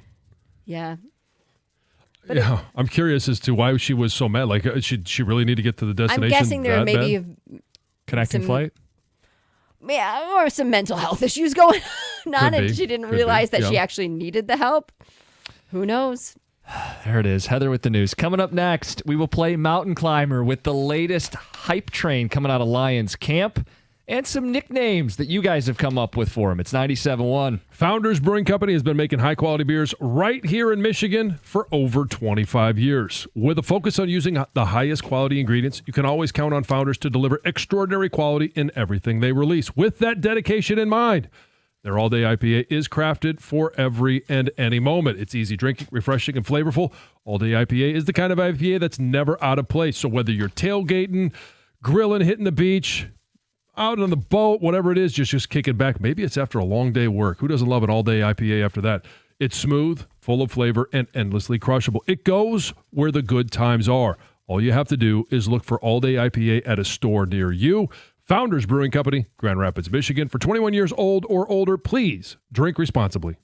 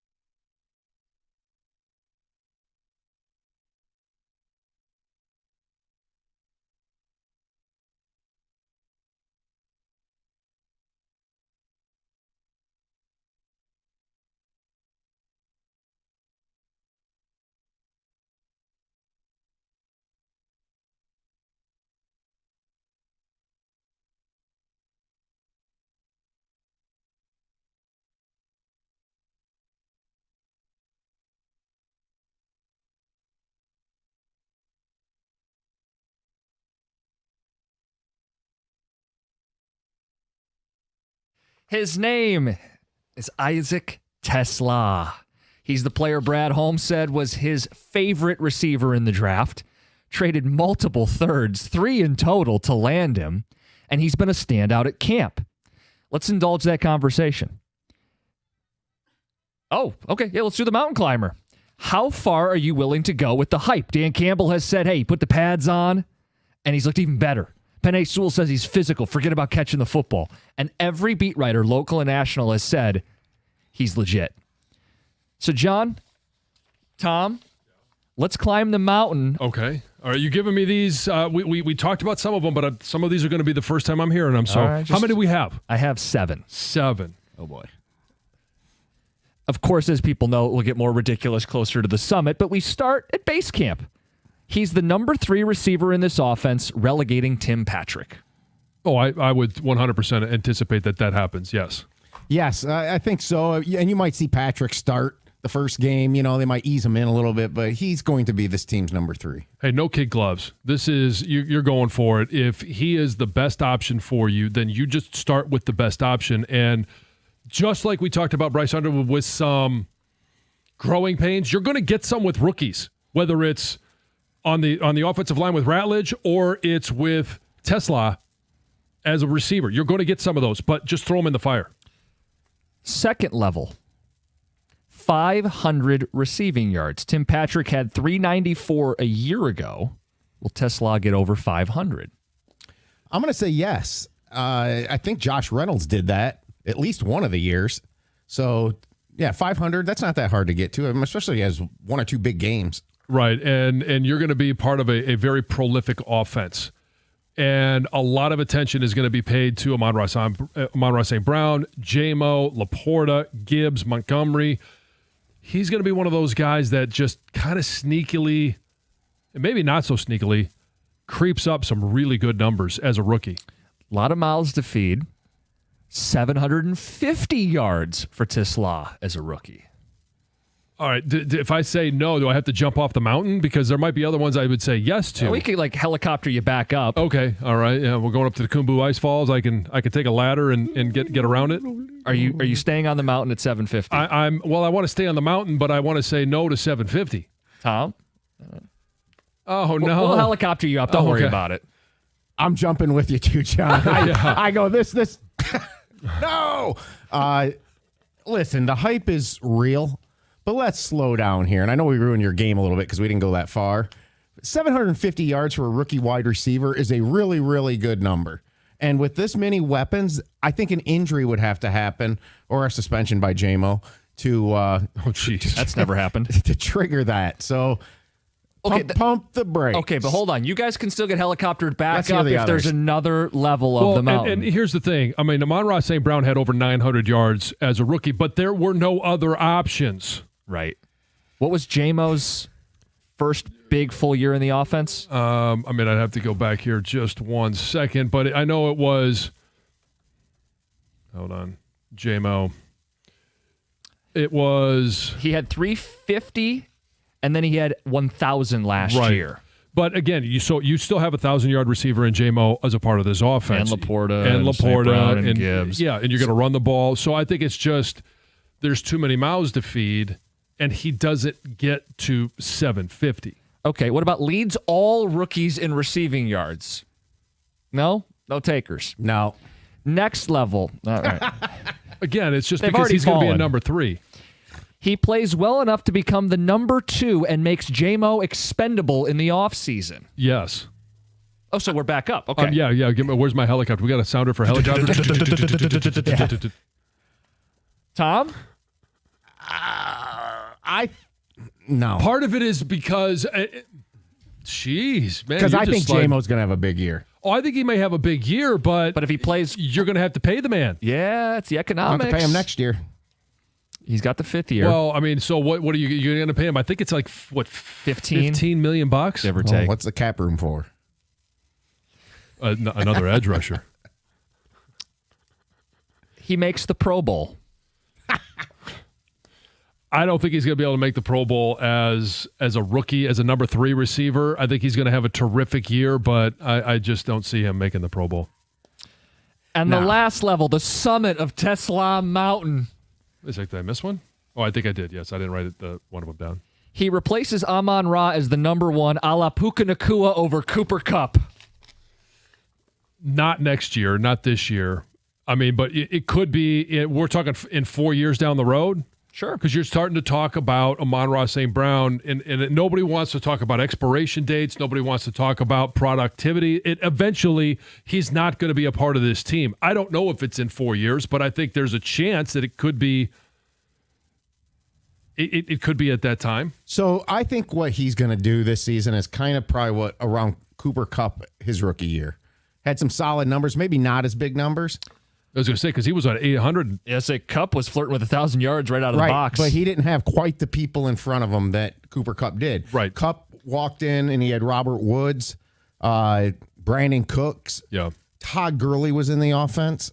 So I think it's going to be a similar thing where he's just going to be, no matter how good he is, because you could see the talent with Kupp, it's going to be limited because you got to feed everybody. Do you want to know what Puka did in his very first season? He was a Pro Bowler, wasn't he? 1,400 yards, 105 catches, and a Pro Bowler right away. Right, but you're also looking at a guy because, if I'm correct, Kupp was injured for a large part of that year. Yep. And I don't know that I see Tesla as a really good 2 or 3. I don't know that I ever see him as a number 1 receiver.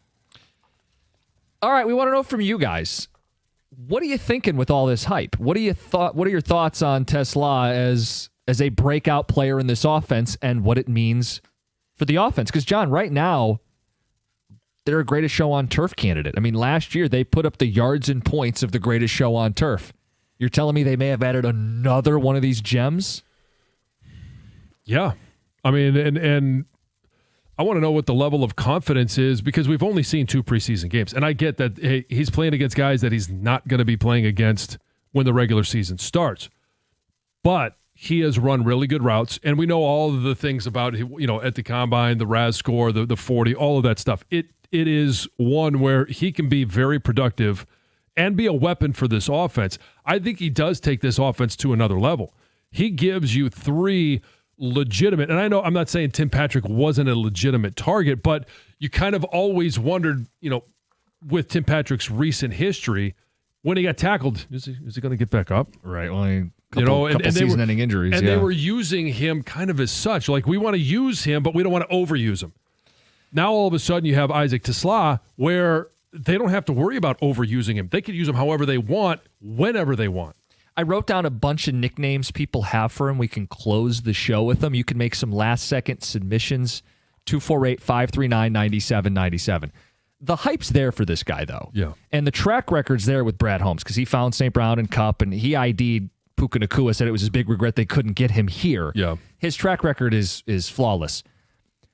Puka Nacua was an instant success. I'm not going to put that on Tesla, but I do think the coverages he's going to see are going to be so favorable. No one's going to bracket him. No one's going to double him. He's going to get the other team's 3rd corner or their 4th best coverage player. He's always going to have the size advantage. And at 6'3", and he plays physical. And by the way, ran a 4.40. He's one of these elite athletes.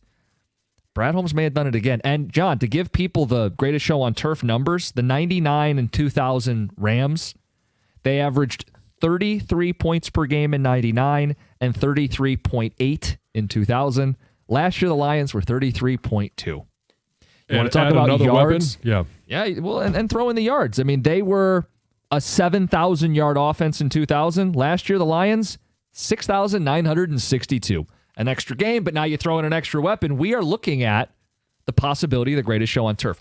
So, is that too far? We played the mountain climber. You let us know. 248-539-9797. Nicknames next, 97.1. At First Merchants Bank, they believe that the real value comes from building strong communities and strong relationships. With their new branch opening in the Fitzgerald neighborhood of Detroit, First Merchants Bank is excited to offer a banking experience that's welcoming, attentive, and dependable. Their easy-to-use, secure, and highly rated app makes everyday banking a breeze, allowing you to manage your accounts on the go, and their local attentive bankers are your partners in success. They're going to take the time to get to know you, give sound advice, and provide solutions that work for you. That's exactly what they've done for me over the years and for my family. So obviously, that's why they're my personal financial partner. They have a passion for fostering community development, and their team is committed to helping you and your neighborhood prosper. Experience the difference of banking with an award-winning bank that truly cares about your financial journey. Visit firstmerchants.com/Fitzgerald to learn more about how they can help support you as well. That's firstmerchants.com/Fitzgerald. First Merchants Bank, helping you prosper. Member FDIC.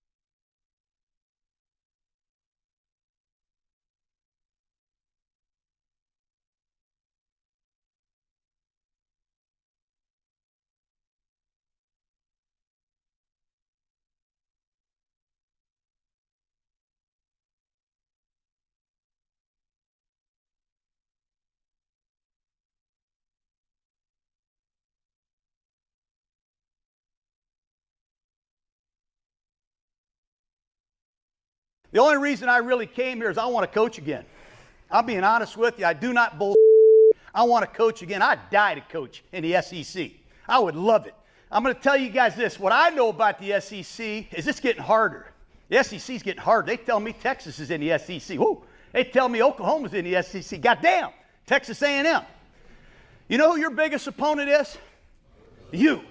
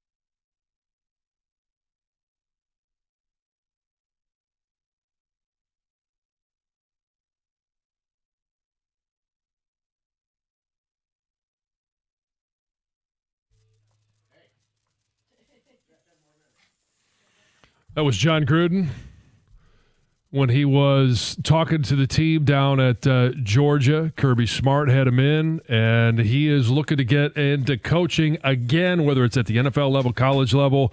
But we've asked you, 248-539-9797. We want to come up with a good nickname for Isaac TeSlaa. And the emphasis is on good nickname, John. Right, These yes, are not 'cause all going to there's- be winners. Right. But we take them all, and we'll tell you whether we like them or not. So Wojo did endorse one of these names. And I know Wojo is not always to be taken seriously, but he has pull and cachet in this city. And he flippantly used coleslaw. Why? Dangerous to leave out in the open for too long? I don't like that. I think it was like at white all. and dangerous if you leave it out too long. Leave it in the open, something like that. Yeah. You don't like coleslaw? No, I don't. Both the food I and the don't. nickname. Yeah, either of them. They're just make me want to puke. And that started from some guy on Twitter. It was a Lions fan that Okay. got a couple thousand likes, and people have run with it. Coleslaw. So, but Wojo ran with it. Yes. Very Gave it surprising. validity. I know known Wojo for a very, very long time. He's usually a little more clever. Then coleslaw. You didn't like Coleslaw. it. Happy New Yeah. Year's a better bit. Yeah. Yeah, I mean, here can you was- imagine Dan Miller? Coleslaw with the catch in the end zone. Like, it just, no. Touchdown coleslaw. Especially when you say it like that. The guy that came up with gives this, me touchdown Detroit white guy. this was the tweet that went viral. It said, he's white and dangerous to leave out in the open. So coleslaw is how we got the ball Yeah. rolling here. We got more phone calls and ticket text. Someone called in and said, ice cream. I did like that one. He's smooth with it. He's from Hudsonville. Yeah. Great ice cream. Great ice cream. Cybertron and Mayotron. Can we just stop doing the trons? Yeah. And can we just stop with the mayo? He is a white receiver, John. I understand that, but let's make him a good one. Mach E/Mach T for Tesla. Play off the Ford Mach E. Sure. Electric, all that stuff. Someone called in with Doge, Department of Goal Line Efficiency. Yeah, I thought that was hilarious. Plug and play, instant impact rookie, play off the EV. Yeah, plug and play, but plug and play seems like it needs to be two people. Like Sonic and Knuckles. Right. What are the mid guys? Who's going to be the plug? Who's going to be the play? Okay. Boys down at Allen Park, Carson Anderson. What do you guys make of this phenomenon, Tesla, and any of these nicknames? So, we're gonna start the show talking to a member of the coaching staff right out of the gate. So we'll get a sense of how much hype is worthy. I worry a little bit about preseason hype because it sets, if you overblow it, you set the bar too high. Then it's a disappointment. Then it's a disappointment if you don't live up to that expectation. But the hype comes from somewhere. You don't just make it up. It seems to be encouraging.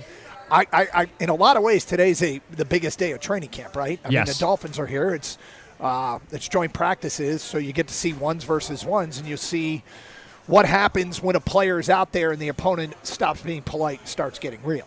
Oh, look at that. Yeah. So it's the real world, Doug. Yes. This is the real world. Today is the real world. It's a great day to be out there. Mm-hmm. John, did you ever, when you were a player, did they do joint practices? Oh, yeah. We always did it with the Steelers because we were in Frostburg, Maryland. They were in Latrobe, PA. Wasn't that far away. And we would practice. But they weren't back-to-back days. It wasn't like we would play them and then play the preseason game. But, yeah, we would have it. They weren't as scripted as they are. It was just a different style. It was more for a one-on-one run, one-on-one pass pro. The guys would do 7-on-7. We would do some goal line. But we never really had the 10-play drive scripted periods that they do have now with these two teams. This is more significant than the preseason games because you're going to see Goff, you're going to see St. Brown, you're going to see Sewell. Oh, yeah. Eyes on your own paper, Jim. Oh, sorry. Sorry, no, it's something I've been saying for years. I think that you get way more out of joint practices than you ever would out of a preseason game, just because how things have evolved, and you don't, you're not playing your starters in preseason games anymore, at least not for like a half of football anymore, typically. And Gator, if I'm looking at the second sheet of paper there, I'm assuming you'll also make the point that in a preseason game, you're not guaranteed you're going to get 2-minute drill or red zone or goal line, and you can choose to simulate that at the joint practice. Yeah, this is what I would love to have a chance to talk to Dan Campbell or McDaniel and find out, do you guys, how much do you talk ahead of time to try to coordinate what it is you want to do? Well, we'll ask our guest. Oh, we can do that. Yeah, who's going to be. We're going to have a member of the coaching staff coming up right out of the gate. So excited for that. You guys know it's kind of hard to see what's going on in the practice field from where we're broadcasting from. But we're ready. We're going to do our best during commercial breaks so we can provide updates for the people on what might be the most important day of training camp. So lock in for that. It's going to be a fun day out here at Allen Park. Where are your eyes going to be? What are you looking for initially when you watch these two teams take on each other? Well, again, that's a big part of the first hour content, but I'm going to be watching the edge rushers, Marcus Davenport and Ahmed Hassanin. I'm going to be watching if the backup quarterback's getting reps with the ones, right? I mean, I'm going to be watching Tesla. I'm going to be watching all the – and one of the big storylines here is whether or not Tyreek Hill and Jalen Waddle are going to practice because they've been – it's kind of ambiguous at this point whether or not they're going to get in there. But if they do, it's certainly a test for the secondary. Mm-hmm. Plus they got backup quarterbacks for both teams. What? Yeah. What are you talking about? Who's the backup quarterback for Miami? Is it Zach Wilson? Oh, is it? Yeah. Okay. Oh, I get it now. Gator endorsed Zach Wilson as a quarterback prospect out of college and Hendon Hooker. Yeah. So basically, Gator's drawing more attention to the fact that he's 0 for 2. That's right. That's what I do. Yeah. All right, boys. Well, we'll get out of here. We'll let you guys take over. Carson Anderson live from Allen Park. Lions joint practices. The good stuff. It's 97.1.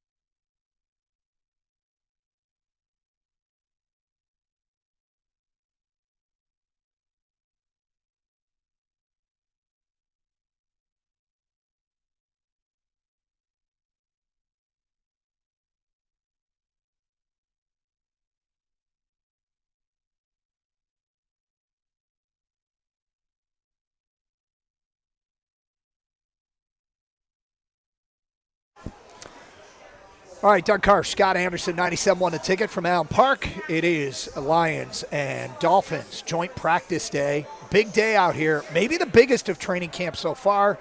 Great to be with you here on a Wednesday. Good morning, Scott. Good morning, Doug. Like how you're putting pressure on the practice already. I am putting pressure on the practice already, and we're going to get right into it as we welcome in new Detroit Lions tight end coach Tyler Roll in his first year with the Detroit Lions. Coach, welcome to Detroit. Thank you. I appreciate it.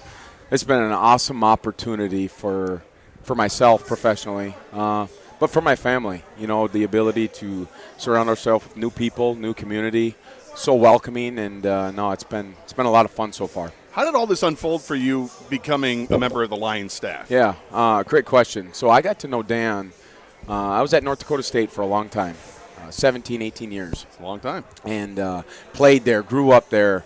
We had a pro day, and our quarterback at the time was Trey Lance. Trey Lance was going through the pro day, and Dan was there with some staff members, and I just approached him. He had just gotten done with his press conference not long before that, and I admired his message, the way he saw football, his philosophy on how to win games, and just his messaging. And I just approached him and had a few words with him, and then we hit it off, stayed in touch, and one thing led to another. I had interviewed actually a couple years ago, and didn't work that time, but we stayed in touch, and this offseason we got back in touch, and everything happens for a reason. Timing is everything, and now was the right time for me and my family.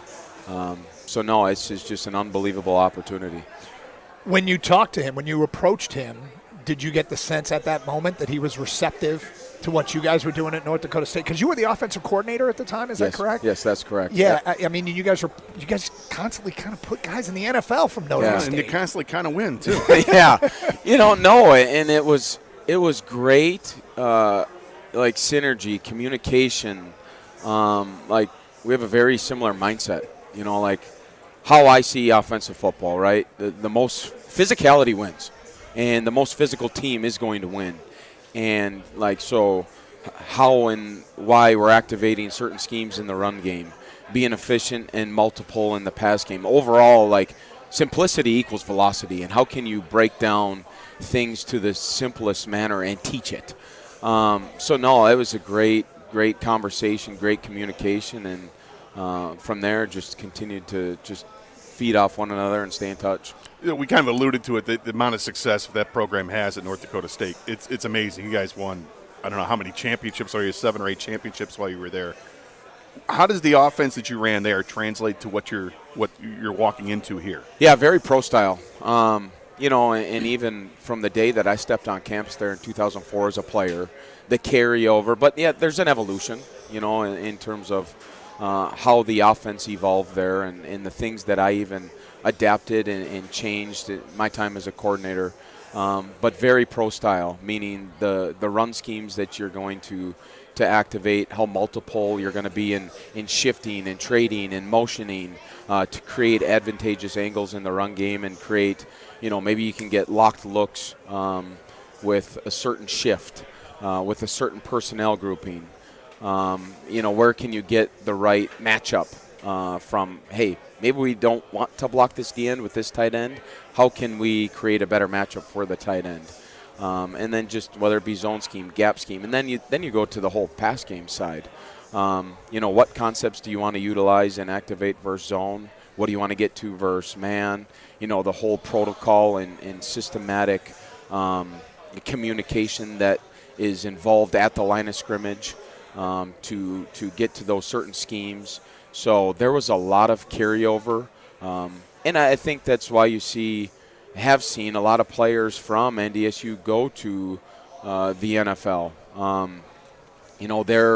They've been trained within a system. It isn't, and offenses have their own feel, right? It isn't just a system where you're looking over to the sideline, getting a call and going to run it. No, there are things that you have to process, change at the line of scrimmage, the NFL protection style within the drop-back pass game, and then the different play-action schemes that we utilize as well. I think that just put me in a position to come here, learn. Now, there's great people that I learned from here in my short time here that has helped have a pretty seamless transition. How did those schemes change from the time you were a player there when you were running back? By the way, hell of a career. I looked it up this morning. Yeah, the last couple of seasons, a man had 34 touchdowns on the ground the last couple of years and 2,500 yards rushing. Strong. Not bad. But you mentioned you spent all that time there at the university in one capacity or another. How did you see that offense evolve constantly over the years, or was it basically the same thing and just might throw some different things each year? Yeah, the standard of physicality and the schemes that we used in the run game, they didn't change. How we got to them changed. So instead of just going I right 40 power, maybe it was let's go, reduce to I right F peel 40 power, just to dress it up a little bit. So there was a whole evolution in the presentation of the play, and maybe just doing out of certain unbalanced formations, some formations that we're not able to do at this level. But just a whole presentation of the scheme, and then utilize maybe a little bit more quarterback run game with it. We had some pretty dynamic quarterbacks in Carson Wentz, Easton Stick, Trey Lance, to Cam Miller, who just got drafted by the Raiders and had a great first preseason game. But utilizing quarterback read, quarterback power read, yet the scheme up front was the same for the O-line. The demanding of physicality up front was the same. So that's how we were able to have success. It was similar in scheme, but just different in presentation. Tyler Roll, Lions tight end coach, with us here from training camp, 97.1 The Ticket. All right, when you watch the Lions last year and look at points of emphasis this year, offensively, what are areas, I'm sure you want to get better everywhere, but what are areas that the coaching staff and the team has identified we need to be better at this in 2025 than we were in 2024? Yeah, it's hard to pinpoint a lot of things for a top 10 historical offense. Fair. But, there's always things like, how do you win games? Well, you take care of the football. Ball security is at a premium. That's been a huge emphasis from the time that I stepped on campus here and stepped in the building. Pad level at the line of scrimmage. How can we create leverage and play with power and, play with physicality at the line of scrimmage? And that's across the board. And I think you've really seen that out on the perimeter now in this preseason. Scotty Montgomery is having these receivers play with physicality out on the edge, and it's awesome. Hoping you're seeing that out of the tight ends and fullback as well. But that's huge. And, how can you stay on schedule?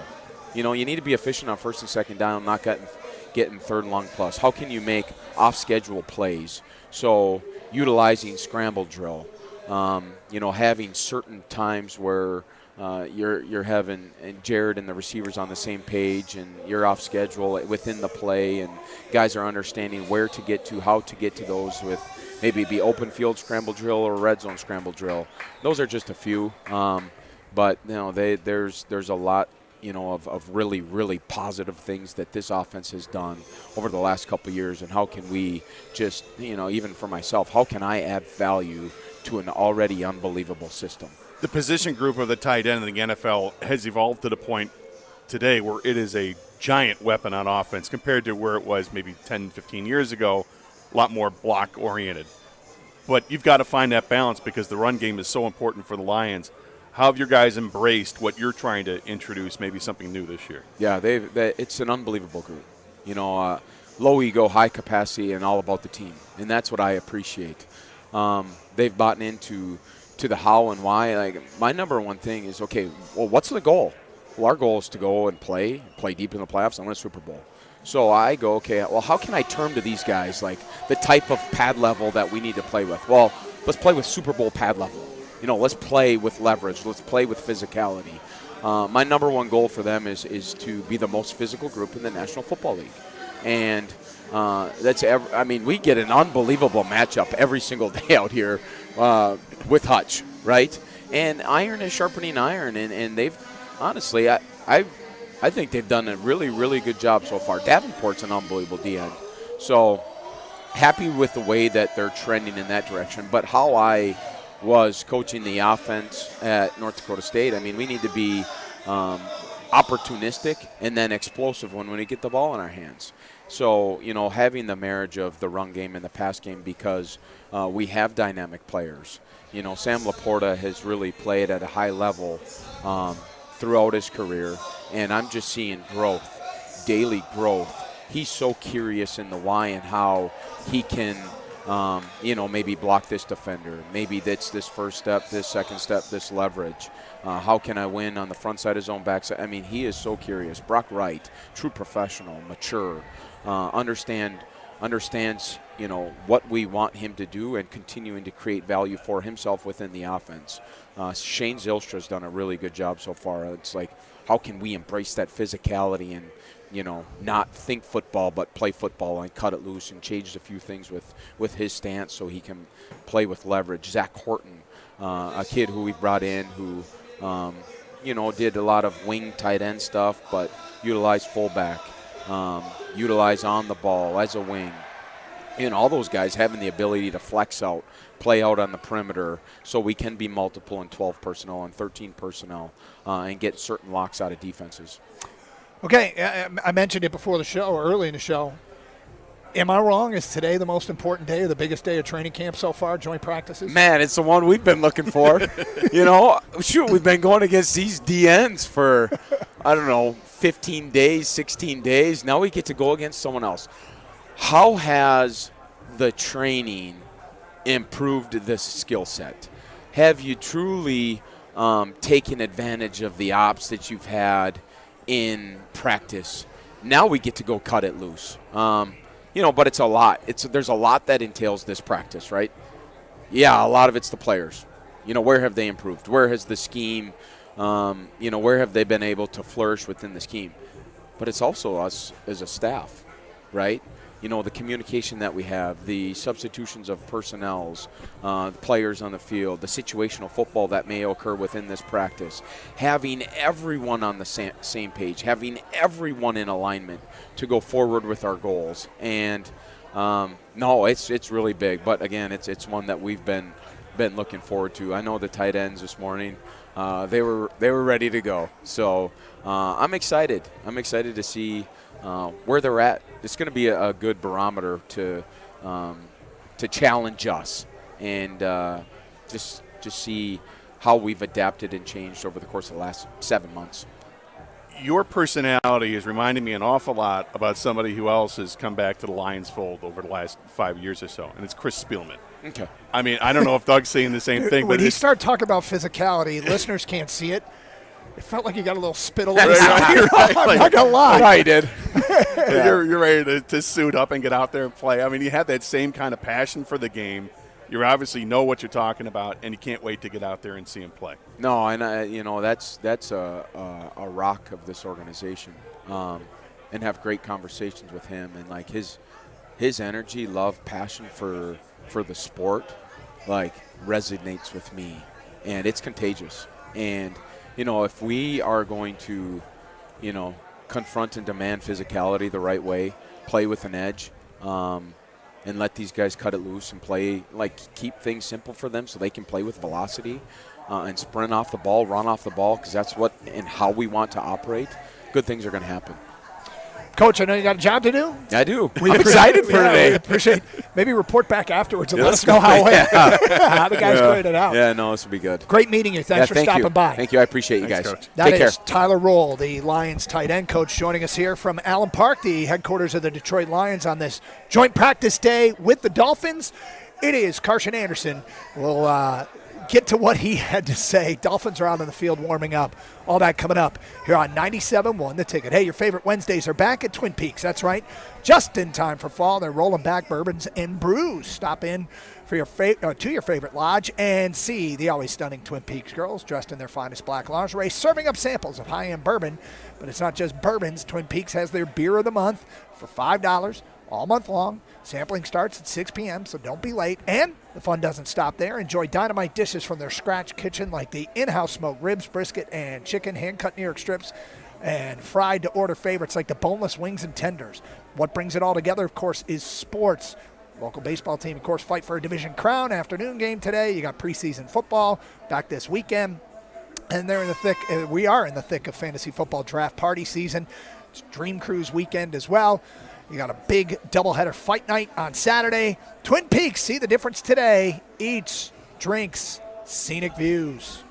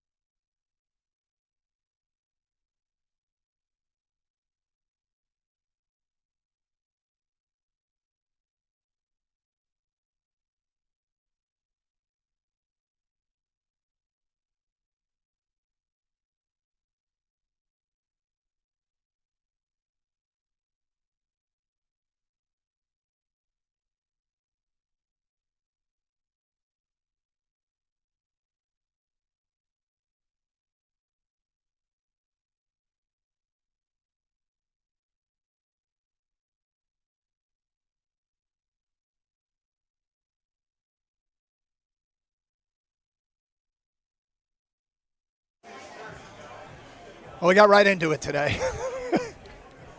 We got right into it today with Tyler Roll, who is a first-year tight ends coach. And don't tell him to slow his roll. Well, I'll just say this. I don't know what Dan Campbell saw in him.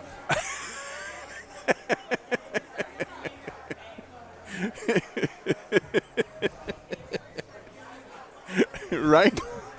I mean, what the people don't know is he came up a little bit early, like before we did the crosstalk, and said a few words to us, and then we did a crosstalk, and then we had the 2 minutes during the sports update. We had a chance to talk to him then. Doug is obviously being very facetious and sarcastic here. 100% you see why. He's incredibly engaging. He is very focused, very passionate about the game of football. And, he's worked his way up. He's from a player at North Dakota State to a coach at North Dakota State. And I think it says all you need to know is he went up to Dan Campbell while Dan Campbell and company were scouting Trey Lance and just introduced himself. And, yeah, could you see him and Dan Campbell locked in a room just talking football with Chris Spielman? Yeah, of course. Before we were on the air, he's from Fargo, and he's had to drive from Detroit to Fargo, and he goes up through the UP, and he started breaking down the drive through the Upper Peninsula with an intensity and a passion off the air, and I'm like, and he's like, this drive is unbelievable, and I'm like, this is an interesting personality, and then we get into it. Well, he's right. It is It is a beautiful drive, but we get in. Get into it, and I don't know if it came across to the listeners. 248-539-9797. When he started talking about physicality, his lip curled up, and he started to snarl and spit, and it was just funny because you're talking to a couple. I'm sure he thinks of us as a couple of radio dweebs, but maybe he has a little more respect than that. But he was getting fired up talking about physical football. I was getting fired up listening to talk about that. That's a Dan Campbell guy, right? When we hear all the time about the type of player the Lions are looking for, they want guys that love football, good high character guys and all that. I mean, that's the epitome of it right there, and that's a coach. Yeah. So they're looking for the same thing in a coaching staff. You better love football, and it's clear that guy loves football. Coming from the smaller college life, but that program, historically one of the best programs in all of college football, they win championships every single year. So coming from a pedigree like that, talking about his being able to evolve and work with an offense and how you have to make the changes and, getting to this level, he's not running the offense. He's running the tight ends. But, he's completely involved with it, and you could see that. And the passion he's bringing to this team, I think, is it's a great thing. Maybe this is something that happens with all the coaches. We don't talk to all the coaches. But this guy – love this guy right off the bat. Well, let me circle back, and again, if the intensity came through the audience, that's awesome. Kang, did it come through? Did you get that takeaway? Because we're sitting here with him. It's easy to see how intense he was. Did you sense that? Well, yeah, I just put Corbin screening calls today. I put him on his back. I got out of the studio. I put a swim move on him. I said, "Get up, let's do it again." So yeah. He was intense, I would say. So and I want to something I've talked to people about forever is equating great interview with great coach.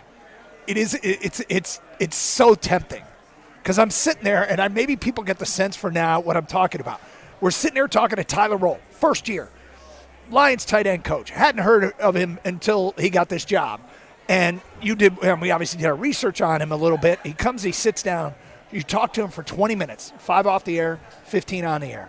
And midway through that, I'm like, this guy's moving up the food chain quickly. This guy's going to be a head coach. And I'm like, no, wait a sec. Slow down. I haven't even seen his tight ends play yet. But he's got an intangible, something that I liked about Aaron Glenn. I can see how a guy like that can get a message across and get people behind him.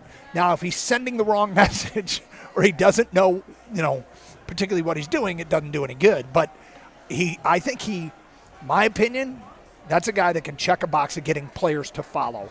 And, maybe I should again tap the brakes on that because he's appealing to an adult here and not a 24, 25-year-old kid. But, man, was he well, He's ready to go. I would say this. I think when you come into a situation with the Detroit Lions and look at the tight end room, and obviously Sam Laporta is a gifted athlete. Yep.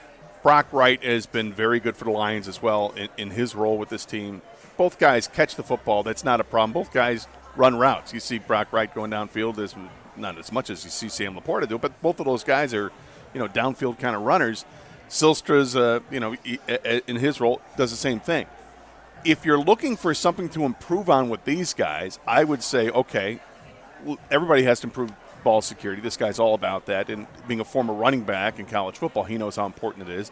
But him getting all excited about the blocking aspect, that's the other thing that really makes this team work. It's the run game, and it's not just the 5 offensive linemen. The tight end has got to do his job, and it just sounds like this is I'm sure it's always a point of emphasis, but with this guy, it really sounds like that is definitely going to be the point of emphasis, to be the attacker. Don't sit and wait for it. Be aggressive. Be violent. What do you like about the wide receivers? What do you say They about love the block? Yeah, these guys block. And you know what's crazy is that was literally our first impression of J-Mo. When Jamison Williams got on the field for the Detroit Lions, the first impression, because he wasn't lighting the world on fire as far as receiving yards, is look at this guy downfield blocking. And is it any surprise that Amon-Ra St. Brown is a great blocker? No. No, or that Isaac Tesla is coming to this, into his first training camp in the NFL, and he's making his mark by setting up some blocks. Feedback coming in on this dude. That guy's all business, all football, all the time.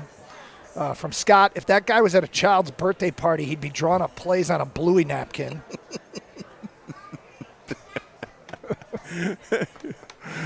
Can you see that guy telling kids how to hit a pinata? Look out. Really, really excited to see what's going to happen today. I will tell you what we are looking at right in front of us, although beyond some fans, is the Miami Dolphins offense going through early warm-ups here. We see Tua Tagovailoa taking snaps. You got Zach Wilson over there, your buddy. You got Quinn Ewers over there, who is all warming up. And the Lions are making their way to the field to our left. So we're probably going to, what we anticipate seeing is 1s versus 1s, 2s versus 2s.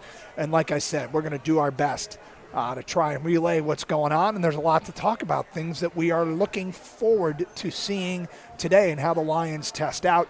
The Miami Dolphins are here for joint practices. And I don't think I oversold it. The most exciting and biggest day of training camp so far. Coach agreed. So 248-539-9797. We'll get into some of the key things we're going to be watching for today. And I'll tell you what, since we are your eyes here, if you want to call us and tell us something you'd like us to monitor, we will do our best to follow through on your direction.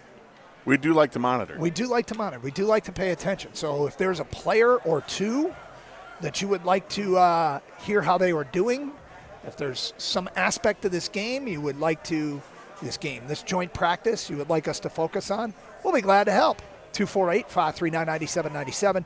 Phone calls, feedback. It is Carson Anderson from Lions Training Camp Joint Practice with the Dolphins here on 97.1 The Ticket. Hey, is your garage door working as well as it could? Is it kind of slow and lethargic? Is it making some strange noises?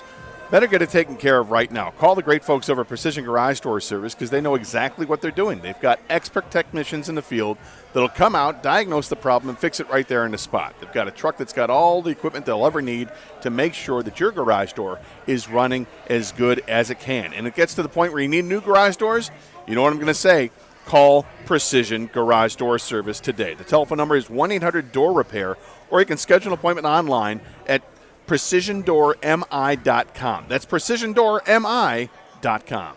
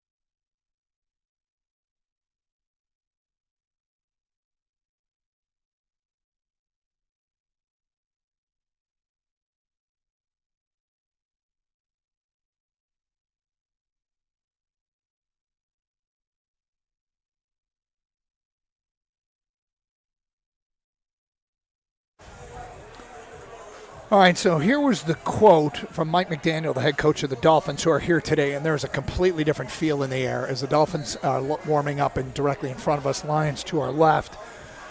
They are separated on the two separate practice fields.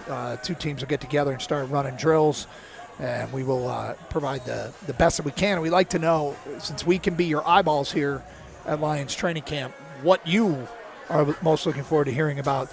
Quote from Mike McDaniel, head coach of the Dolphins, regarding Jalen Waddle and Tyreek Hill. They're kind of day-to-day. I'm not expecting them, but I kind of have to see how it plays out.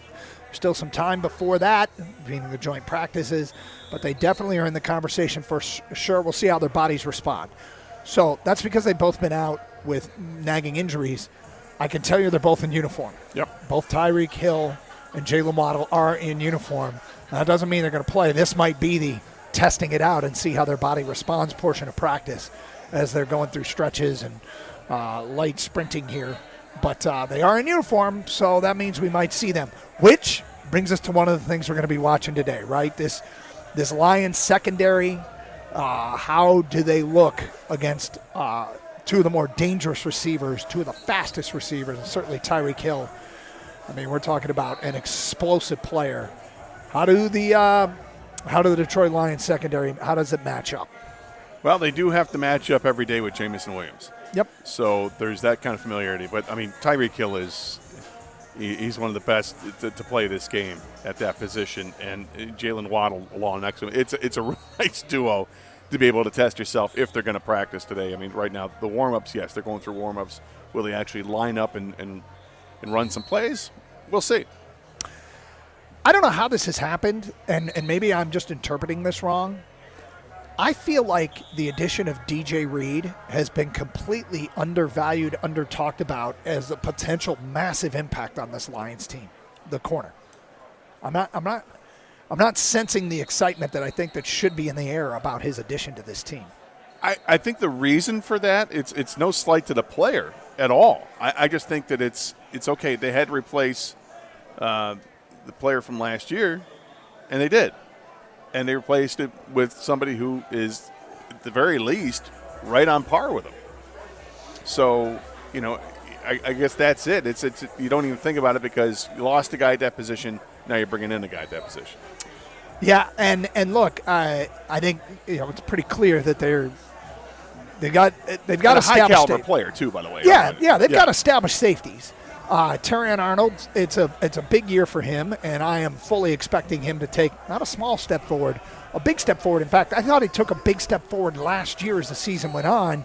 A flurry of penalties at the beginning of the regular season, but he also, what was the stat? He played more reps of man-to-man coverage than any other corner in the NFL. And as the season went on, the penalties got to be few and far between at the second half of the season. Yeah, I thought he had a real nice rookie season, and you want to see guys get better as the season goes on, and he clearly got better as the season wore on. So excited to see what he can do this year. Gotten some good reviews so far out of training camp. Today's training camp coverage on the ticket is brought to you by Geico. Switch and save. Get more with Geico. Other player that, is going to have to match up with these guys, and, I feel like had sort of a truncated first year and was ready to be an important player as the postseason progressed, was Amik Robertson. How does Amik Robertson look in coverage today? Something else to watch. And look, given the injuries that have happened already in the secondary, they've got the two veterans they brought in Rock Ya-Sin and Avonte Maddox. But there have been guys that have been banged up. I'm concerned about depth at that position.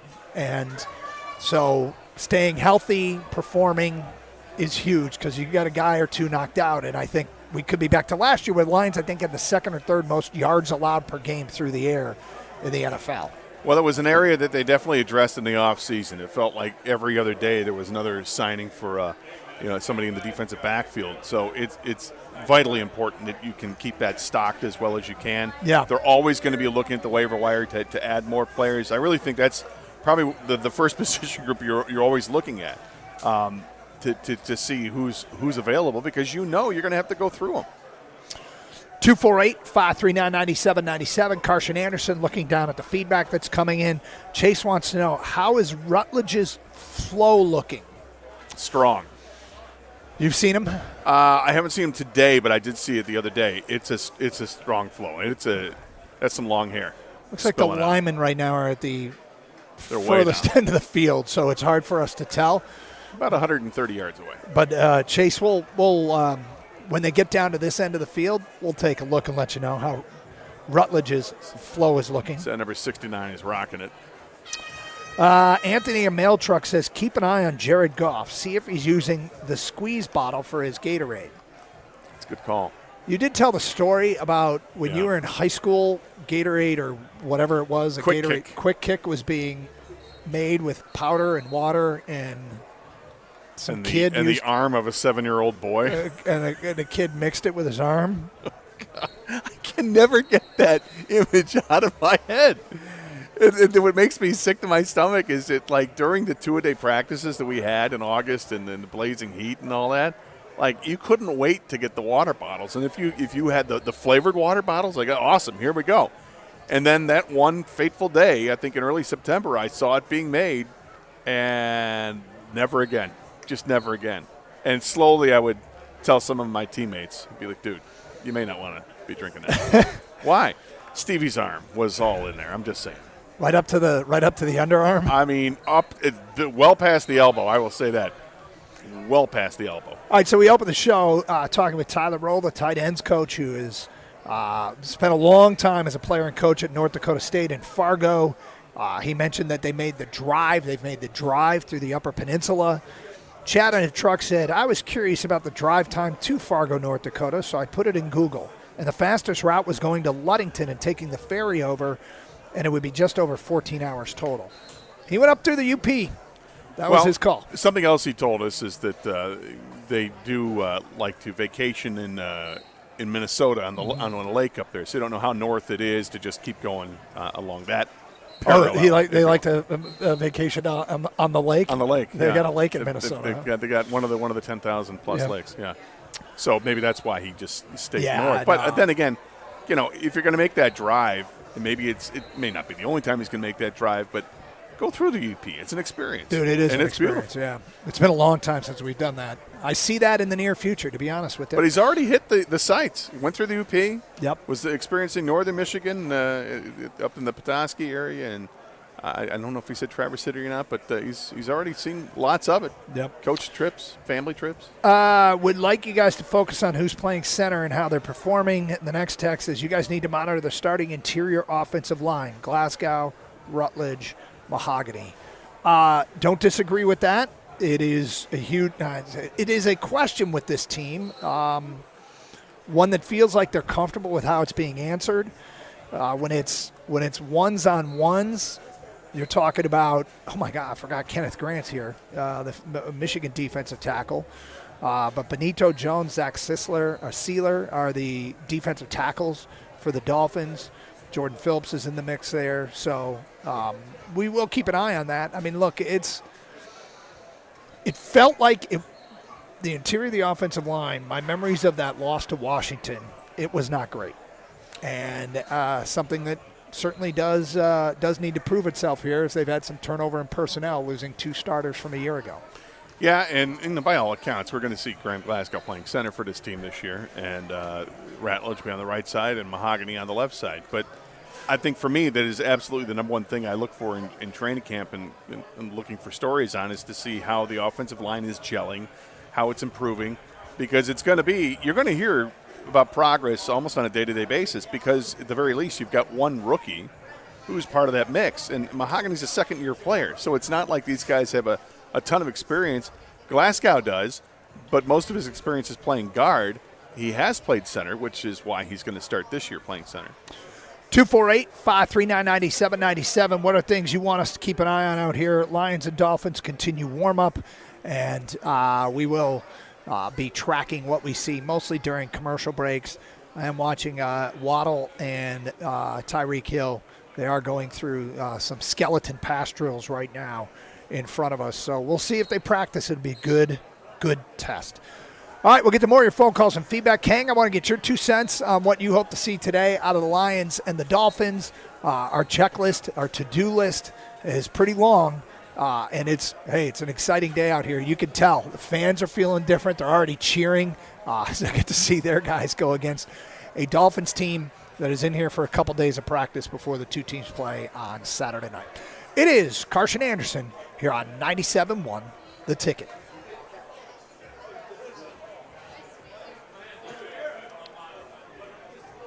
Home ownership is closer than you think with a mortgage loan from the University of Michigan Credit Union. Imagine stepping into your dream home with no application fee, and right now get $750 off your closing costs when you finance with UMCU. They offer competitive rates and flexible terms to fit your life. Whether you're a first-time home buyer looking for pre-approval or ready to build or refinance, UMCU is here to help. Visit umcu.org today to get started. Insured by NCUA. NMLS number 712343. UMCU is an equal housing opportunity lender.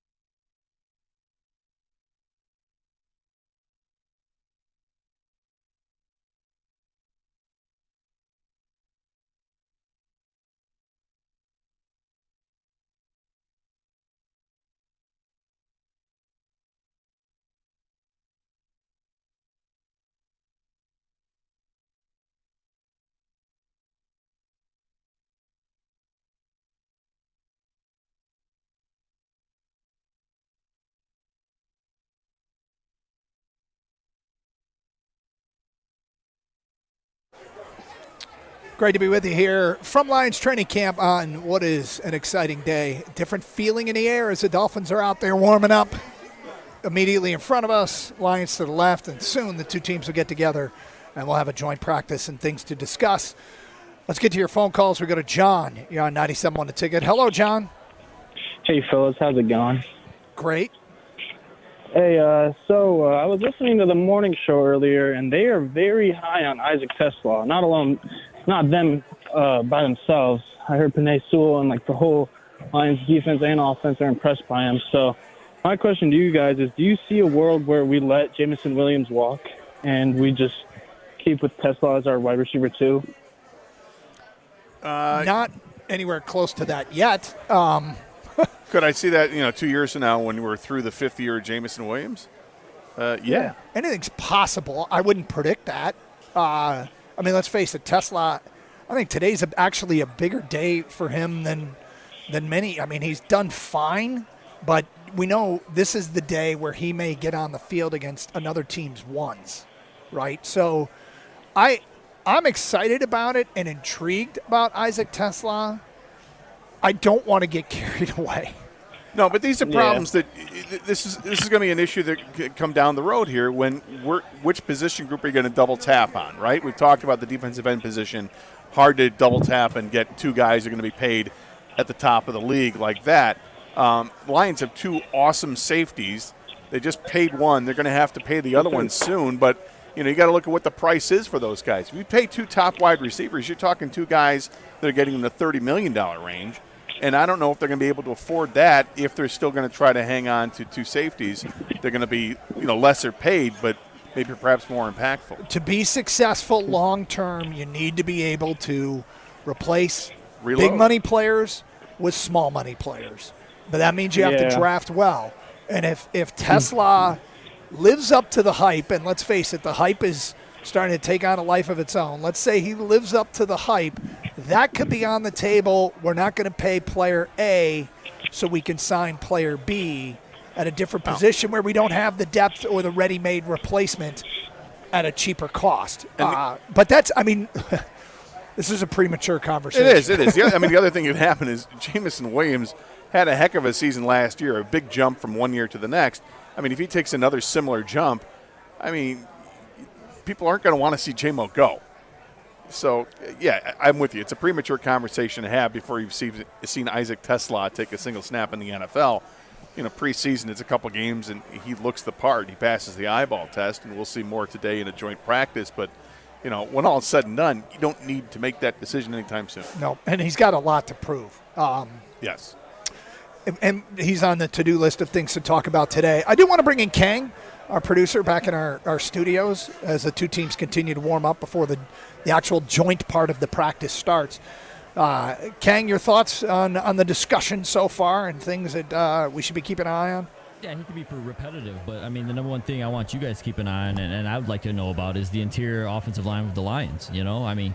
They lost Carlton Davis, they lost coordinators, but I think they've replaced them with what we think are serviceable, if not better, replacements.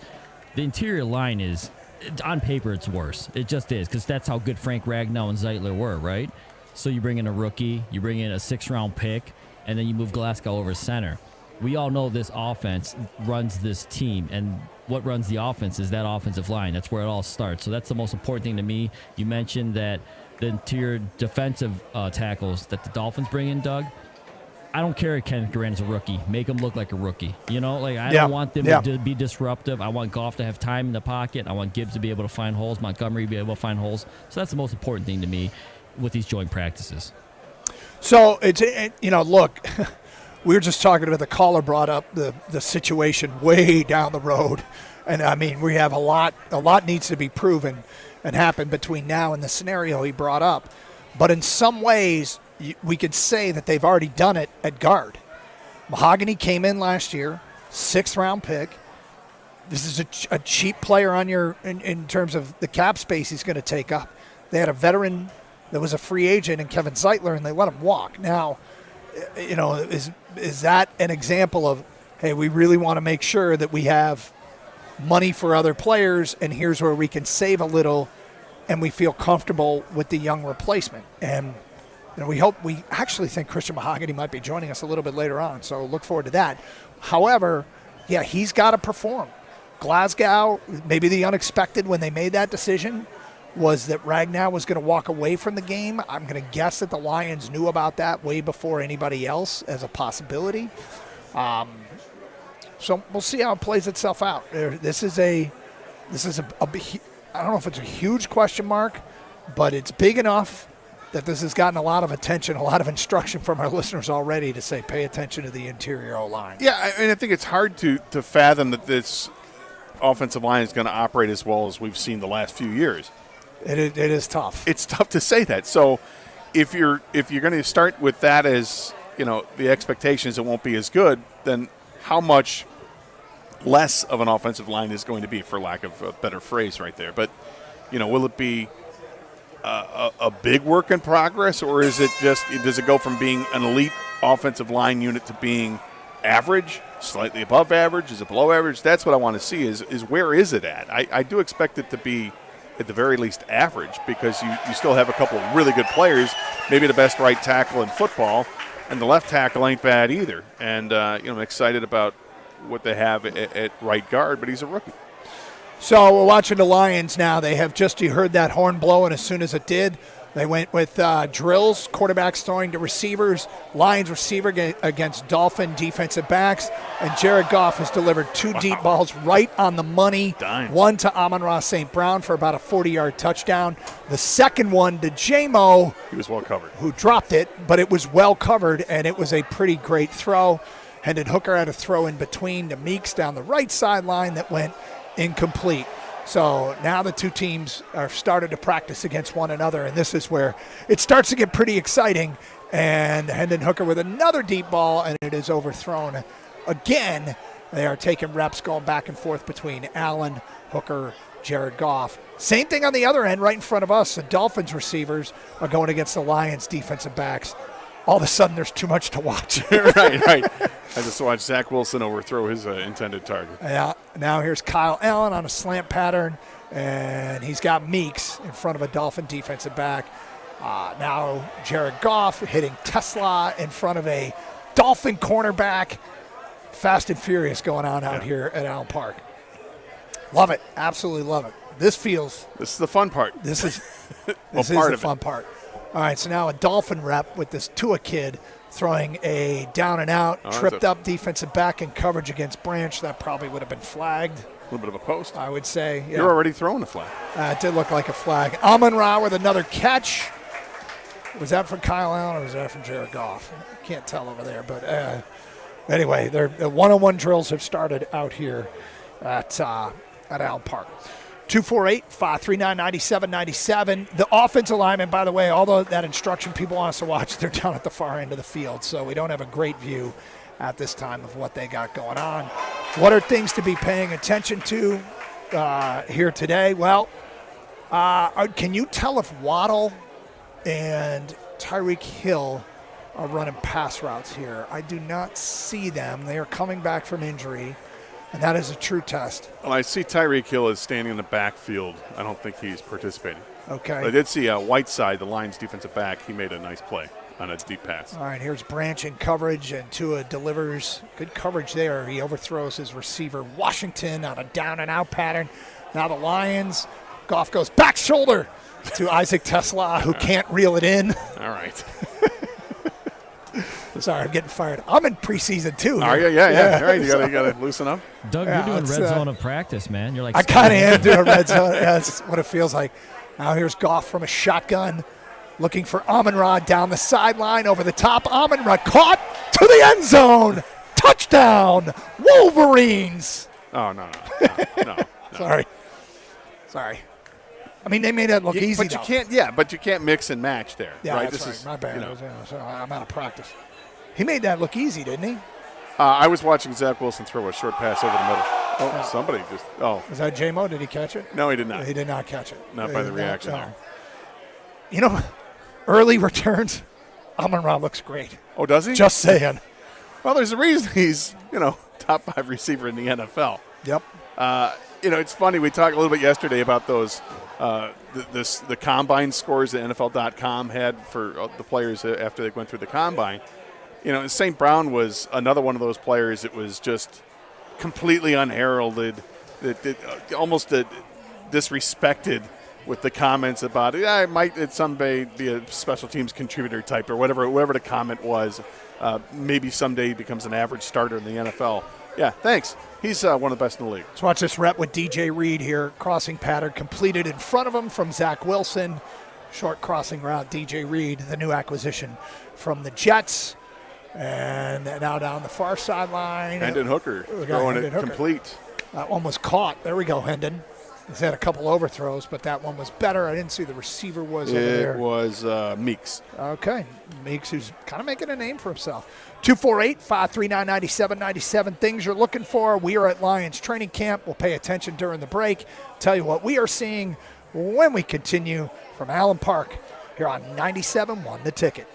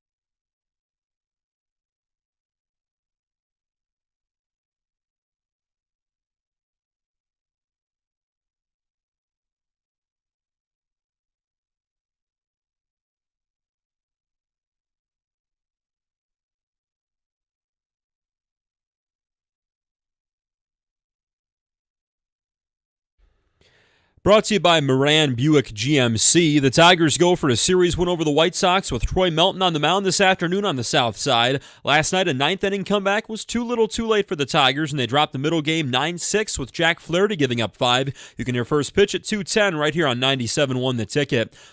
The Lions are perhaps in their most important part of training camp. It's joint practices, the first of 2 sets this month. First against the Dolphins beginning this morning in Allen Park. Quarterback Kyle Allen, who's in the lead to win the backup job, is one Lion to watch today as he continues learning the offense.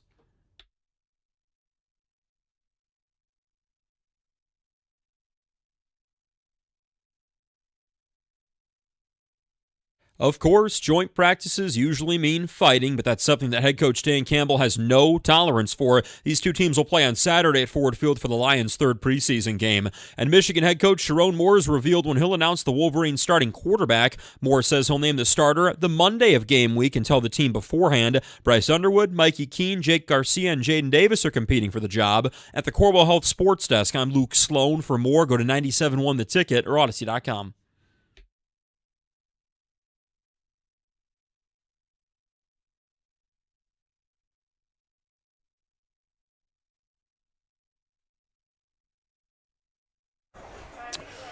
So in the early going here, we have some breaking news from Allen Park. Amon-Ra St. Brown is good at football. This just in. Yeah, confirmed. He and Goff are on the same page as they've now brought in linebackers. So it started with just wide receivers versus defensive backs. Now they have wide receivers, tight ends, and running backs going against defensive backs and linebackers. On both sides, with the Lions defense in front of us to the right, Lions offense over to the left. So basically just no lines. Yep. It's the classic 7-on-7s, right? Classic. It's a classic. But one of the texts we got is, how do the backup quarterbacks look with the starters on the field, or with better players on the field than they've played with and against?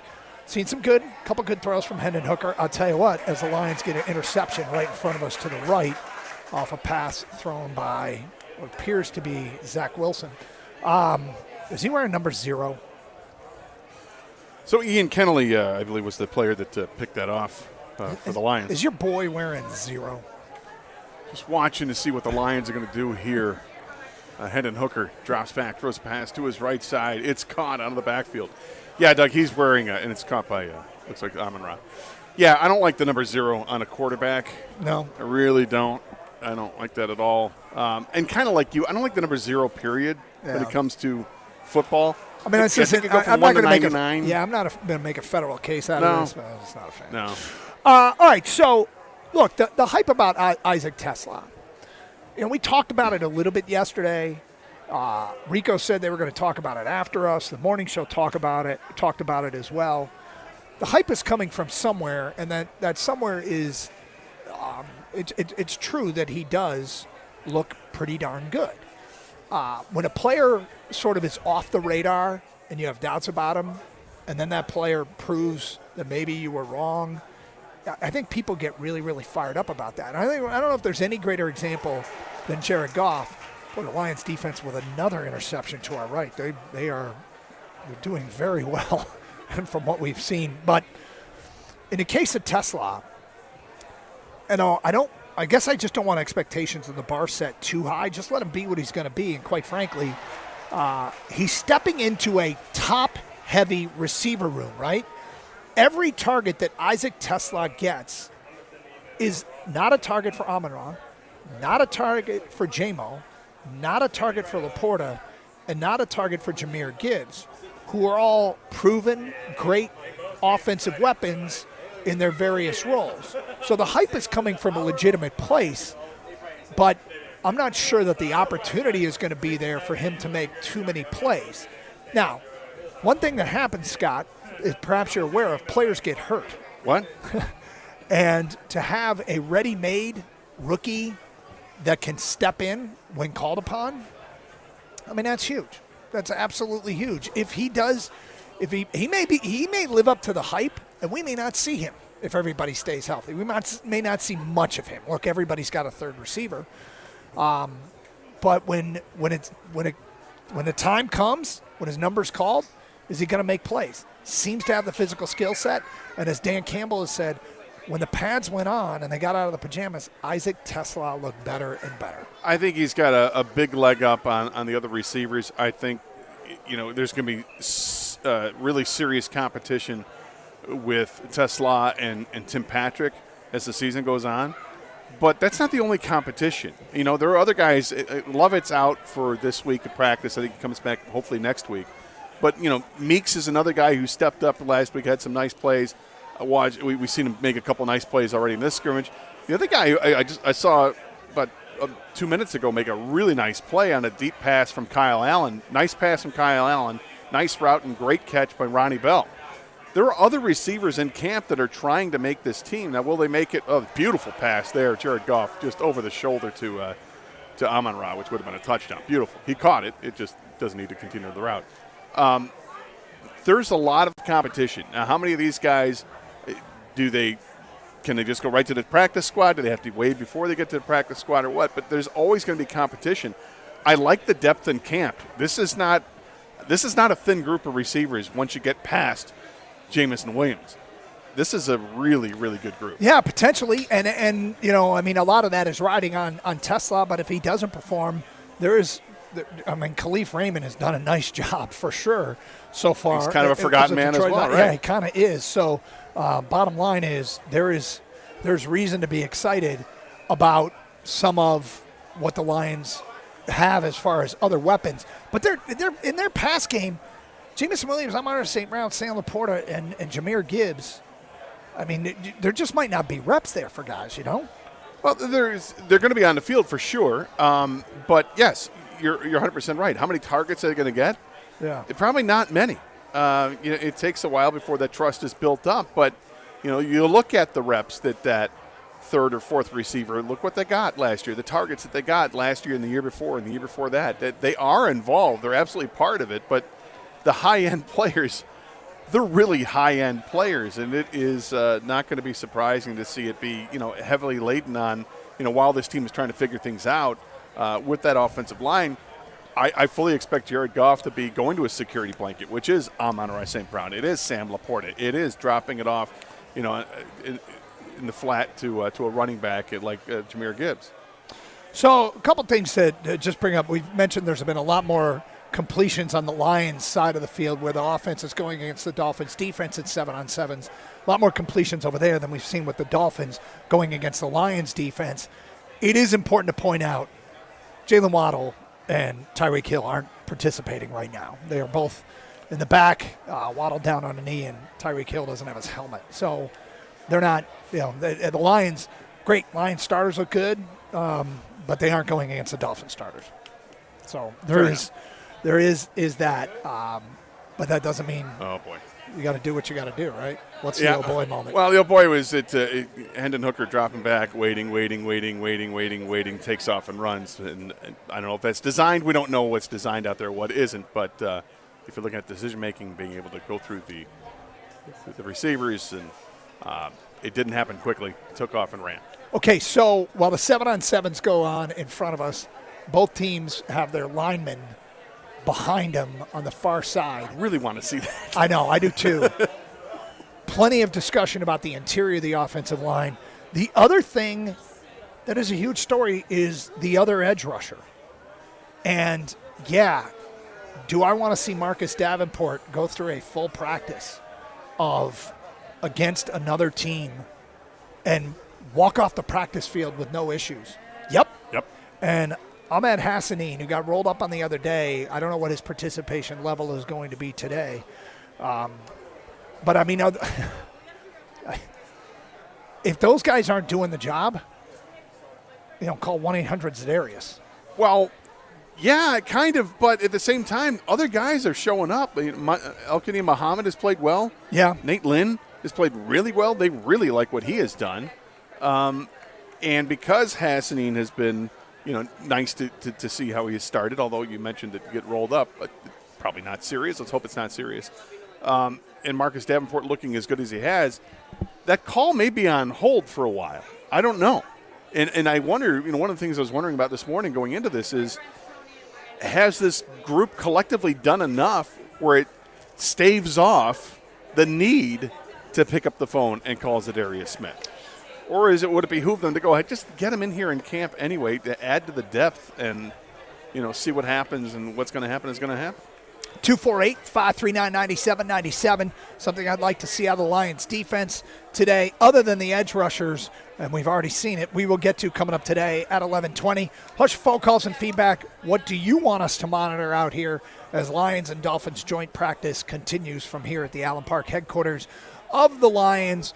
We'll have a guest on after the show, talk about how it went today, all that after practice is done. 2 joint practices, and then the teams will play on Saturday night at Ford Field. Hey, it's Doug Karsch for Sarah Chevrolet in Sterling Heights, and they're coming in hot with summer send-off savings. Right now, lease a new 2026 model year Equinox LT for just $359 a month for 36 months with 0 money down. That's $359. Go now to 17.5. In Van Dyke and Sterling Heights, 87-SAY-SARAH or saysarah.com. Together, let's drive with GM Employee Discount. Finance through Ally Financial. 10,000 miles per year, plus taxes and fees. With approved credit. Offer ends September 2nd.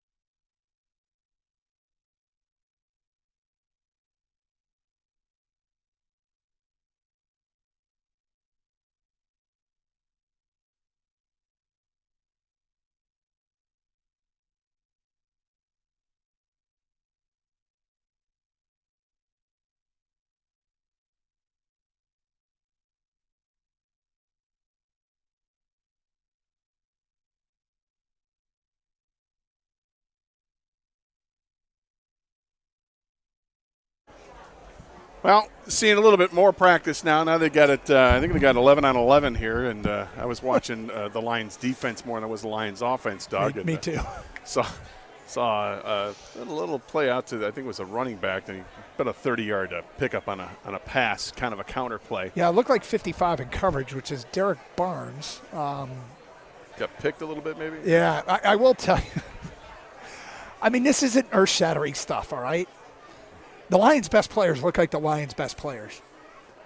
Aiden Hutchinson is a freak. The Dolphins ran a run play to the left away from Aiden Hutchinson. They brought a tight end over, and Aiden launched the guy. I mean, he launched the guy. And this is ones versus ones. God, he looks fine. Got some flags over on the offensive field for the Lions as Hendon Hooker completed a pass to, I think it was Craig Reynolds, and he got hit late. Flags went up in the air. Yep. Nobody going crazy. It wasn't a terrible hit. It was just a little bit late. 248-539-9797. Josh is in Port Huron, and he's on 97.1 The Ticket. Hello, Josh. Hey, thanks for taking my call, guys. How are you guys doing today? We're great. This is fun. There's a lot of football stimulus. There's a lot of football going on right now. Well, I'm super excited because guess what? I'm going to be there tomorrow with my family.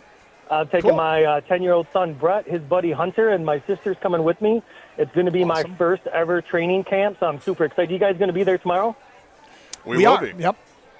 Oh, fantastic. We're going to stop and see you. My son's going to be wearing a chef outfit because the Lions are going to be cooking.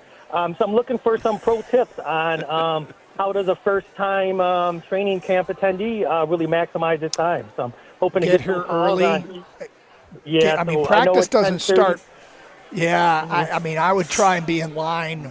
I don't know because we don't roll 10, in. I would say. I would say before 10 and go immediately. I don't know if that those grandstands over there, Gator, I'm pointing at, which is on the far side of the practice field, if they are available to the general public, and it feels like they might be, then get there early because they're in the shade. And get to those covered far grandstands on the far side of the field. This obviously goes for you, and it goes for everybody. There's like 20 rows, and and be squat, higher the man. better. Squat.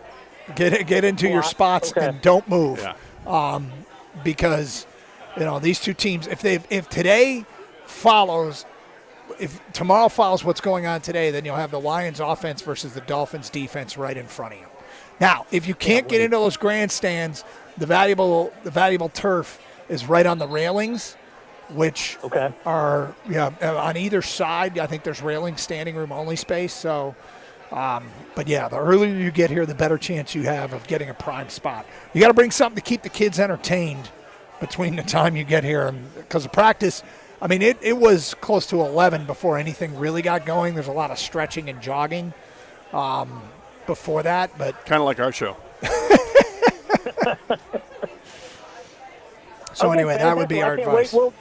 We're going to come over see you guys tomorrow when we're there. And like I said, if I get any callers to give me some pro tips, I need to know how do I get some autographs to make sure I get a chance to see some of these guys. Sounds good. It's after practice. Usually you stick around if you got a front row space on a railing on the side next to the building. You probably have a better chance of getting autographs. Yes. But anyway, there is some private space, which is actually where we're broadcasting from. So I hope you get the chance to see us, but I'm not sure you will. 248-539-9797. All right, so Gator, one thing that Dan Campbell talked about, and we've seen it already, and there hasn't been big totals put up against the Lions defense. I should say in the Atlanta game, they were better. They weren't as great in the Hall of Fame game, but is getting the ball out. I've seen 2 interceptions against the Dolphins offense, and I think listening to him talk yesterday, I think that's one of the sound bites we didn't play. But last year they were very good in terms of creating turnovers and taking care of the football. And as you heard right out of the gate when we talked with Tyler Roll, the tight ends coach, point of emphasis to say the least. But Scott, creating turnovers defensively, huge part of it. Now, a big part of that is pass rush. Pass rush leads to turnovers because it's sack fumble. It's getting a quarterback that has to try and make a throw off platform or throwing earlier than they want to because of the pass rush or not being able to see the receivers he's trying to identify. And the Lions pass rush as the year went on clearly suffered, given who they lost. Hutch, Lee McNeil, Derek Barnes was effective in the pass rush before that. So, well, a big part of why we haven't seen too many turnovers in the first couple of weeks of the preseason for the defense is who's playing. Yeah, you're not seeing Hutchinson playing. You're not seeing Branch and Joseph in the secondary. Those guys are, they create turnovers as much as anybody does in the NFL. So I think that's a big part of it. But nonetheless, you're still asking for the backups to do their job because you're playing against other teams' backups. It's still the same game you're trying to play. You're going to run the same stuff. You expect similar results. So Kyle Allen now taking snaps with the Lions 2s on the field to our left. I kind of hope he gets a chance to run a couple plays with the 1s. Well, I did see him throw a really nice pass to Jamison Williams, who kind of came across the field and hit him in stride, placed the ball nicely over the outstretched hands of what looked like perhaps an outside linebacker. J-Mo caught it, turned upfield on the sideline, and picked up another 25 yards. Feedback coming in. Rick writes in, who's got Aux? I don't know who's got Aux today. For people who don't know what that means, I learned from my kids that is a way of saying basically who's in charge of the music. And there is music out here. Perhaps you can hear it in the background. I do not know who has Aux, but it's got a good beat, whatever it is. Yeah? Yeah. You done with it? Make sure to stop by McDonald's in Escanaba on your trip through the UP. It's the greatest McDonald's in the world, busiest restaurant in town for a reason. That's from Gavin in Escanaba. Is this true? First of all, kudos for the most random text of the day. Yep. Well, I suppose we're asking for it a little bit because we talked about the Lions tight end coach, Tyler Roll, going through the UP. This guy's going to bring up Escanaba and bringing up the McDonald's in Escanaba. Okay, fair enough. Yep. I don't know what makes it great. I don't know if this is a, hey, I work there. Is the McFlurry machine always working? Is that it? Or is there really a reason that the McDonald's in Escanaba stands out? Not all McDonald's are created equal. This is true. So is there a reason for this, Gavin? Or are you making it up? How's Brian Branch doing? I've seen Brian Branch and focused on him a couple of reps. He looked great in coverage to me. And incomplete passes thrown his direction. And I think it had a lot to do with him being like stride for stride with the slot receiver he was covering. Now, again, no Tyreek Hill, no Jalen Waddle today, but yes, a little bit I've seen of Brian. And be clear here, I watched 2 reps in That's all you need. 7-on-7. That's all you need. The Tigers suck. The pitching is horrendous, and they can't beat the terrible White Sox. Well, look, we'll get to the Tigers a little bit in the noon hour. Last night was an extraordinarily frustrating game for a variety of reasons. I'm not mad. Teams absorb losses during the season. Everybody wins 60. Everybody loses 60. It's what you do with the other 40 that determines whether or not you're a playoff team or you're bad. The White Sox have been playing way better of late, specifically offensively. And that Flaherty outing. The strangest inning. Wasn't it? Yeah. It was just bloop single after blooper after blooper after blooper. I think there were 6 singles in the inning, and it felt like all 6 of them were – not that they should have made plays to get them out, but you're like, are you kidding me? It was just beyond where the outfielders were to come in on it. It was just beyond the reach of an infielder. I mean, batters were getting fooled and getting rewarded with bloop hits. Yeah. But Flaherty, I thought, pitched really well, even though it doesn't show it on the scoreline. So I'm not mad. Like, one game, that happens. I will be pretty damn disappointed if they lose this series. Yeah, that's the thing. Look, win the series win 2 out of 3 games, and you're playing best baseball in the major leagues if you do that the rest of the way. Yeah. So win the game today, win the series. Yep. Move on to the next one and do the same thing. That's lather, rinse, repeat. That's how it has to be. You can't pay attention to what Cleveland's doing. You have to pay attention to what you're doing. Well, we'll get into it in the noon hour a little bit more in depth. We're at Lions training camp. It is a different kind of day. It feels different with the joint practices ongoing with the Miami Dolphins. And, yeah, it's hard to do the show with all the football stimulus going on in front of us because you just want to take it all in. But it's been now they're working on special teams things. He's wearing his own jersey. What's that?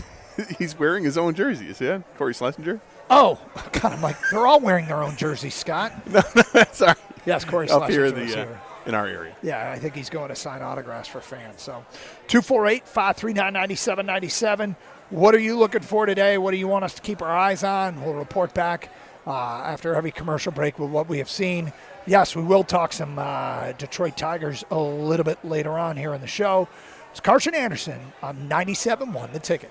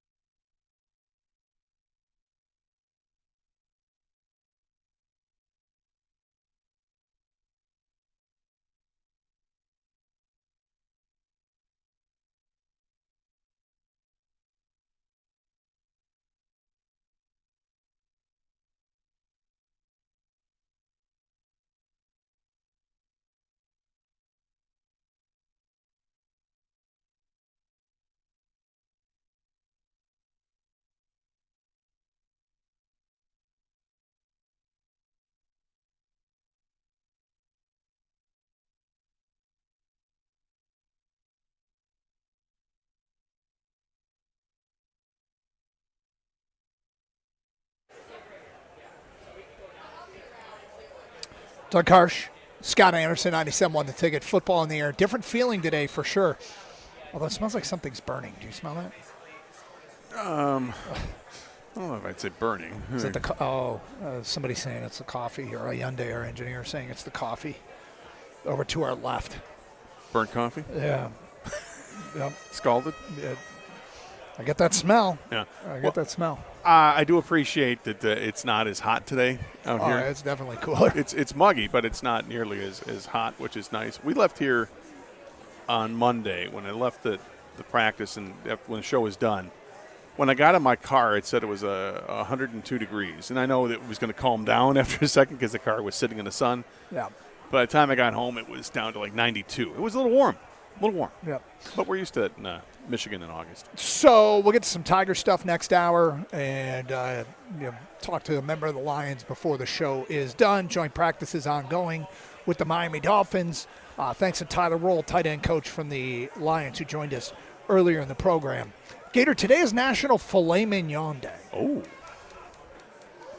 And Kang, today is National Filet Mignon Day. So for those of you who celebrate, are you planning on celebrating in any way? I hadn't, and yet, out of all the cuts of meat, Doug, I feel like filet mignon is the most controversial. What's controversial? Well, because growing up, you heard how it's a very expensive cut of meat, and it was very highly regarded. And I felt at some point, maybe in my mid-20s, early 30s, I started to hear about how it's overrated.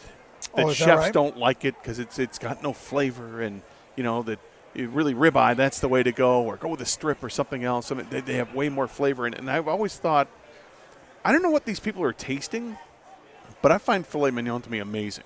Like if I have any kind of cut of meat, that's the one I'm going to gravitate towards. People complain because there's hardly any fat in it. It's very lean, and you get the flavor from the fat. And yet, I don't know, I seem to always find tremendous flavor. The tenderness is unparalleled. I love a filet mignon, medium rare. Kang, is filet mignon your favorite cut? It is not. I enjoy filet mignon, though. I got no problem with filet. But my favorite meat, I mean, you mentioned it, Gator. It's ribeye. There's more fat to caramelize with flavor. I like it right off the bone there. More flavor to me as well. But I told Doug this morning, man, I feel like, and I know this isn't really, probably not true, but I would try it. I feel like I could eat steak every day. I really do. I love steak that much. Medium rare is the perfect temperature for me. I'll take a filet, a New York strip, a ribeye, porterhouse. Like, you just change up the cuts of meat, and I feel like I could go pretty long here. So it's funny, you guys. I probably understand more Latin than I do what's being talked about on the air right now because it's just not my jam. But I do know this: the kids love Papa steak. My dad. Yeah. And Papa absolutely uses this to coax visits. Kids go over to Papa's a lot for Papa steak, and whenever I've had my dad's coming out, I'll make steak for the kids. I ask him what to get, and he always says New York strips. So. Strips easy. You know what you're getting yourself into when you see it. You got to render that fat out on the side of it, and look, all steaks can be delicious in their own way. They just have to be prepared properly. Some of them, and maybe this is the knock on filet, is that it's like idiot proof. Yeah. You don't have to trim it really. It's just it comes in. You get the little steak portion of it and cook it however you want. You season it and cook it. But the thing I love about it is that it absorbs any kind of flavor that you want to add to it. So if you're going to baste it with the butter and some of the meat juices, it creates its own little sauce, and it's fantastic. It takes the seasoning very well.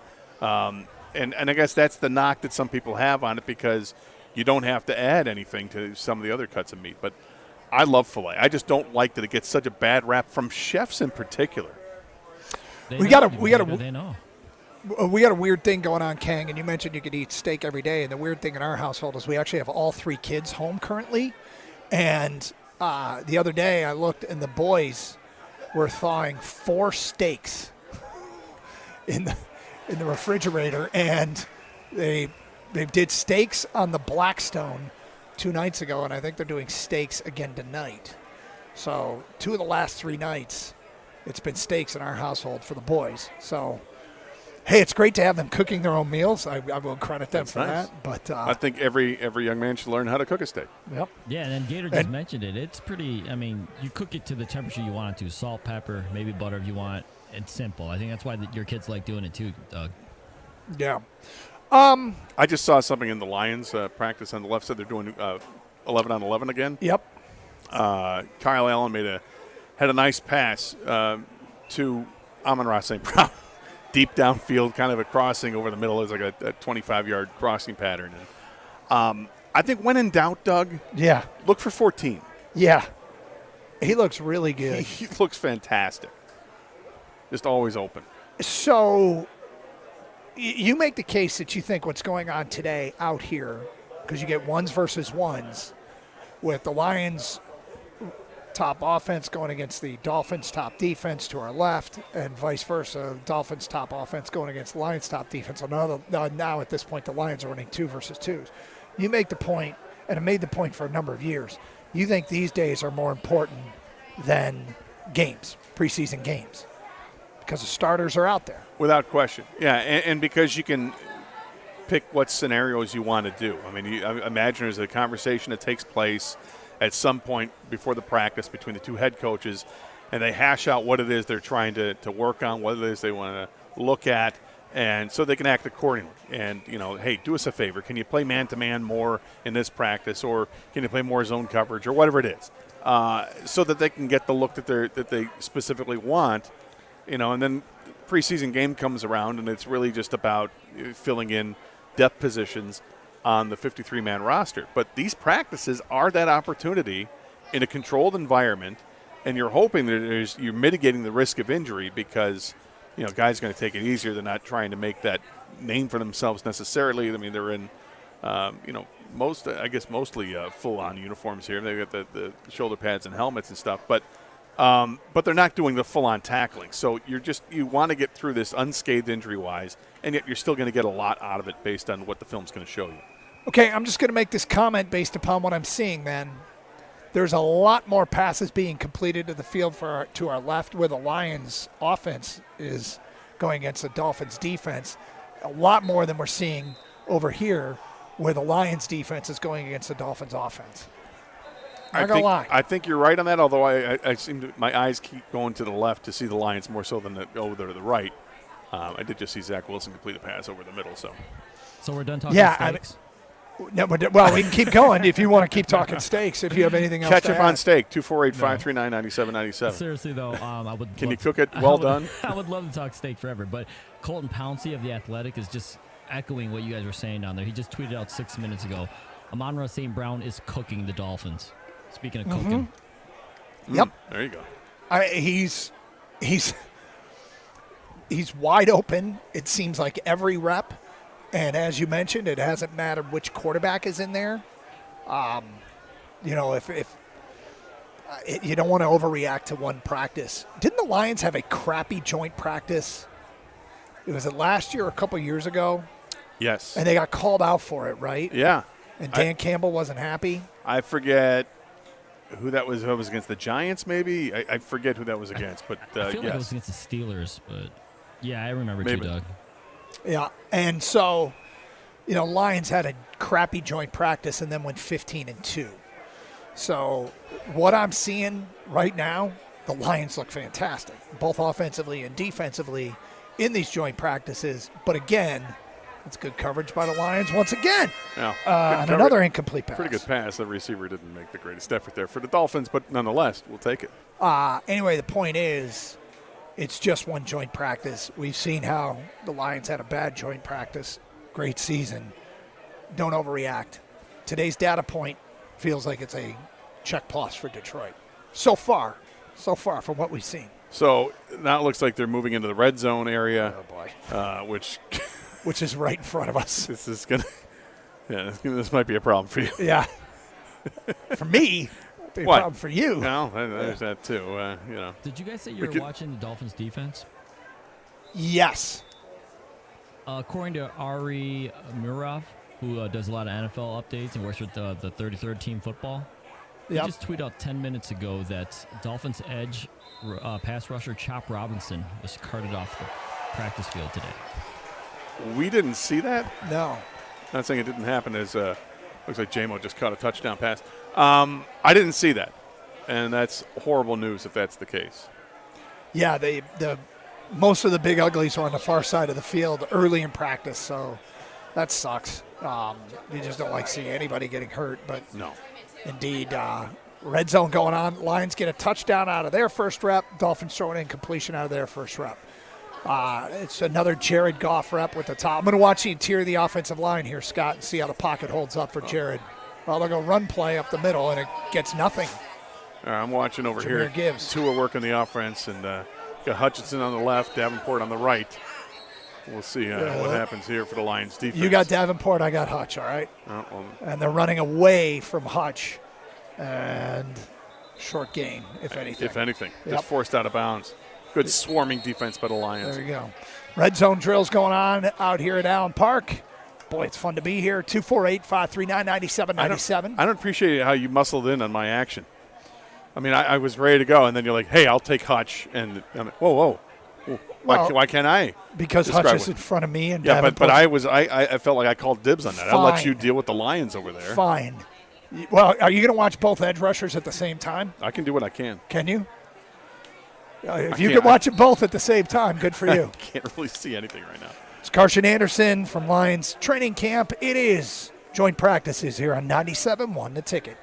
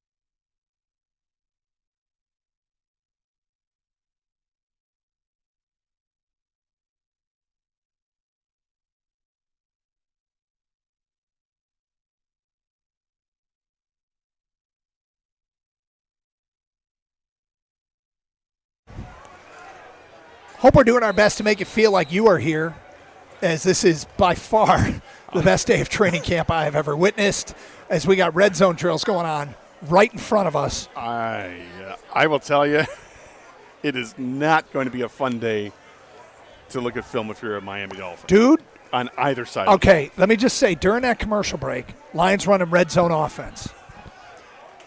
Amon-Ra is not coverable. They just ran back-to-back plays from about the 15-yard line. And, I mean, there's a rookie defensive back from the Dolphins by the name of Jason Marshall. He's out of Florida, and he's lined up man-to-man on Amon-Ra. And, honestly, if I'm Jason Marshall and I'm like his that's my kid, I'm like, you did an unbelievable job. You can't cover this guy. Oh, it's child the man coverage. He was stride for stride, red zone, and Goff just dropped it in. And Marshall is, I mean, locked on to Amon-Ra, who just goes up and plucks it over him, almost off of Marshall's back. Just an incredible catch. Next time they run from the same distance, Amon-Ra runs a stop route, gets into the end zone and stops by the pylon, and Goff delivers the ball. And they made it look easy. Amon-Ra, what was it, Colton Pouncey? Is that who you said, Kang? Said he's cooking? Amon-Ra is indeed cooking today. He looks so good. Yeah, he looks good. And they're able to punch in a couple of running plays in the end zone, too. It felt like it was just touchdown after touchdown after touchdown on the Lions side. For Lions offense. Meanwhile, the defense that I was watching is stifling. They're not giving up anything. Hutchinson is a problem. No. I mean, they have the Hutch rules here, too. It's like he gets in, play's got to continue. He's already stopped the play. The secondary looks good. They're tight in coverage and making life miserable. Have you seen the Dolphins? I mean, look, we haven't seen everything. Have you seen the Dolphins score one touchdown on red zone offense? Not yet. I've seen the Lions score several. Yeah, I was going to say at least 4, I think, for the Lions. And then was there pushing and shoving after the fourth one? That there was. I think some frustration is setting in. Now, to be fair, Waddle and Tyreek Hill are sitting out today and not participating. So, look, once again, red zone pass incomplete. Yeah, looked like in and out of the hands of a receiver in the back of the end zone, but good coverage. This is where it gets tight. It's now 2s versus 2s going on in front of us, and it's been a good day for the Lions, as now Kyle Allen's taking a rep. Hendon Hooker got the first rep with the 2s. Kyle Allen inside the 10. They'll go run play inside the 10, up the middle, and gets inside the 5 there. Somebody asked, I saw a text that came over, somebody asking about Ray Lopez as they've run through the defensive tackle that they got. As the Dolphins throw another incompletion in front of us. I saw Ray Lopez on a run stuff inside the 5. They had the ball at the 4-yard line, and he was at the point of attack, gave no ground, and looked pretty good on that one rep. Look, don't want to get too carried away by what we're seeing because it is one practice, but Lions are having a good day. They're looking good. It's a good day to have a good day. Yep. And again, it's both sides of the ball, which is fun. Yeah. Morning show went through this last week. They said that people started lining up at around 6 a.m. Okay, so that's for the caller that asked for any tips.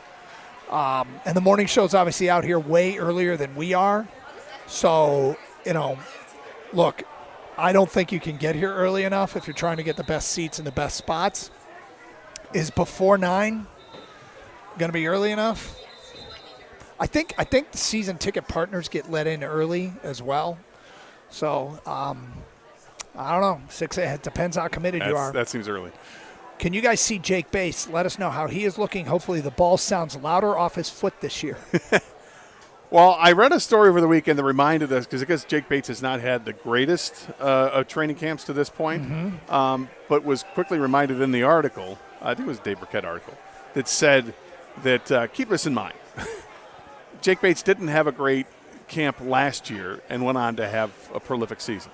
Yeah. So, worry about what happens in the games more so than practice. Oh, a little fumbalaya. Wow. Dolphins, it looked like they were going to score their first touchdown in these red zone practices. The running back hit the hole, nothing there, bounced it outside. I can't quite see who it was. And I think it was Eric Hallett for the Lions, got a paw in there and knocked the ball free. And I think the Dolphins have run, at least 10 plays over here in the red zone with no touchdowns. Lions defense looking really, really good. Right now it's the twos versus the twos, but well, they couldn't get it done with Tua in there, who was a 1. Yes, that is true. And now it's your boy Zach Wilson getting a rep, and this is at about the 4-yard line for the Dolphins' red zone offense. And Looking Wilson left, back to looking left, pass, throwing under left. pressure, and he throws. And again, it was out of our point of view, but they aren't really celebrating, are they? It was caught? Yeah, I think they were celebrating. So there's their first one. There's the Dolphins' first red zone touchdown that we have seen. Leave it to Zach Wilson. He's still hanging on, people. All right, Greg in Plymouth writes in, my wife's best friend and her husband are flying in from Escanaba. We're taking them to see the Tigers play the Royals in a couple of weeks. I'll get the answer to that McDonald's question for you, fellas. We can't wait to hit the McDonald's on the way. Yeah. This came up because of talking to the tight ends coach. Tyler Roll, who's from Fargo, had to drive through the Upper Peninsula, and he was raving about the Upper Peninsula. Of course, he was raving about everything. He was an intense dude. He was fun to talk to. Yep. 248-539-9797. Do you feel as though the coaches will put as much stock into what they're seeing as we are right now? Or are they not likely to get carried away? No, it's their job not to get carried away with it. I mean, internally they might be, this is awesome, we're looking great.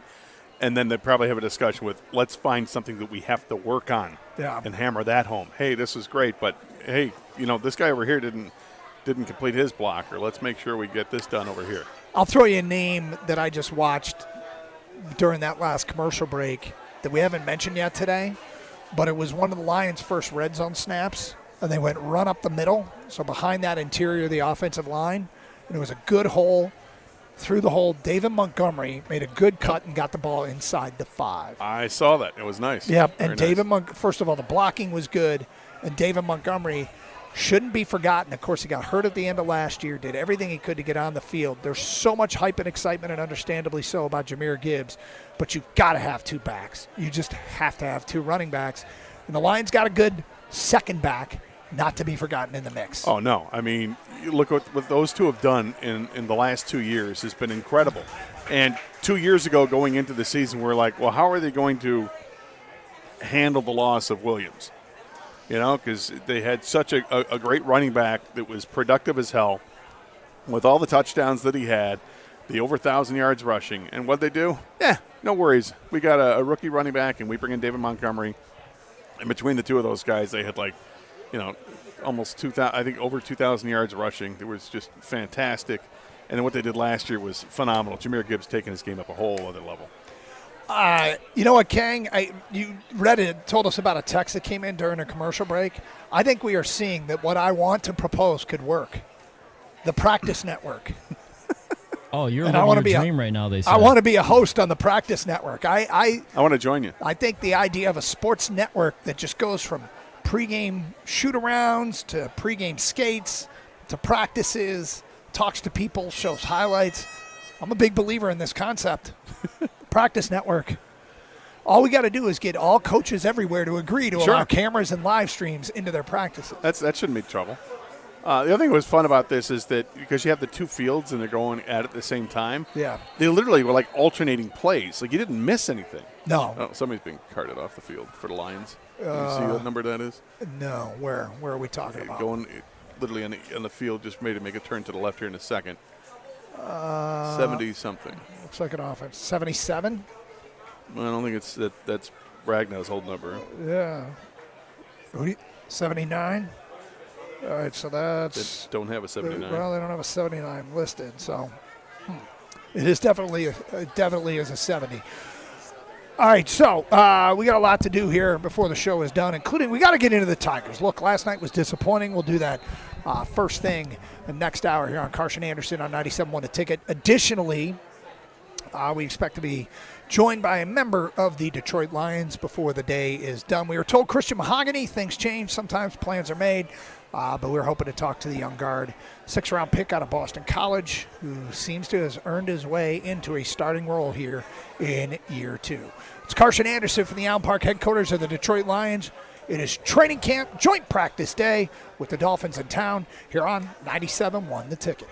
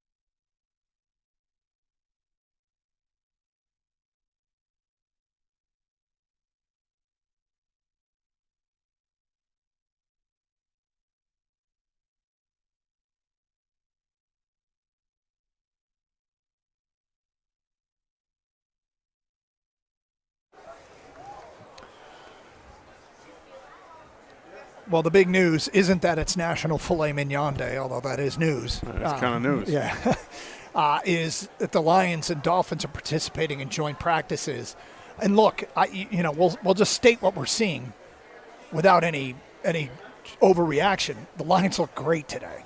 Every drill that we have seen, the Lions, whether it's the offense versus the Dolphins defense or the Lions defense versus the Dolphins offense, the Lions have looked like the better of the two teams in almost every way. It stands out. It's obvious. We're reading stuff out of Miami. The Miami reporters are here kind of saying the same thing. Look, it's also National Prosecco Day. It doesn't mean we're popping bottles because of a nice practice. So I work that in, Doug? Yes. That's a professional right yes, there. We're not overreacting. Is that what you're saying? That's what I'm saying. We're not going to overreact to it. We'll get to some Tiger stuff this hour. Let's get to your phone calls. Tommy is in Auburn Hills, and on 97 the ticket. Hello, Tommy. Hey, what's up, guys? Hey, Tommy. Man, you got me. Hey, just having a day. You got me thinking about that. Yeah, the steak, the meat. Yeah, my favorite is a prime rib, and I grew up in Clawson, and if Jansen's listening, he'll have to text you and agree with me on this. The Clawson Steakhouse. It's a great steakhouse. They make the best prime rib, and it's like you get a huge slab of meat, and you get the large size. Unless you're really, really hungry, eat the whole thing. You're going to take a lot home, and it's like you can enjoy it again, and it's like it's wonderful. That's what I got to say about that. I went there for a rehearsal dinner in 2007, and the dinner was spectacular at the Clawson Steakhouse. It was just was incredible. Just other than the size, what makes their steak so good? Oh, we lost him. You know who would know? Well, he said Jansen. Well, I was going to say, the pride of Clawson himself would be all about that. He's probably driving off the road right now. Oh, dude, let me tell you. Yeah, he might be driving straight here to join us live at practice. Bill is next on 97 the ticket. Hello, Bill. Hi, guys. Hey, Bill. Hey. Yeah, I'm sorry. I was going to talk about the Tigers. The screener said you were going to start taking some Tiger calls. Yeah, we're good with that. Go. Yeah, well, I'm glad to hear the Lions are looking so good today. I try not to overreact, and it's one of the reasons why I really enjoy you guys' show, because you're not overreactionary. But I'm trying not to be right now. I see today's game as being pretty damn important. Now, I think that I'm really worried about Flaherty. I'm starting to really worry. And just a note to AJ, please, no more Tommy Canley. That's the 86. Tommy Canley is really trying Tigers fans' patience, and I'm sure it's affecting the staff right now too of what they're going to do with him, because he just hasn't been good at all. He's been completely unreliable, and it's a problem. Jack Flaherty, I thought, pitched really well last night. You get into that fifth inning, and it was just strange. It was strange. Bloop hit after soft hit, no hard contact at all, but somehow every one of those found its way to the turf beyond the fielder's reach. And I was actually encouraged by Jack Flaherty compared to his last start, where he just got hit a ton and hard hit. This was different, and I felt bad for him because I thought he pitched well. Well, he had a season-high 19 swings and misses, okay? And he didn't get out of the fifth inning. And he was fooling Chicago hitters. And in that disastrous fifth inning, where the White Sox loaded the bases with nobody out, he had the stuff to get out of it. There were just some bat throws. Like, literally, guys are fooled and swinging at pitches out of the zone where they would throw the bat, and to their credit, these are two-strike emergency swings, and I'm in trouble, and I get the barrel of the bat on the ball in a save me kind of swing, and guess what? They get a single out of it. And there was also one that was hit that came off the bat at 107 miles per hour. All in all, look, I don't think it was a disastrous outing for Jack Flaherty. The result was pretty disastrous. The fifth inning was disastrous. It was, but 19 whiffs, a season high. That's a lot. And the Well, I know contrast that's of the fifth inning where there was yeah. such soft contact with the first inning, Yeah. where he had 2 fly balls that looked like they're going to be out of the ballpark, Both. and they were Yeah. just hit to the warning track, and the outfielders made the plays on them. That's baseball, right? Hard contact led to outs, and then soft contact led to base runners. So, as far as what he said about today's game, one baseball game doesn't make or break your season, but to an extent, I agree with him. I think today is kind of important. It's about winning series, and the White Sox is not a team you should lose a series to.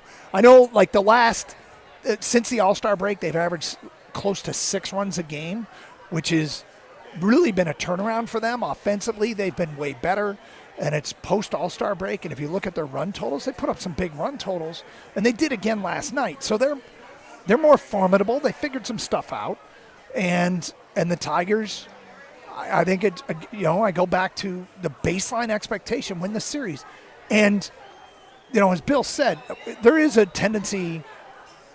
We try and tap the brakes and usually see the big picture. A series loss to the White Sox isn't good. It just isn't good. And I'm not going to sugarcoat it or tell you otherwise. This is a series that they should win. And if they don't at this time of the season with what's on the line, it'll be disappointing. Now, what do they got going today? And they play this afternoon. They got Troy Melton, and they called up Sawyer Gibson-Long. They're starting Troy Melton, so they're still piecing it together here a little bit of who their go-to guys are going to be, and we're late in the season with a first-place team. Yeah, here's what I'm curious about with this afternoon's game. With Melton being named the starter, is how many innings are they going to give him? Is he going to be like pitching into the 6th inning if he's pitching well, or is this like, look, we got to ramp you down. We're going to use you every couple days out of the bullpen, or every few days, so maybe he's only going to go 2 or 3 innings. I don't know. I'm curious to see what the usage is, and of course, it's going to be largely dependent on, how he's pitching. But if he's pitching really well, does AJ take him out after 3 and turn things over to somebody else? We'll see what happens there. Bottom line is, last night was disappointing, but it's one game, right? Yeah. It's one game, and try not to get too excited about one game, nor get too down over one game. But a series is a whole different thing. And the series is on the line today, and I think there's some premium on this game today, and it is what it is. Now, as far as other things, what's going on with Jahmai Jones? Well, I think maybe the Jahmai Jones experiment, it's time to look elsewhere and give somebody else a chance who's hitting well right now, and to me it's Justin Henry Malloy. I like Jahmai Jones's heart. I liked it earlier in the season. He was, a pinch hit situation, would just thrive in it, but he's in a kind of a big slump here, and it's a bit of a problem when you look at what he's done. And he had the opportunity. He comes in last night, and was he hitting for Carpenter? They took Carpenter out because of the lefty-lefty situation, and they're not giving him that opportunity last night. Jahmai Jones comes in and goes 0 for 3 in pretty good matchup situations, and he just didn't get it done. Meanwhile, Riley Green, who is not hitting lefties as well as Kerry Carpenter is, he's not being taken out. And I'm not saying he should be. I'd like to see both guys stay in and have that chance. But Jones is 9 for his last 60, and that goes back to June. Justin Henry Malloy is hitting .318 at Toledo with a .927 OPS. He had 4 hits in the game last night, and I really liked his at-bats when he was with the Tigers. Look, he may not have gotten on base as much as they wanted him to, but it wasn't, two pitches and he's out. I mean, he was making the pitchers work for it. So I want to see him come back and have an opportunity. And it's not so much an indictment of Jahmai Jones, but he's only playing in situations that are going to be advantageous to him. And exactly. And if you're not going to thrive in that situation, try somebody else out. So, I mean, that's one that has to change. Another one that's going to have to change, and change for the better soon, is Zach McKinstry. Yeah. And I wonder if there's an issue here. Since he went 4 for 5 against the Nationals on July 2nd, he is 18 for 96. That's a 187 average. So he's not getting it done, and this is a longer sample size now, nearly 100 at-bats there. And maybe it's time to start to lean on Colt Keith a little bit more and give him more opportunities to play on an everyday basis. Colt Keith had a couple brutal at-bats last night before Well, they had launching 2 a hits home and they run. had a Yeah, home run. before, Yeah. before pulling it together. But like I said, it's baseball. The kid that had the 12, the shortstop, is it Anderson? Who had 2 brutal strikeouts and then fell behind 0-2 on 2 curveballs, and then was one of the ones that got a base hit in that 5th inning. So, bottom line here is, I don't want to put too much on one frickin' baseball game out of 162. No, not at all. But I do feel like today's game is Today's important for important. the Tigers. 248-539-9797. Tiger fans, you want to sound off on your team. Still in first place. Interesting day today. Troy Milton, who's been very encouraging, gets the start. And Sawyer Gibson-Long, according to the beat reporters, has been called up. Joint practices continue from out here at the Allen Park headquarters of the Lions with the Dolphins. Lions having what appears to be a very good day. I'll be intrigued to get the coach's take on it afterwards. Leading into Tiger baseball this afternoon, the series finale from Chicago.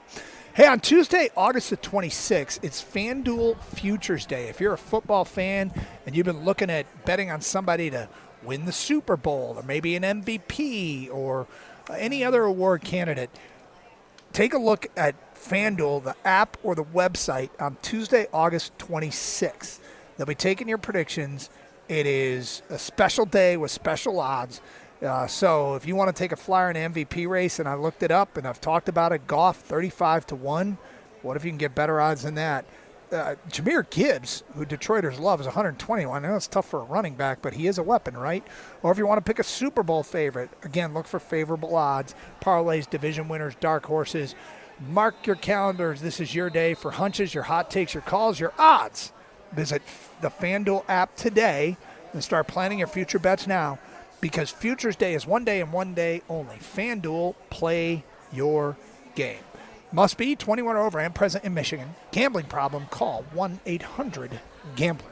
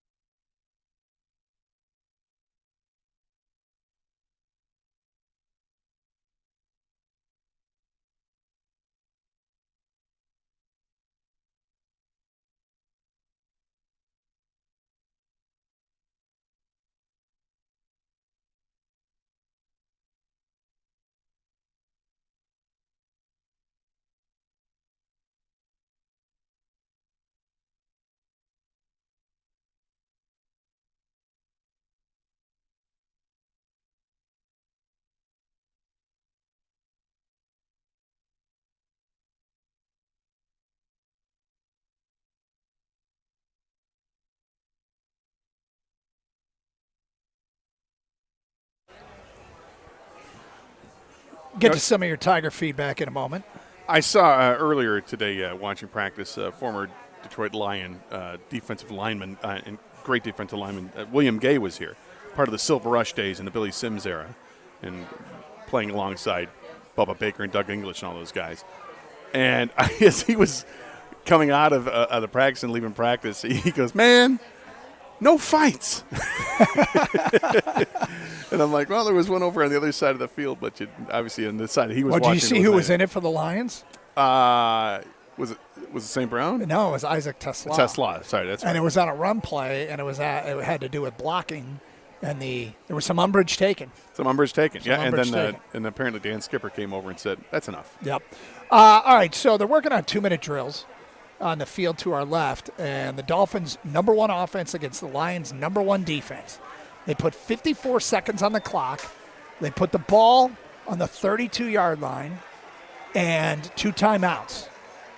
So Lions on defense, Dolphins complete 2 passes for a total of 6 yards, then a false start, then an incompletion, and then another incompletion. 4 and out for the Dolphins offense, the Dolphins offense against the Lions defense. And now it's the Lions' turn. And again, the ball's placed on the 30-yard line. 2 timeouts, 54 seconds to go. On the scoreboard, it says 10-10. It's 10-10. Yes. And in the Dolphins' case, they didn't get 1 first down, which kind of follows what the day has looked like. Now it's the Lions' first chance with Goff in a shotgun from his own 30. Back to pass, pocket holds, fires over the middle, and it's caught near midfield. Hey, guess who? Amon-Ra St. Brown. Clock running, 44 seconds to go for the Lions offense as they quickly hustle to the line of scrimmage. Ball on the Dolphin 46-yard line. Goff back to pass again. Delivers, and it's caught. Sam Laporta inside the 40. Brock Wright, I think. Was it Brock Wright? Yep. My apologies. Not the greatest angle we have here. And the Lions will take a timeout with 31 seconds to go. 2 plays, and they're in Jake Bates field goal range. So, got to tell you, it's following everything we see today. Yeah. Lions look great. They'll have a 2nd and 3 from the 38-yard line. They have looked really, really good. And, a lot of emphasis has been placed on the offense looking a little sluggish lately.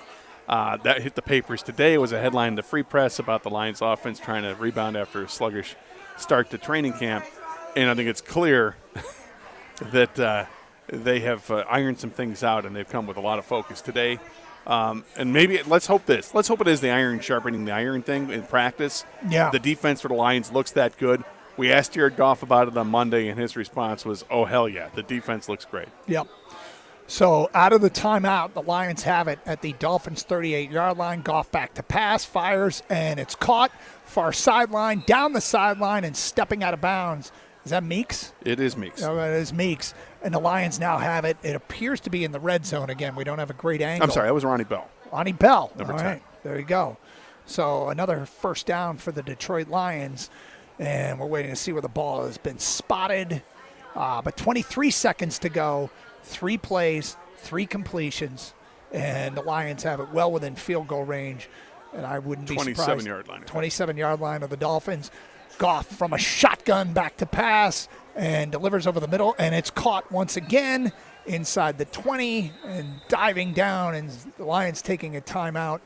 That's St. Brown. It's 84. Is that Zylstra? Shane Zylstra? Oh, is that 84? I believe it it was is 84. So yes, you are correct. As I see the diminutive one, St. Brown on the right side coming back to the huddle. Yep. So the Lions use their last timeout to stop the clock with 17 seconds to go. This can't take a sack, Doug. 2-minute drill. You can't take a sack. Can't take a sack. And if you're going to catch it on the sidelines or go to the end zone or throw it into the end zone. They could probably take 2 shots at the end zone if they want here from the Dolphins 19. Don't force it. But this is. This follows everything we've seen today. Lions look good. You got a veteran quarterback in there. The good news is that in a 2-minute drill, the Lions offense, the pocket is held up. Okay, we've seen this before. Would the Lions dare to run it in this situation? And spike it? Yeah. Just because they're situational, they can control They can practice. This. They can mess around with that. Just kind of work with it. It doesn't look like they're going to with an empty backfield. Well, no, Gibbs is in the backfield, sidecar right. That's Jameer, yeah. So Two receivers split to the left. That's Amon-Ra and J-Mo, and Goff looking that way, fires to Amon-Ra, dives, and incomplete. Okay. It Better was you not caught. catch that, because if he caught it, landed in bounds, which is what he was doing, is landing in bounds, the clock would still go. Clock stops with 12 seconds to go. So now you're going to take your shot. Yep. And if it's not there, throw it to the stands. one shot to the end zone. Look for Tony Ortiz. Or T.J. Lang now. Or T.J. Lang. Yeah, it used to be T.O. Look for now. T.J. Lang. Yeah, so T.O. did a great job. T.J. does a great job. So Lions with one crack here in this 2-minute drill to get the ball in the end zone if they so choose. And there's kind of delay here before we run this last play. Now we look ready to go. Goff's got him in the huddle. I'm going to look for Amon-Ra here. I'm just saying. Is that what you're saying? Yeah. I think that's probably wise, although maybe you get a matchup where Jamison Williams gets a step and you could throw it down in the corner of the end zone. All right, so Dolphins went 4 and out in their 2-minute drill. Lions have driven down to the Dolphin 19-yard line, 3rd and 2, 12 seconds to go here in a 2-minute drill. Lions out of timeouts.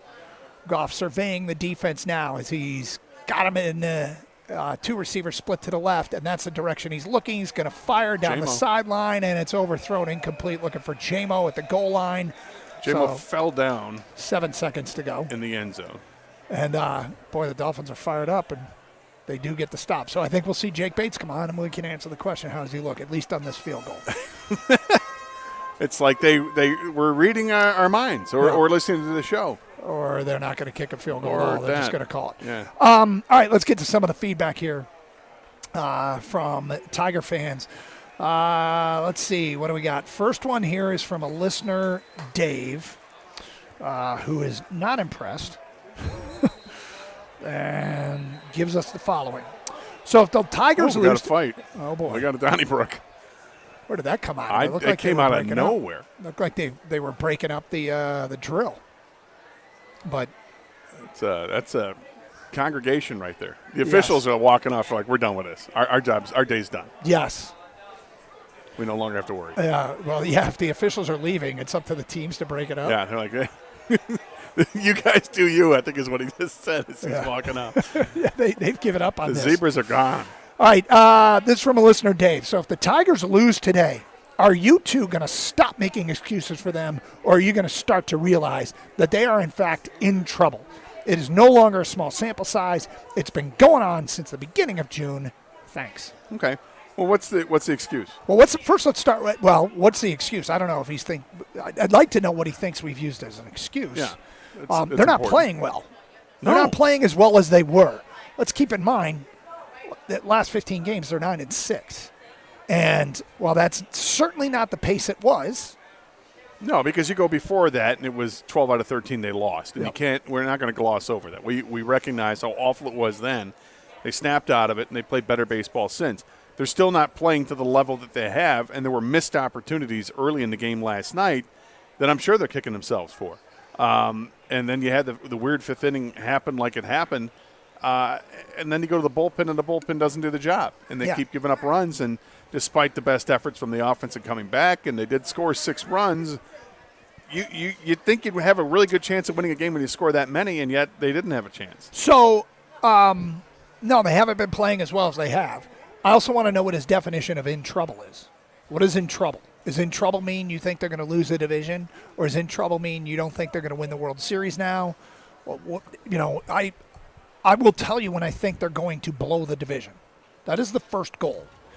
If they are going to play like this the rest of the way, okay? If you're fully convinced that this is, since the beginning of June, as he says, this is truly who they are, all right? Then I'm not going to try and dissuade you from thinking they're in trouble. I'm not there. I think they can play much better than this, and I think we have 6 months of evidence going back to last year that they can.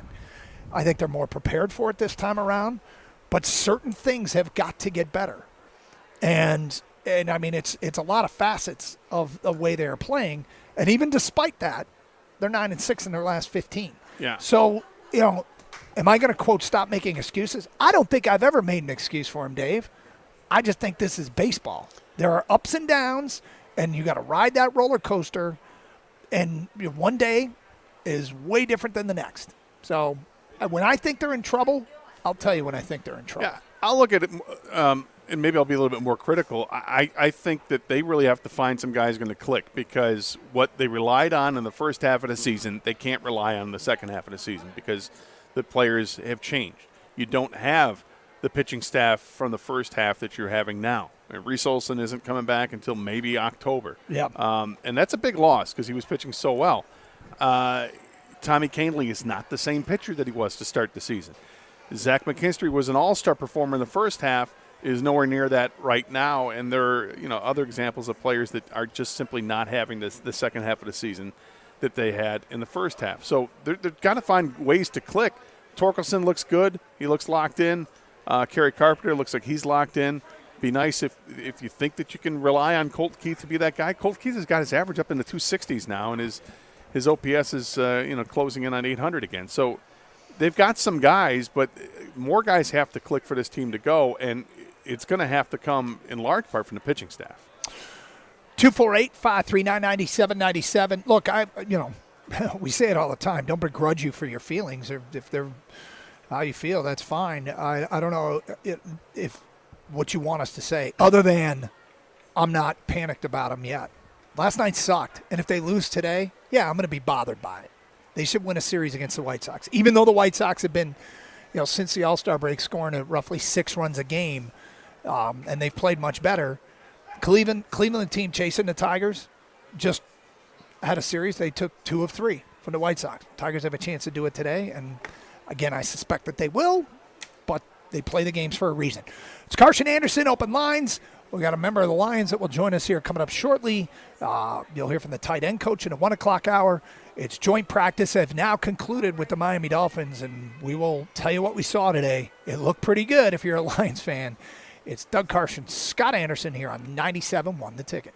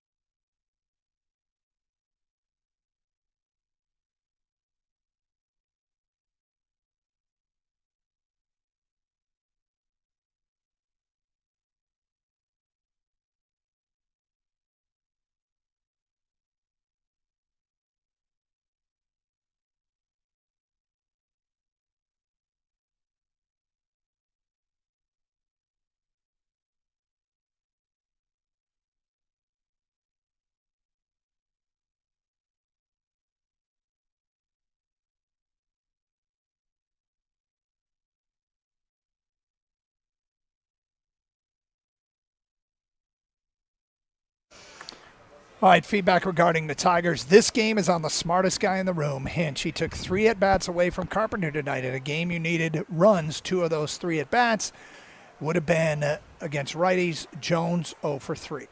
And then so sick of seeing Jones in the place of our best hitter, Carp. It's ridiculous. Please stop.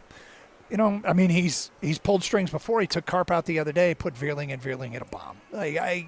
He's not going to get them all right. No, and it's worked before where he's put Jemai Jones in and he's come up with a big hit. But Jemai Jones over the last, like I mentioned, his last 60 at-bats, it's not a very good percentage for him. Yeah. So, and he's the last guy on the roster. Yep. So that's a guy that can be subbed out if they want to go and try to find something else. All right, so Lions and Dolphins joint practices have wrapped up, and we're joined now by Christian Mahogany from the Detroit Lions offensive line. I don't want to overstate the case here, but did you guys just whoop their ass? I probably shouldn't answer that. We'll see on the film. We'll see on the film later. Smart answer. Everything we looked here, your offense over here was scoring, and your defense was stopping them. Yeah, that's good. Did you feel? Let's slide the mic up a little bit. Yeah, the energy was good. I didn't feel the defensive side, Yeah. but obviously you guys, I believe you guys' word. So, but offensively, we did our thing. I feel like a little bit. We got the ball rolling. Yeah. A lot is being asked of you and the interior of the offensive line. How ready are you for this challenge? I'm excited. I've said it before. Pressure. Pressure makes diamonds. So I'm ready to go. I mean, I feel confident. We got a good group, young guys, some younger, some older. We got guys all the same age, way more experience, maybe less. Like Tate, Panay, and I are all the same age, but Panay's got 5 years, my second. Tate's his first, and then we got the 2 old guys. I like to take care of them as well, but they take care of us more than we take care of them. So talk about the progression of what it was like for you as a rookie last year, and then at the end of the season when you're getting some big-time reps, and now you've got your second training camp to go through and how different it feels for you and how you mentioned you're more confident. Yeah. Where can you kind of point to where it is? Last year I didn't really get a training camp. I had mono. I came down with that. It was a bad case of mono and stuff like that. And then I came in, no expectations from anybody really. I just came and tried to do my thing. I'll just hold it. I just came and tried to do my thing late in the season to try and get reps. Coach Fraley, Coach Campbell, when my practice window opened, that was big for me. I tried to just learn and get as much reps. I didn't know if I would play or not. And then those reps definitely help. I played in 2 games last year. We got that out the way, So now there's no excuse for anything on my part. I just got to continue to build and grow. When you did get that playing time, did you know right away, hey, I belong? Or did it take a few reps, a few series, even into both games? It's good feedback, of course, the games, but, hearing it from your teammates, the other coaches, the D-line coaches, the D-line, they're like, okay, you do this really well and stuff like that. So I kind of had a feel. I felt like, in practice I was doing some good things. So I felt like I belonged for sure. Right side, left side, does it matter for you? No, it doesn't matter. I played both. Right, maybe more comfortable, maybe a little different, but now full-time left. So I'm going to just keep doing my thing for sure. Yeah. It's not your fault. You want to switch out the headset there and see if we can get a better one? Because this one's continuing to give him problems, and we'll sort this out. Is that better? Yeah, I don't know. Who knows? All right, so today, Amon-Ra looked uncoverable. Do you have any sense for that, in practice when you're blocking for him? Yeah, doesn't he always feel like that, though? Yeah. Uncoverable. He works very hard. He's one of the best guys I've ever been around, just people in general, not just football players. He was obviously raised really well. He's a good person, and he's humble, later guy drafted, and he has an edge, and he always keeps that chip on his shoulder no matter the case. He got paid, whatever. He's still the same guy. So I love Amon-Ra. Is there an advantage for having the 3 of you guys in the interior kind of coming in together at the same time as opposed to, one guy starts 1 year, another guy starts another year, and then 3 years down the road you bring in a third guy? But you guys are all going in there together this year. Yeah, I feel like our chemistry and we're meshing really well, what we like to say, what we don't like to say, how Tate likes to block, how I like to block, how Graham sees blocks fit, everything. It's just we all talk to each other initially, and last year we had, myself go in and Yodi, we had all those guys, but we were just one piece to a structure. So it's kind of like you have to gel all in one, and then it all comes together very quick. So we're growing very accustomed to guys that are I don't know, 6th-round picks becoming quality starters. What is the secret to the sauce? What is Brad Holmes seeing in guys like yourself and others where he's getting starters out of every round of the draft? I don't know. I felt, I don't like to live in the past, but I felt really good about, my combine and everything of that nature, like that whole draft process. Maybe a team, I don't know what was said, what was done. I don't know behind closed doors, but, I fell, into the perfect scenario. Maybe it was better for me in a case, it makes me have a chip on my shoulder, and I always remember those days, and it just fuels me and makes me a better player. You have probably not a huge sense for this, but, lifelong Detroiters here, and you used to get the sense that when guys came to Detroit, that the reaction was, oh, I'm going to Detroit. And now it feels like it's changed. Yeah, I texted, we were in, my Madden group chat. We're doing, a franchise before the draft, obviously. Right. And I was I said, before Zeitler got signed here, I was imagine, myself and Penei Sewell, on Deuce Blocks. What would that be like? I said, I'll be Detroit's a premier spot. And what did your boys in the Madden group chat think of that? They thought they were holy, I can't say, but they're holy, so and we saw it live in the game, so it felt really good to play next to Penei Deck as well. So it's unbelievable. Those are the guys, not Penei, but Decker. I grew up on, watching young guy Madden, all that stuff. How is your Madden game? Oh, I love Madden. That's my favorite game. I like Madden, 2K. I like everything, really. I play all the games. MLB, I'm sneaky. I love MLB The Show. Yeah. I'm a sneaky MLB guy. I don't really like to go to the games as much, but the game's the game. So who do you play with? So we play Diamond Dynasty. It's create your own player. It's like Madden Ultimate Team, but just baseball players. Gotcha. Would you create yourself as a player? No, Come on. I would, but I can only play catcher or first base. That's all I could do. I'm not agile. I'm not doing shortstop or center field or anything like that. Which young guy has impressed you? Whether a player you've gone against? You're a young guy. I don't know. Yeah. But who's caught your eye? I think Isaac Tesla is really doing really well. Sitting on the sideline at games, I feel like he has a good catch ball point with the quarterbacks. The quarterbacks know that he can go up and get it at any time, and he blocks well. That's his thing. We saw it today. He got some reps with the ones. He's blocking all the way in the end zone. That's what we preach here. So I'm glad he's able to adjust to the culture. So Tesla and Tate, of course, Tate's mind is really sharp for, he's not a young guy, but, for being someone a rookie, So does it get annoying to have to pronounce the last name and emphasize the extra Mahogany? No, not for you. No, for Tesla. You, yeah, Tesla. No, I call him Mailtron. Mailtron. we've heard that going that's around. What I call him, Mailtron. Optimus Prime is good because it's the opposite of Megatron. Right. So he wears 18. So we'll see how that all fits in. Well, it's been exciting, obviously, to see. What about being the hunted? You guys are clearly the hunted now. In terms of what, everything? Just everybody's I don't think we feel that way. I feel like Coach Campbell, Mr. Holmes, everyone here that's been here for the long journey, they don't feel that way. It's still the opposite. Everyone on the outside could feel like, oh, we're coming after the Lions, but we're coming after you. That's how we feel. It's not oh, sit back, this is ours. We still got to go. We still got a lot to do. Do you hear that respect? Mr. Holmes. Mr. Holmes, yeah, I did Mr. Holmes. call Mr. Holmes. That's straight up respect. Huh. Well, hey, look, great to be joined by you. Best of luck this year. Thank you. And you look ready for it. I'm ready. And the offense looks ready for it. Right. I feel like the defense got you guys ready for today. They're really good. Our defense really good. Coach Shep, he's got those boys rolling. Hutch brings energy that's unbelievable. He's at times it seems like he's unblockable. We got good guys on the D-line. We got vet guys. Tyleek coming in. We got DJ Reader. He's a hard-to-move guy, We got Aleem coming back. Don't sleep on Aleem. Aleem's, last year, unblockable in my opinion as well. Joint practice versus preseason game, which do you prefer? I don't know. I haven't played in a preseason yet. That's right. You didn't play last year. I didn't play last year, and I haven't got the opportunity to play. So I think he's saying joint practice. Yeah, joint practice. Sounds like joint practice. All right, well, good luck in Madden and MLB The Show. Thank you. Pleasure Thank you so meeting much. you. Thanks for coming by. Thank you, guys. Christian Mahogany off the Detroit Lions offensive line, joining us here on Carson Anderson, 248-539-9797. Here on 97.1 The Ticket. Hey, Michigan Auto Law, auto accident attorneys. They specialize only in auto and truck accidents. Many law firms don't specialize, but focus on many different areas of the law. You wouldn't go to a doctor who specializes in all sorts of medicine. Why would you do that with your lawyer? Specialization really matters.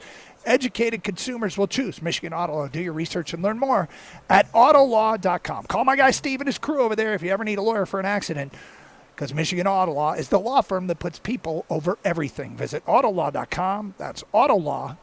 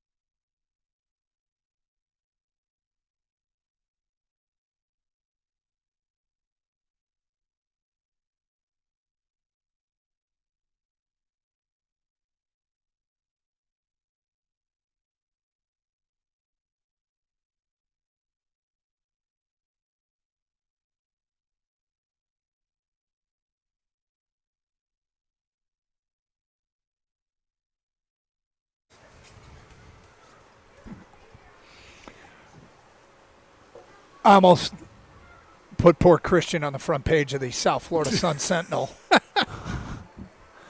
What an unfair question to ask a young guy. Did you just whoop their ass? Yeah, Doug, get him to say something derogatory about the Dolphins before we do this again tomorrow and then they play again on Saturday.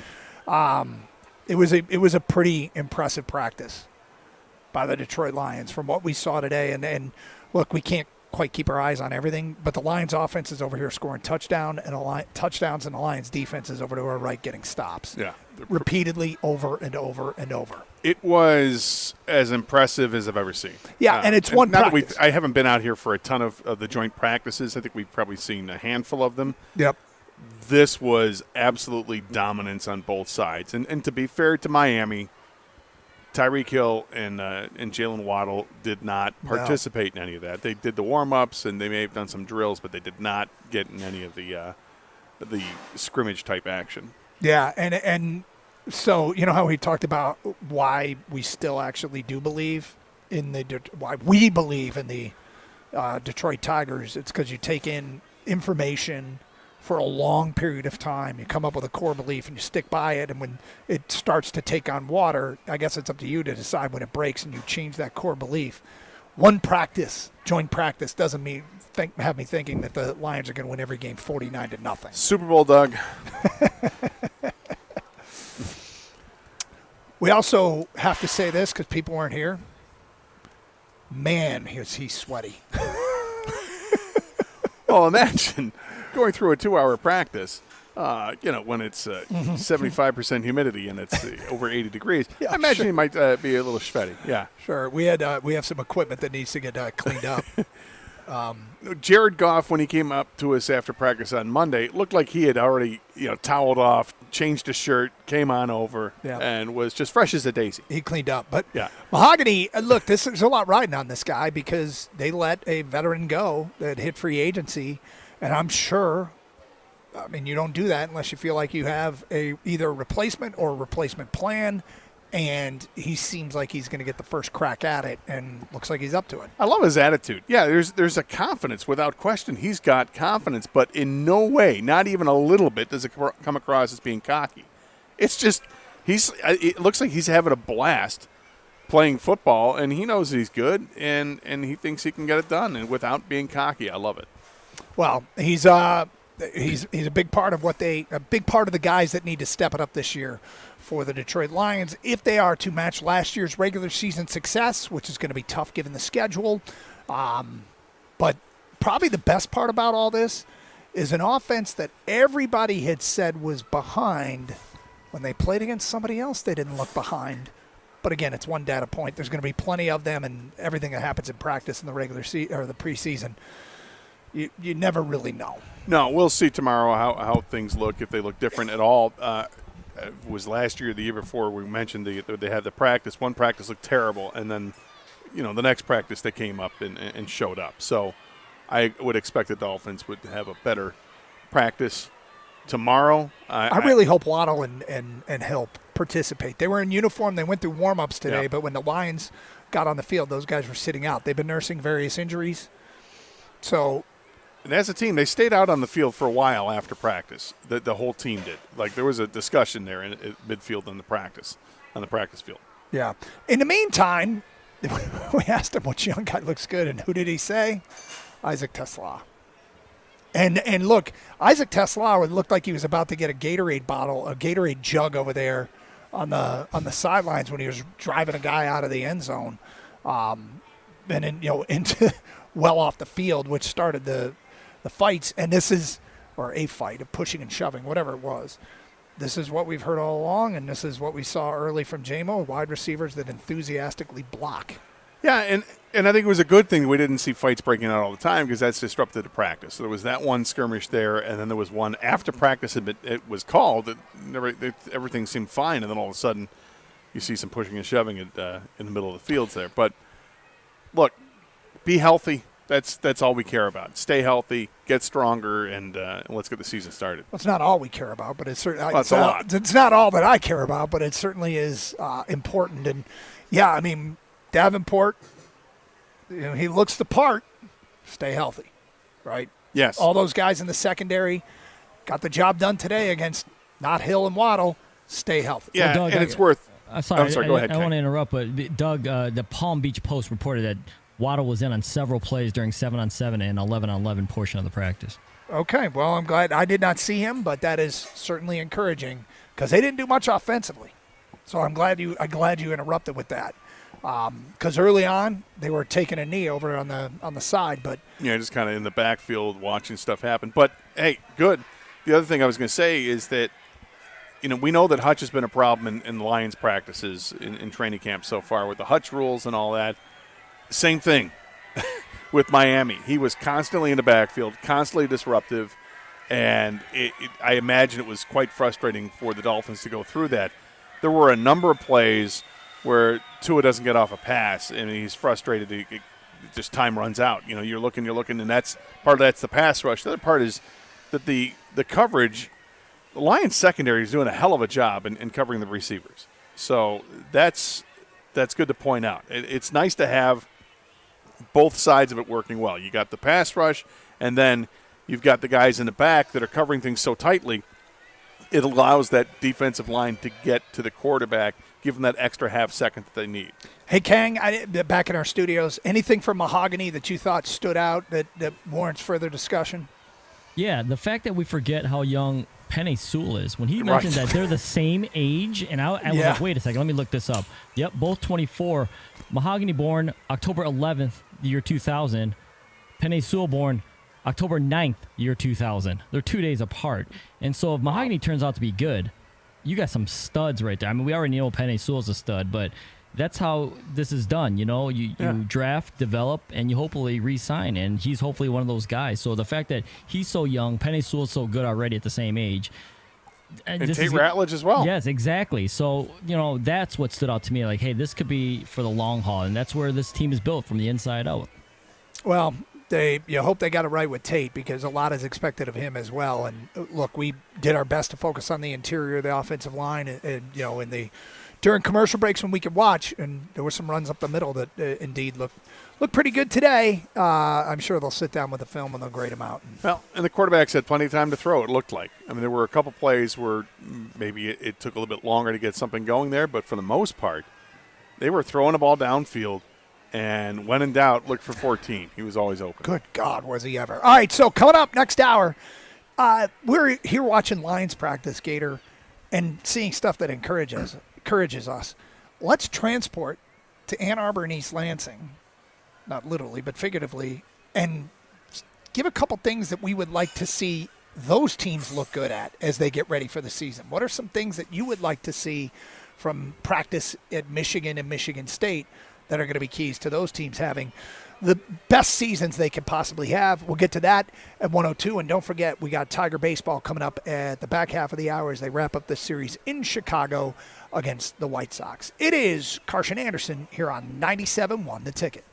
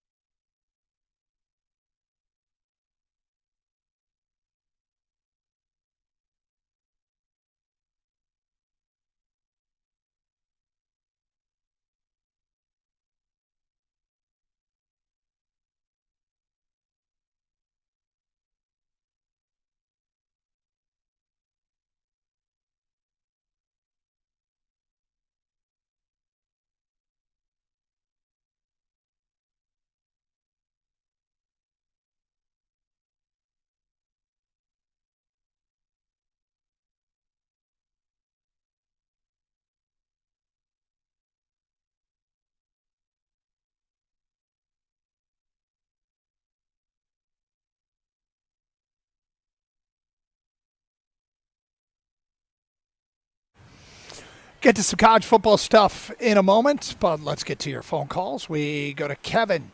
You're on 97.1 The Ticket. Hi, Kevin. How's it going? Good.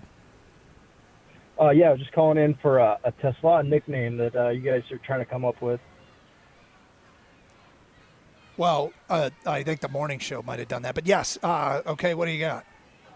So I got you. We had Megatron, and you guys are. I heard Mahogany say. I forget what Optimus it was. Prime, Neotron, but Yep. what about Voltron? Well, which one was Voltron? Why do I know Voltron was like a leader of something? mid 80s cartoon Yeah. for kids. It was kind of like Optimus Prime, and but it was a separate show. So Voltron, Tesla, you got Megatron. So, Bolt- I think these things somewhat happen organically. A name just gets kind of it catches on, and generally, it's what the team starts calling him. Right, that's true. But his play is warranted attention. I'm in no rush to crown him with a nickname. It's okay that the fans want to do this, but certainly going out and make plays in the regular season. Because the weird thing is, if everybody stays healthy, I'm not sure how much opportunity he's going to get. Every rep that you run a play to Isaac Tesla is a rep that doesn't go to Amon-Ra, J-Mo, Laporta, or Jahmyr Gibbs, and in the pass game. But you usually need a third receiver. It's good to have him, but it's a top-heavy receiver room. I mean, after what I saw today, throwing Amon-Ra every damn play. Right, and Khalif Raymond right now is probably the number 3 receiver, but he brings a different aspect to the game. I think that. Tesla will be relied upon probably in more goal line situations because of the height matchup that he can present, that it's an advantage for the Lions. Yeah. And obviously, giving anybody a break. If you run a bunch of routes in a row where Jamison Williams is sprinting down the field, he's going to have to come out for a play or two and bring in Tesla or bring in Tim Patrick. There's going to be healthy competition in the wide receiver room for sure, and I think it's encouraging. Nothing but a good thing. Yeah, for it's encouraging. But yeah, the morning show was talking about nicknames for him. But I've discovered in my days that typically it's the coaching staff starts referring to a player in press conferences as a nickname. That's not always the case, and that's how it can tend to catch on. But all right, so if we were in East Lansing, Gator, and what we saw today was very encouraging, what would be the equivalent for Michigan State? What would you want to see that's very encouraging so they can be the best version of themselves this 2025 college football season? If there's a joint practice, I know exactly what I want. If you're just practicing against yourselves, it's tougher because exposing a weakness and exploiting a strength or whatever, exploiting a weakness and showing every a strength. good, there's a bad, right? Yeah, so it's tough. But, I'll just go with the standard answer that I would always go with. It's the offensive and defensive lines. I want the offensive line to be able to give Aiden Childs some time to throw. If he does have time to throw, he should be able to pick apart any defense because this is the third year he's been involved with this offense. The second with Michigan State, and obviously he was at Oregon State and learning the offense there prior. So, this is a big season for Aiden Childs. He has to take a big step forward to be the guy, and I think he can be the guy. There's no question he's got the athleticism, the arm strength. I love how he likes to throw the ball downfield and take those shots downfield, and he's reasonably accurate doing it.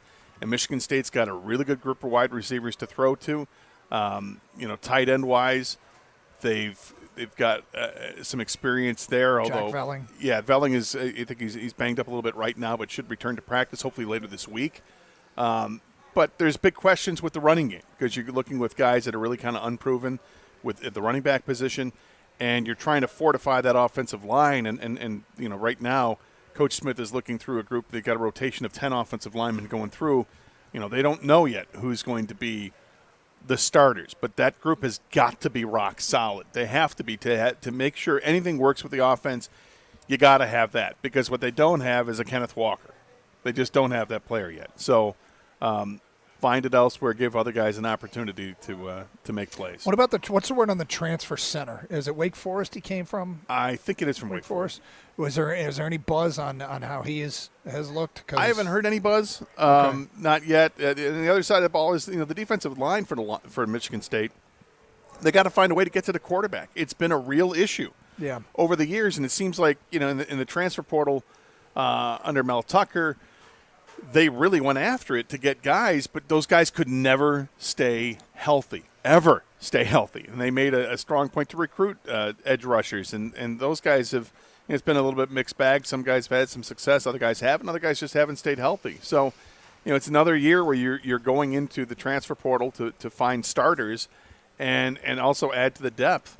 But Michigan State has got to find a way to get to the quarterback. It sounds like they are rock solid with defensive tackles, but what do they have at defensive end? Can they get to the quarterback to take some of the pressure off of the secondary? The secondary's got some good players there, but they're going to need some help up front.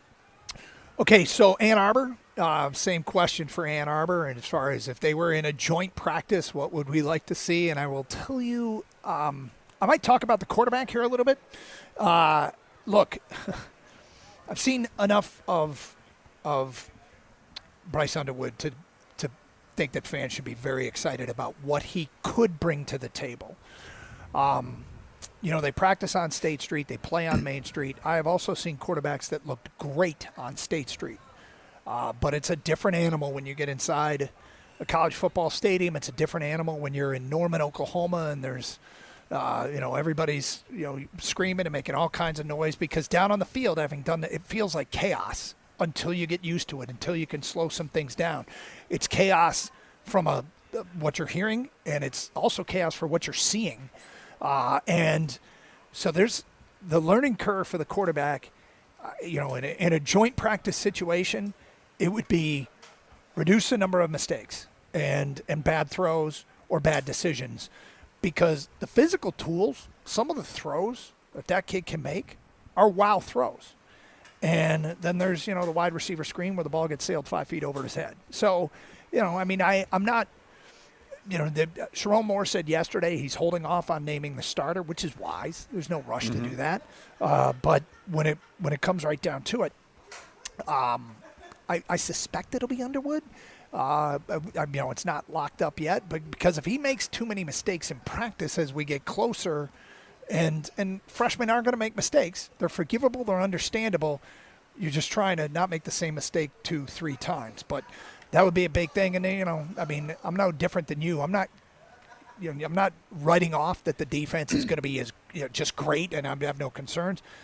But they got to figure out their offensive line grouping. The one thing I'll say about the offensive line is there are options, man. When they last year, I think they kind of had some guys that were, no matter how poorly they played, they were going to stay in there. When they did struggle, I should say, they were going to stay in there. I think this year they've got options at the positions that are open that they feel pretty good about. Yeah, and with Michigan, I imagine the wide receiver group is going to be scrutinized over because it's not been a group that has been wildly productive over a while here. And they need somebody to step up and hopefully somebody that develops that chemistry early with Underwood if he is going to be the starter. I imagine that they'd like to have that competition still be open at quarterback and guys pushing themselves, and because they're going to have to probably use a couple quarterbacks at some point in the season. So I don't know what they plan on doing right away. What I did like, what I heard out of Sharon Moore, was the idea that, we're worried about today, not tomorrow. And that's a mantra they're taking in to practices and the training camp, and I think it's a good mantra. You don't get too caught up in what's happening down the road. Worry about what your responsibilities are today. What am I doing on this particular play? Because that's what matters. Don't start drifting off. 248-539-9797. Let's get to your phone calls. We go to Leo in Royal Oak. You're on 97.1 A Ticket. Hello, Leo. How's it going, guys? We're good. Great. Just wanted to throw this out there.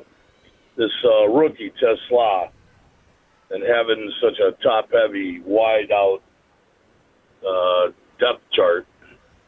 Well, what's your opinion? I mean, he blocks well downfield. Yep. And he's got decent speed, and he's got size. What's your opinion about putting 20 pounds of muscle on this guy and lightening Laporta's load and being able to go with a passing second tight end in double tight end sets?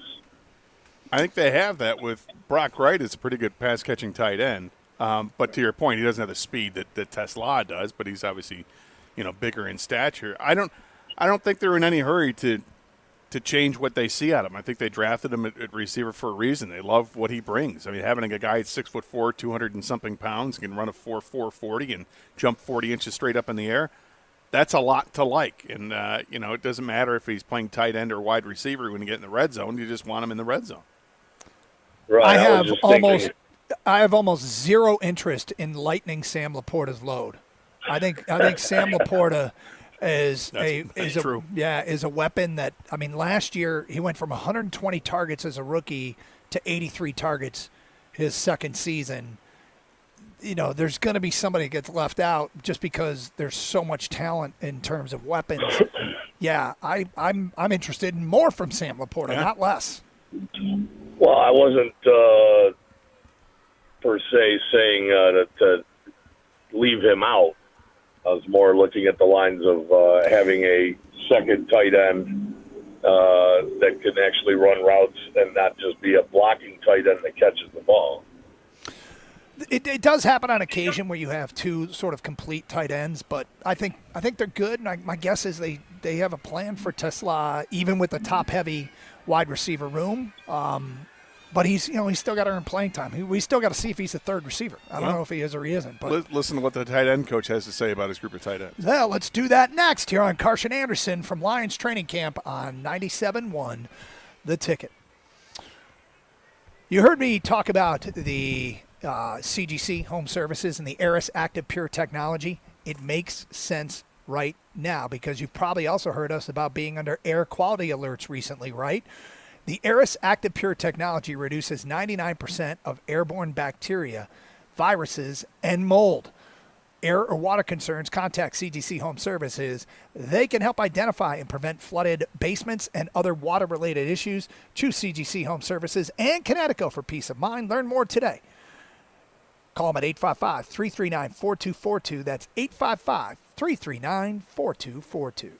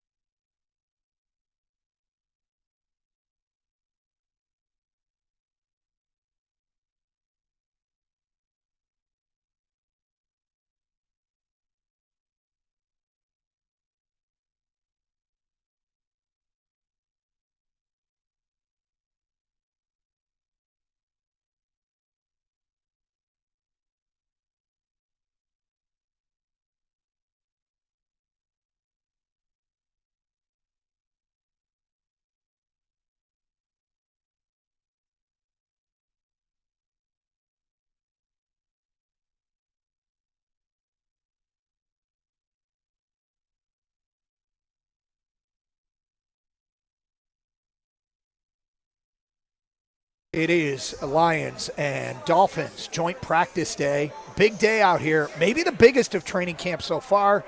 Great to be with you here on a Wednesday. Good morning, Scott. Morning, Doug. Like how you're putting pressure on the practice already. I am putting pressure on the Let's practice go. already. And we're going to get right into it as we welcome in new Detroit Lions tight end coach Tyler Roll in his first year with the Detroit Lions. Coach, welcome to Detroit. Thank you. I appreciate it. It's been an awesome opportunity for myself professionally, but for my family. You know, the ability to surround ourselves with new people, new community, so welcoming, and it's been a lot of fun so far. How did all this unfold for you becoming a member of the Lions staff? Yeah, great question. So I got to know Dan. I was at North Dakota State for a long time, 17, 18 years. It's a long time. And played there, grew up there. We had a pro day, and our quarterback at the time was Trey Lance. Trey Lance was going through the pro day, and Dan was there with some staff members, and I just approached him. He had just gotten done with his press conference not long before that, and I admired his message, the way he saw football, his philosophy on how to win games, and just his messaging. And I just approached him and had a few words with him, and then we hit it off, stayed in touch, and one thing led to another. I had interviewed actually a couple years ago, and didn't work that time. But we stayed in touch, and this offseason we got back in touch, and everything happens for a reason. Timing is everything, and now was the right time for me and my family. It's just an unbelievable opportunity. When you talked to him, when you approached him, did you get the sense at that moment that he was receptive to what you guys were doing at North Dakota State? Because you were the offensive coordinator at the time, is that correct? Yes, that's correct. Yeah, I mean, you guys constantly kind of put guys in the NFL from Notre Dame. And you constantly kind of win, too. Yeah. And it was great, like synergy, communication. Like we have a very similar mindset, like how I see offensive football, right? The most physicality wins, and the most physical team is going to win. And so how and why we're activating certain schemes in the run game, being efficient and multiple in the pass game. Overall, simplicity equals velocity, and how can you break down things to the simplest manner and teach it? It was a great conversation, great communication, and from there just continued to just feed off one another and stay in touch. We kind of alluded to it, the amount of success that program has at North Dakota State. It's amazing. You guys won, I don't know how many championships, or you 7 or 8 championships while you were there. How does the offense that you ran there translate to what you're walking into here? Yeah, very pro style. And even from the day that I stepped on campus there in 2004 as a player, the carryover. But yeah, there's an evolution, in terms of how the offense evolved there, and the things that I even adapted and changed in my time as a coordinator. But very pro style, meaning the run schemes that you're going to activate, how multiple you're going to be in shifting and trading and motioning to create advantageous angles in the run game and create, maybe you can get locked looks with a certain shift, with a certain personnel grouping. Where can you get the right matchup from, hey, maybe we don't want to block this D end with this tight end. How can we create a better matchup for the tight end? And then just whether it be zone scheme, gap scheme, and then you go to the whole pass game side. What concepts do you want to utilize and activate versus zone? What do you want to get to versus man? The whole protocol and systematic communication that is involved at the line of scrimmage to get to those certain schemes. So there was a lot of carryover, and I think that's why you have seen a lot of players from NDSU go to the NFL. They've been trained within a system. It isn't, and offenses have their own feel, right? It isn't just a system where you're looking over to the sideline, getting a call and going to run it. No, there are things that you have to process change at the line of scrimmage, the NFL protection style within the drop back pass game, and then the different play action schemes that we utilize as well. I think that just put me in a position to come here, learn. Now, there's great people that I learned from here in my short time here that has helped have a pretty seamless transition. How did those schemes change from the time you were a player there when you were running back By the way, hell of a career. I looked it up this morning. Thank The last you, couple thank of you. seasons, a man had like 34 touchdowns on the ground the last couple of years and like 2,500 yards rushing. Strong. Not bad. But you mentioned you spent all that time there at the university in one capacity or another. How did you see that offense evolve constantly over the years, or was it basically the same thing and just might throw some different things each year? Yeah, the standard of physicality and the schemes that we used in the run game, they didn't change. How we got to them changed. So instead of just going I right 40 power, maybe it was let's go, hey, reduce to I right F peel 40 power, just to dress it up a little bit.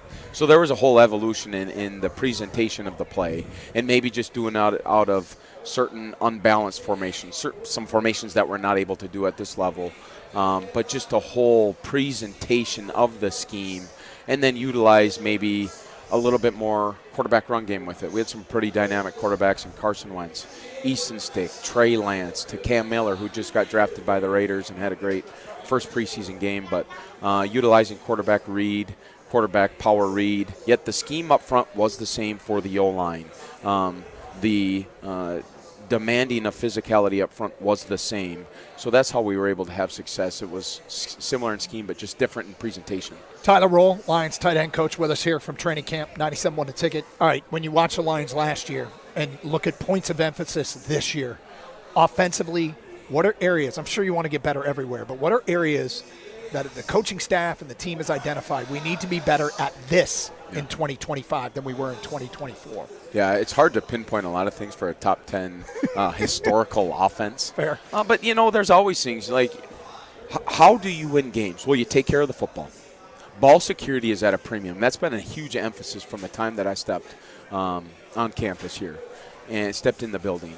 Pad level at the line of scrimmage. How can we create leverage and play with power and, play with physicality at the line of scrimmage? And that's across the board. And I think you've really seen that out on the perimeter now in this preseason. Scotty Montgomery is having these receivers play with physicality out on the edge, and it's awesome. Hoping you're seeing that out of the tight ends and fullback as well. But that's huge. And, how can you stay on schedule? You need to be efficient on first and second down, not getting third and long plus. How can you make off-schedule plays? So utilizing scramble drill, having certain times where you're having Jared and the receivers on the same page and you're off schedule within the play, and guys are understanding where to get to, how to get to those with maybe be open field scramble drill or red zone scramble drill. Those are just a few, but there's a lot of really, really positive things that this offense has done over the last couple of years, and how can we just, even for myself, how can I add value to an already unbelievable system? The position group of the tight end in the NFL has evolved to the point today where it is a giant weapon on offense compared to where it was maybe 10, 15 years ago, a lot more block-oriented. But you've got to find that balance because the run game is so important for the Lions. How have your guys embraced what you're trying to introduce, maybe something new this year? Yeah, it's an unbelievable group. Low ego, high capacity, and all about the team. And that's what I appreciate. They've bought into the how and why. My number one thing is, okay, well, what's the goal? Well, our goal is to go and play deep in the playoffs and win a Super Bowl. So I go, okay, well, how can I turn to these guys, the type of pad level that we need to play with? Well, let's play with Super Bowl pad level. Let's play with leverage. Let's play with physicality. My number one goal for them is to be the most physical group in the National Football League. And we get an unbelievable matchup every single day out here with Hutch, right? And iron is sharpening iron, and they've honestly, I think they've done a really, really good job so far. Davenport's an unbelievable D-end. So happy with the way that they're trending in that direction. But how I was coaching the offense at North Dakota State, we need to be opportunistic and then explosive when we get the ball in our hands. So, having the marriage of the run game and the pass game because we have dynamic players. Sam Laporta has really played at a high level throughout his career, and I'm just seeing growth, daily growth. He's so curious in the why and how he can Maybe block this defender. Maybe that's this first step, this second step, this leverage. How can I win on the front side of zone, backside? I mean, he is so curious. Brock Wright, true professional, mature, understands, what we want him to do and continuing to create value for himself within the offense. Shane Zylstra's done a really good job so far. It's like, how can we embrace that physicality and, not think football but play football and cut it loose and change a few things with his stance so he can play with leverage. Zach Horton, a kid who we brought in who, did a lot of wing tight end stuff but utilized fullback, utilize on the ball as a wing. All those guys having the ability to flex out, play out on the perimeter so we can be multiple in 12 personnel and 13 personnel and get certain locks out of defenses. Okay, I mentioned it before the show or early in the show. Am I wrong? Is today the most important day or the biggest day of training camp so far, joint practices? Man, it's the one we've been looking for. We've been going against these DNs for, 15 days, 16 days. Now we get to go against someone else. How has the training improved this skill set? Have you truly taken advantage of the ops that you've had in practice? Now we get to go cut it loose. But it's a lot. There's a lot that entails this practice, right?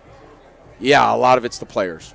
Where have they improved? Where has the scheme, where have they been able to flourish within the scheme? But it's also us as a staff, right? The communication that we have, the substitutions of personnels, the players on the field, the situational football that may occur within this practice, having everyone on the same page, having everyone in alignment to go forward with our goals. And it's really big. But again, it's one that we've been looking forward to. I know the tight ends this morning, they were ready to go. So I'm excited. I'm excited to see where they're at. It's going to be a good barometer to challenge us and just see how we've adapted and changed over the course of the last 7 months. Your personality is reminding me an awful lot about somebody who else has come back to the Lions fold over the last 5 years or so, and it's Chris Spielman. Okay. I mean, I don't know if Doug's saying the same thing, when but he started talking about physicality, listeners can't see it. It felt like you got a little spittle. I'm not gonna lie. Yeah, he did.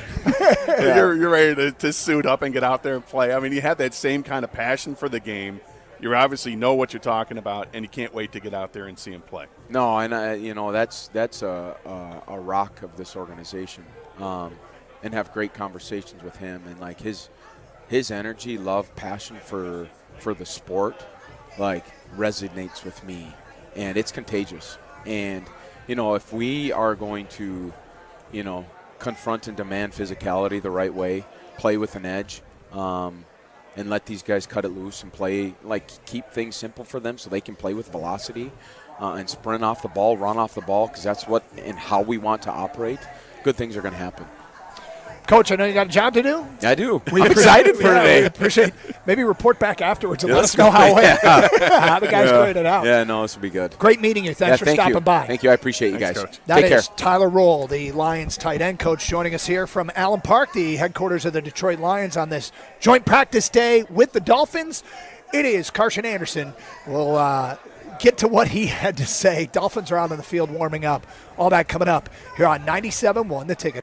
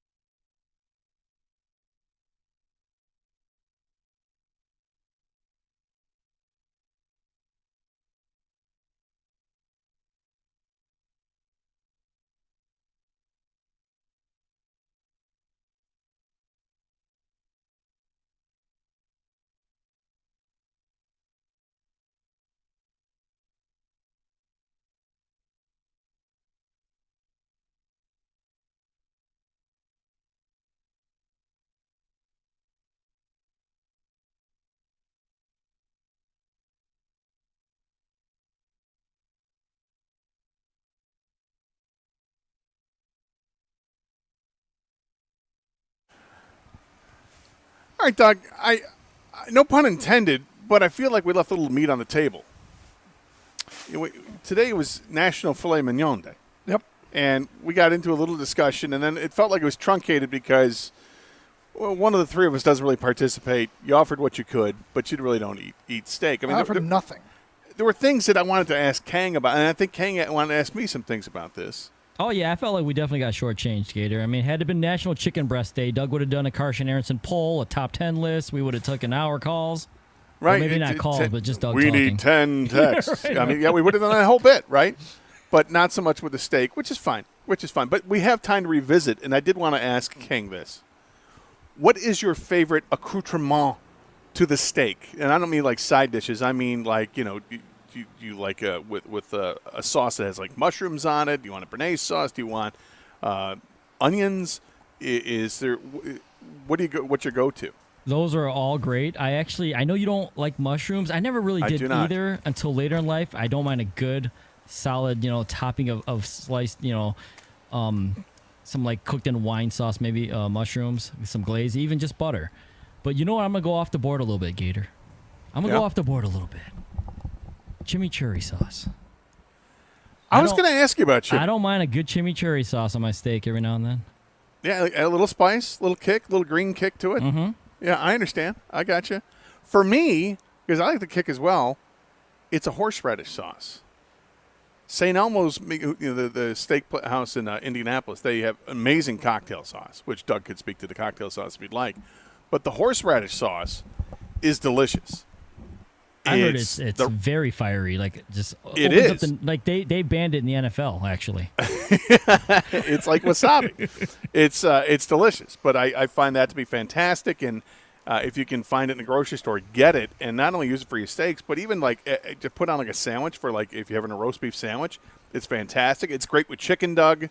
If you'd like to try it there, I just and zip sauce. You cool with zip sauce? Oh, I love zip sauce. I actually really like zip sauce. I have a question for you.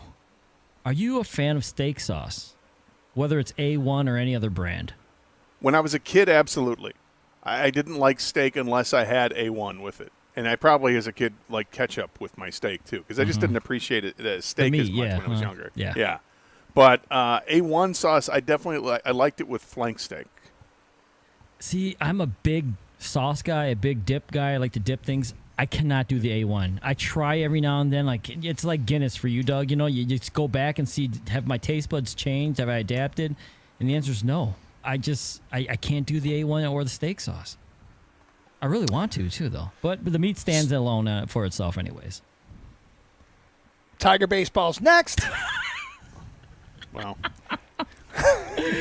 Doug, what do you you like guys? with your No, chicken you're breast? right. If it got shortchanged, I apologize for that. And I certainly it wasn't trying to steer you guys away from a topic you loved on National Filet Mignon Day. I thought, yes, the St. Elmo's cocktail sauce is fantastic. A1, I put it on turkey burgers all the time. I was going to ask if you do it with A1 A1 on turkey burgers all the time. So I like to get those onion straws, like those that come in a can. Yeah. Put them on top of the turkey burger, melt some Swiss cheese, and then a little A1. Get a little crunch going. Yeah, a little crunchification. So that's but my opinions are mostly moot when it comes to this topic. So we'd like to include you. I appreciate it. We did our best. Don't feel obligated by any stretch of the imagination. I'm out over my skis when it comes to what's the best accoutrement with a steak. So, okay. Yeah. All right. Tell me when you're done, though.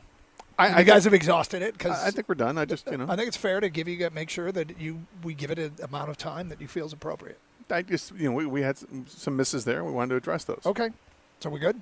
I think we're good. All right. So Troy Melton, what do we expect out of the Tiger starter turned reliever? Now back starting today. Well, this is what I'm curious about is what is his role with the Tigers the rest of the way? And are the Tigers is this just a one-off here because they push back a Skubal start, right? They want Skubal to start against Minnesota, not against Chicago. So is this just kind of a one-off thing that they've done this several times during the season, but just to get an opener start? Or is this, no, we're looking at Melton as a possible addition to the rotation. I don't think that's what they're looking at. Again, I keep bringing up his inning total, and I'm worried about him getting to that threshold too soon. So that's why I think you can really maximize him out of the bullpen. Now, if he's going to start, how many innings is he going to go? If he's pitching well, Do you let him go 4, 5, 6 innings? Or is this something like we want to get, if we're getting 3 innings out of him and he's throwing, 40 pitches, we're good, we're going to take him out? I don't know. I'm curious to see how they handle him the rest of the way, because I think he can be a very important piece for this team down the stretch in the last 40-some games. They need another bullpen arm they can rely upon, and the guy who has a swing and miss stuff, and the guy can throw the high 90s, and he's that guy. There's a whole bunch of stuff that needs to get better with this team, and part of it might be who are their best pitchers to win games. I think we can all agree that most of what we've seen from Troy Melton has been positive, and they decide to use him in a starter's role today. I feel like, just like we talked about, I think the organization itself is taking today's game pretty seriously. I think they're trying to win today's game, trying to win the series, and realistically would hate to take an L in a series against a Chicago White Sox team that's been playing much better. But the bottom line is, I think they're putting a lot on this kid, but why not? He was up to the task as a starter. The start he had at home a couple weeks ago, he had a 3+ inning appearance as a reliever that was fine. So what's crazy is they're still trying to figure this team out, this first-place team out this late in the season, as they should. I mean, there's no reason to be tinkering. It's not like their play says everything's fine. Their play doesn't say everything's fine. Yeah, I wonder, how much of this over the last 40 games is going to be a stress test for some of these arms, in that let's put him in a stressful situation and see how he responds to it. I mean, that's great when there's 100 games to go, but as you're getting down to the final 40, I'm not sure if there's, a lot of time to be doing something like that, and I don't even know if that's what he's doing. I just bring it up as a point. Meanwhile, Sawyer Gibson-Long gets called up, whether or not he's in part to be the safety net if Melton's pitch count gets high early. Or I thought Sawyer Gibson-Long was starting in Toledo today. Then we get word he's called up. Alex Cobb is starting in Toledo tomorrow. Oh. Yep. So who is off the roster to make the room for? Cody Hewer. Okay. Yep. The AAA arm that they brought up and pitched last night. Got Yep. So that is the move they made, and we'll see Tiger bullpen random name generator who they come up with. Up with today. So anyway, Tiger baseball straight ahead. Tigers try to get a series win against the Chicago White Sox.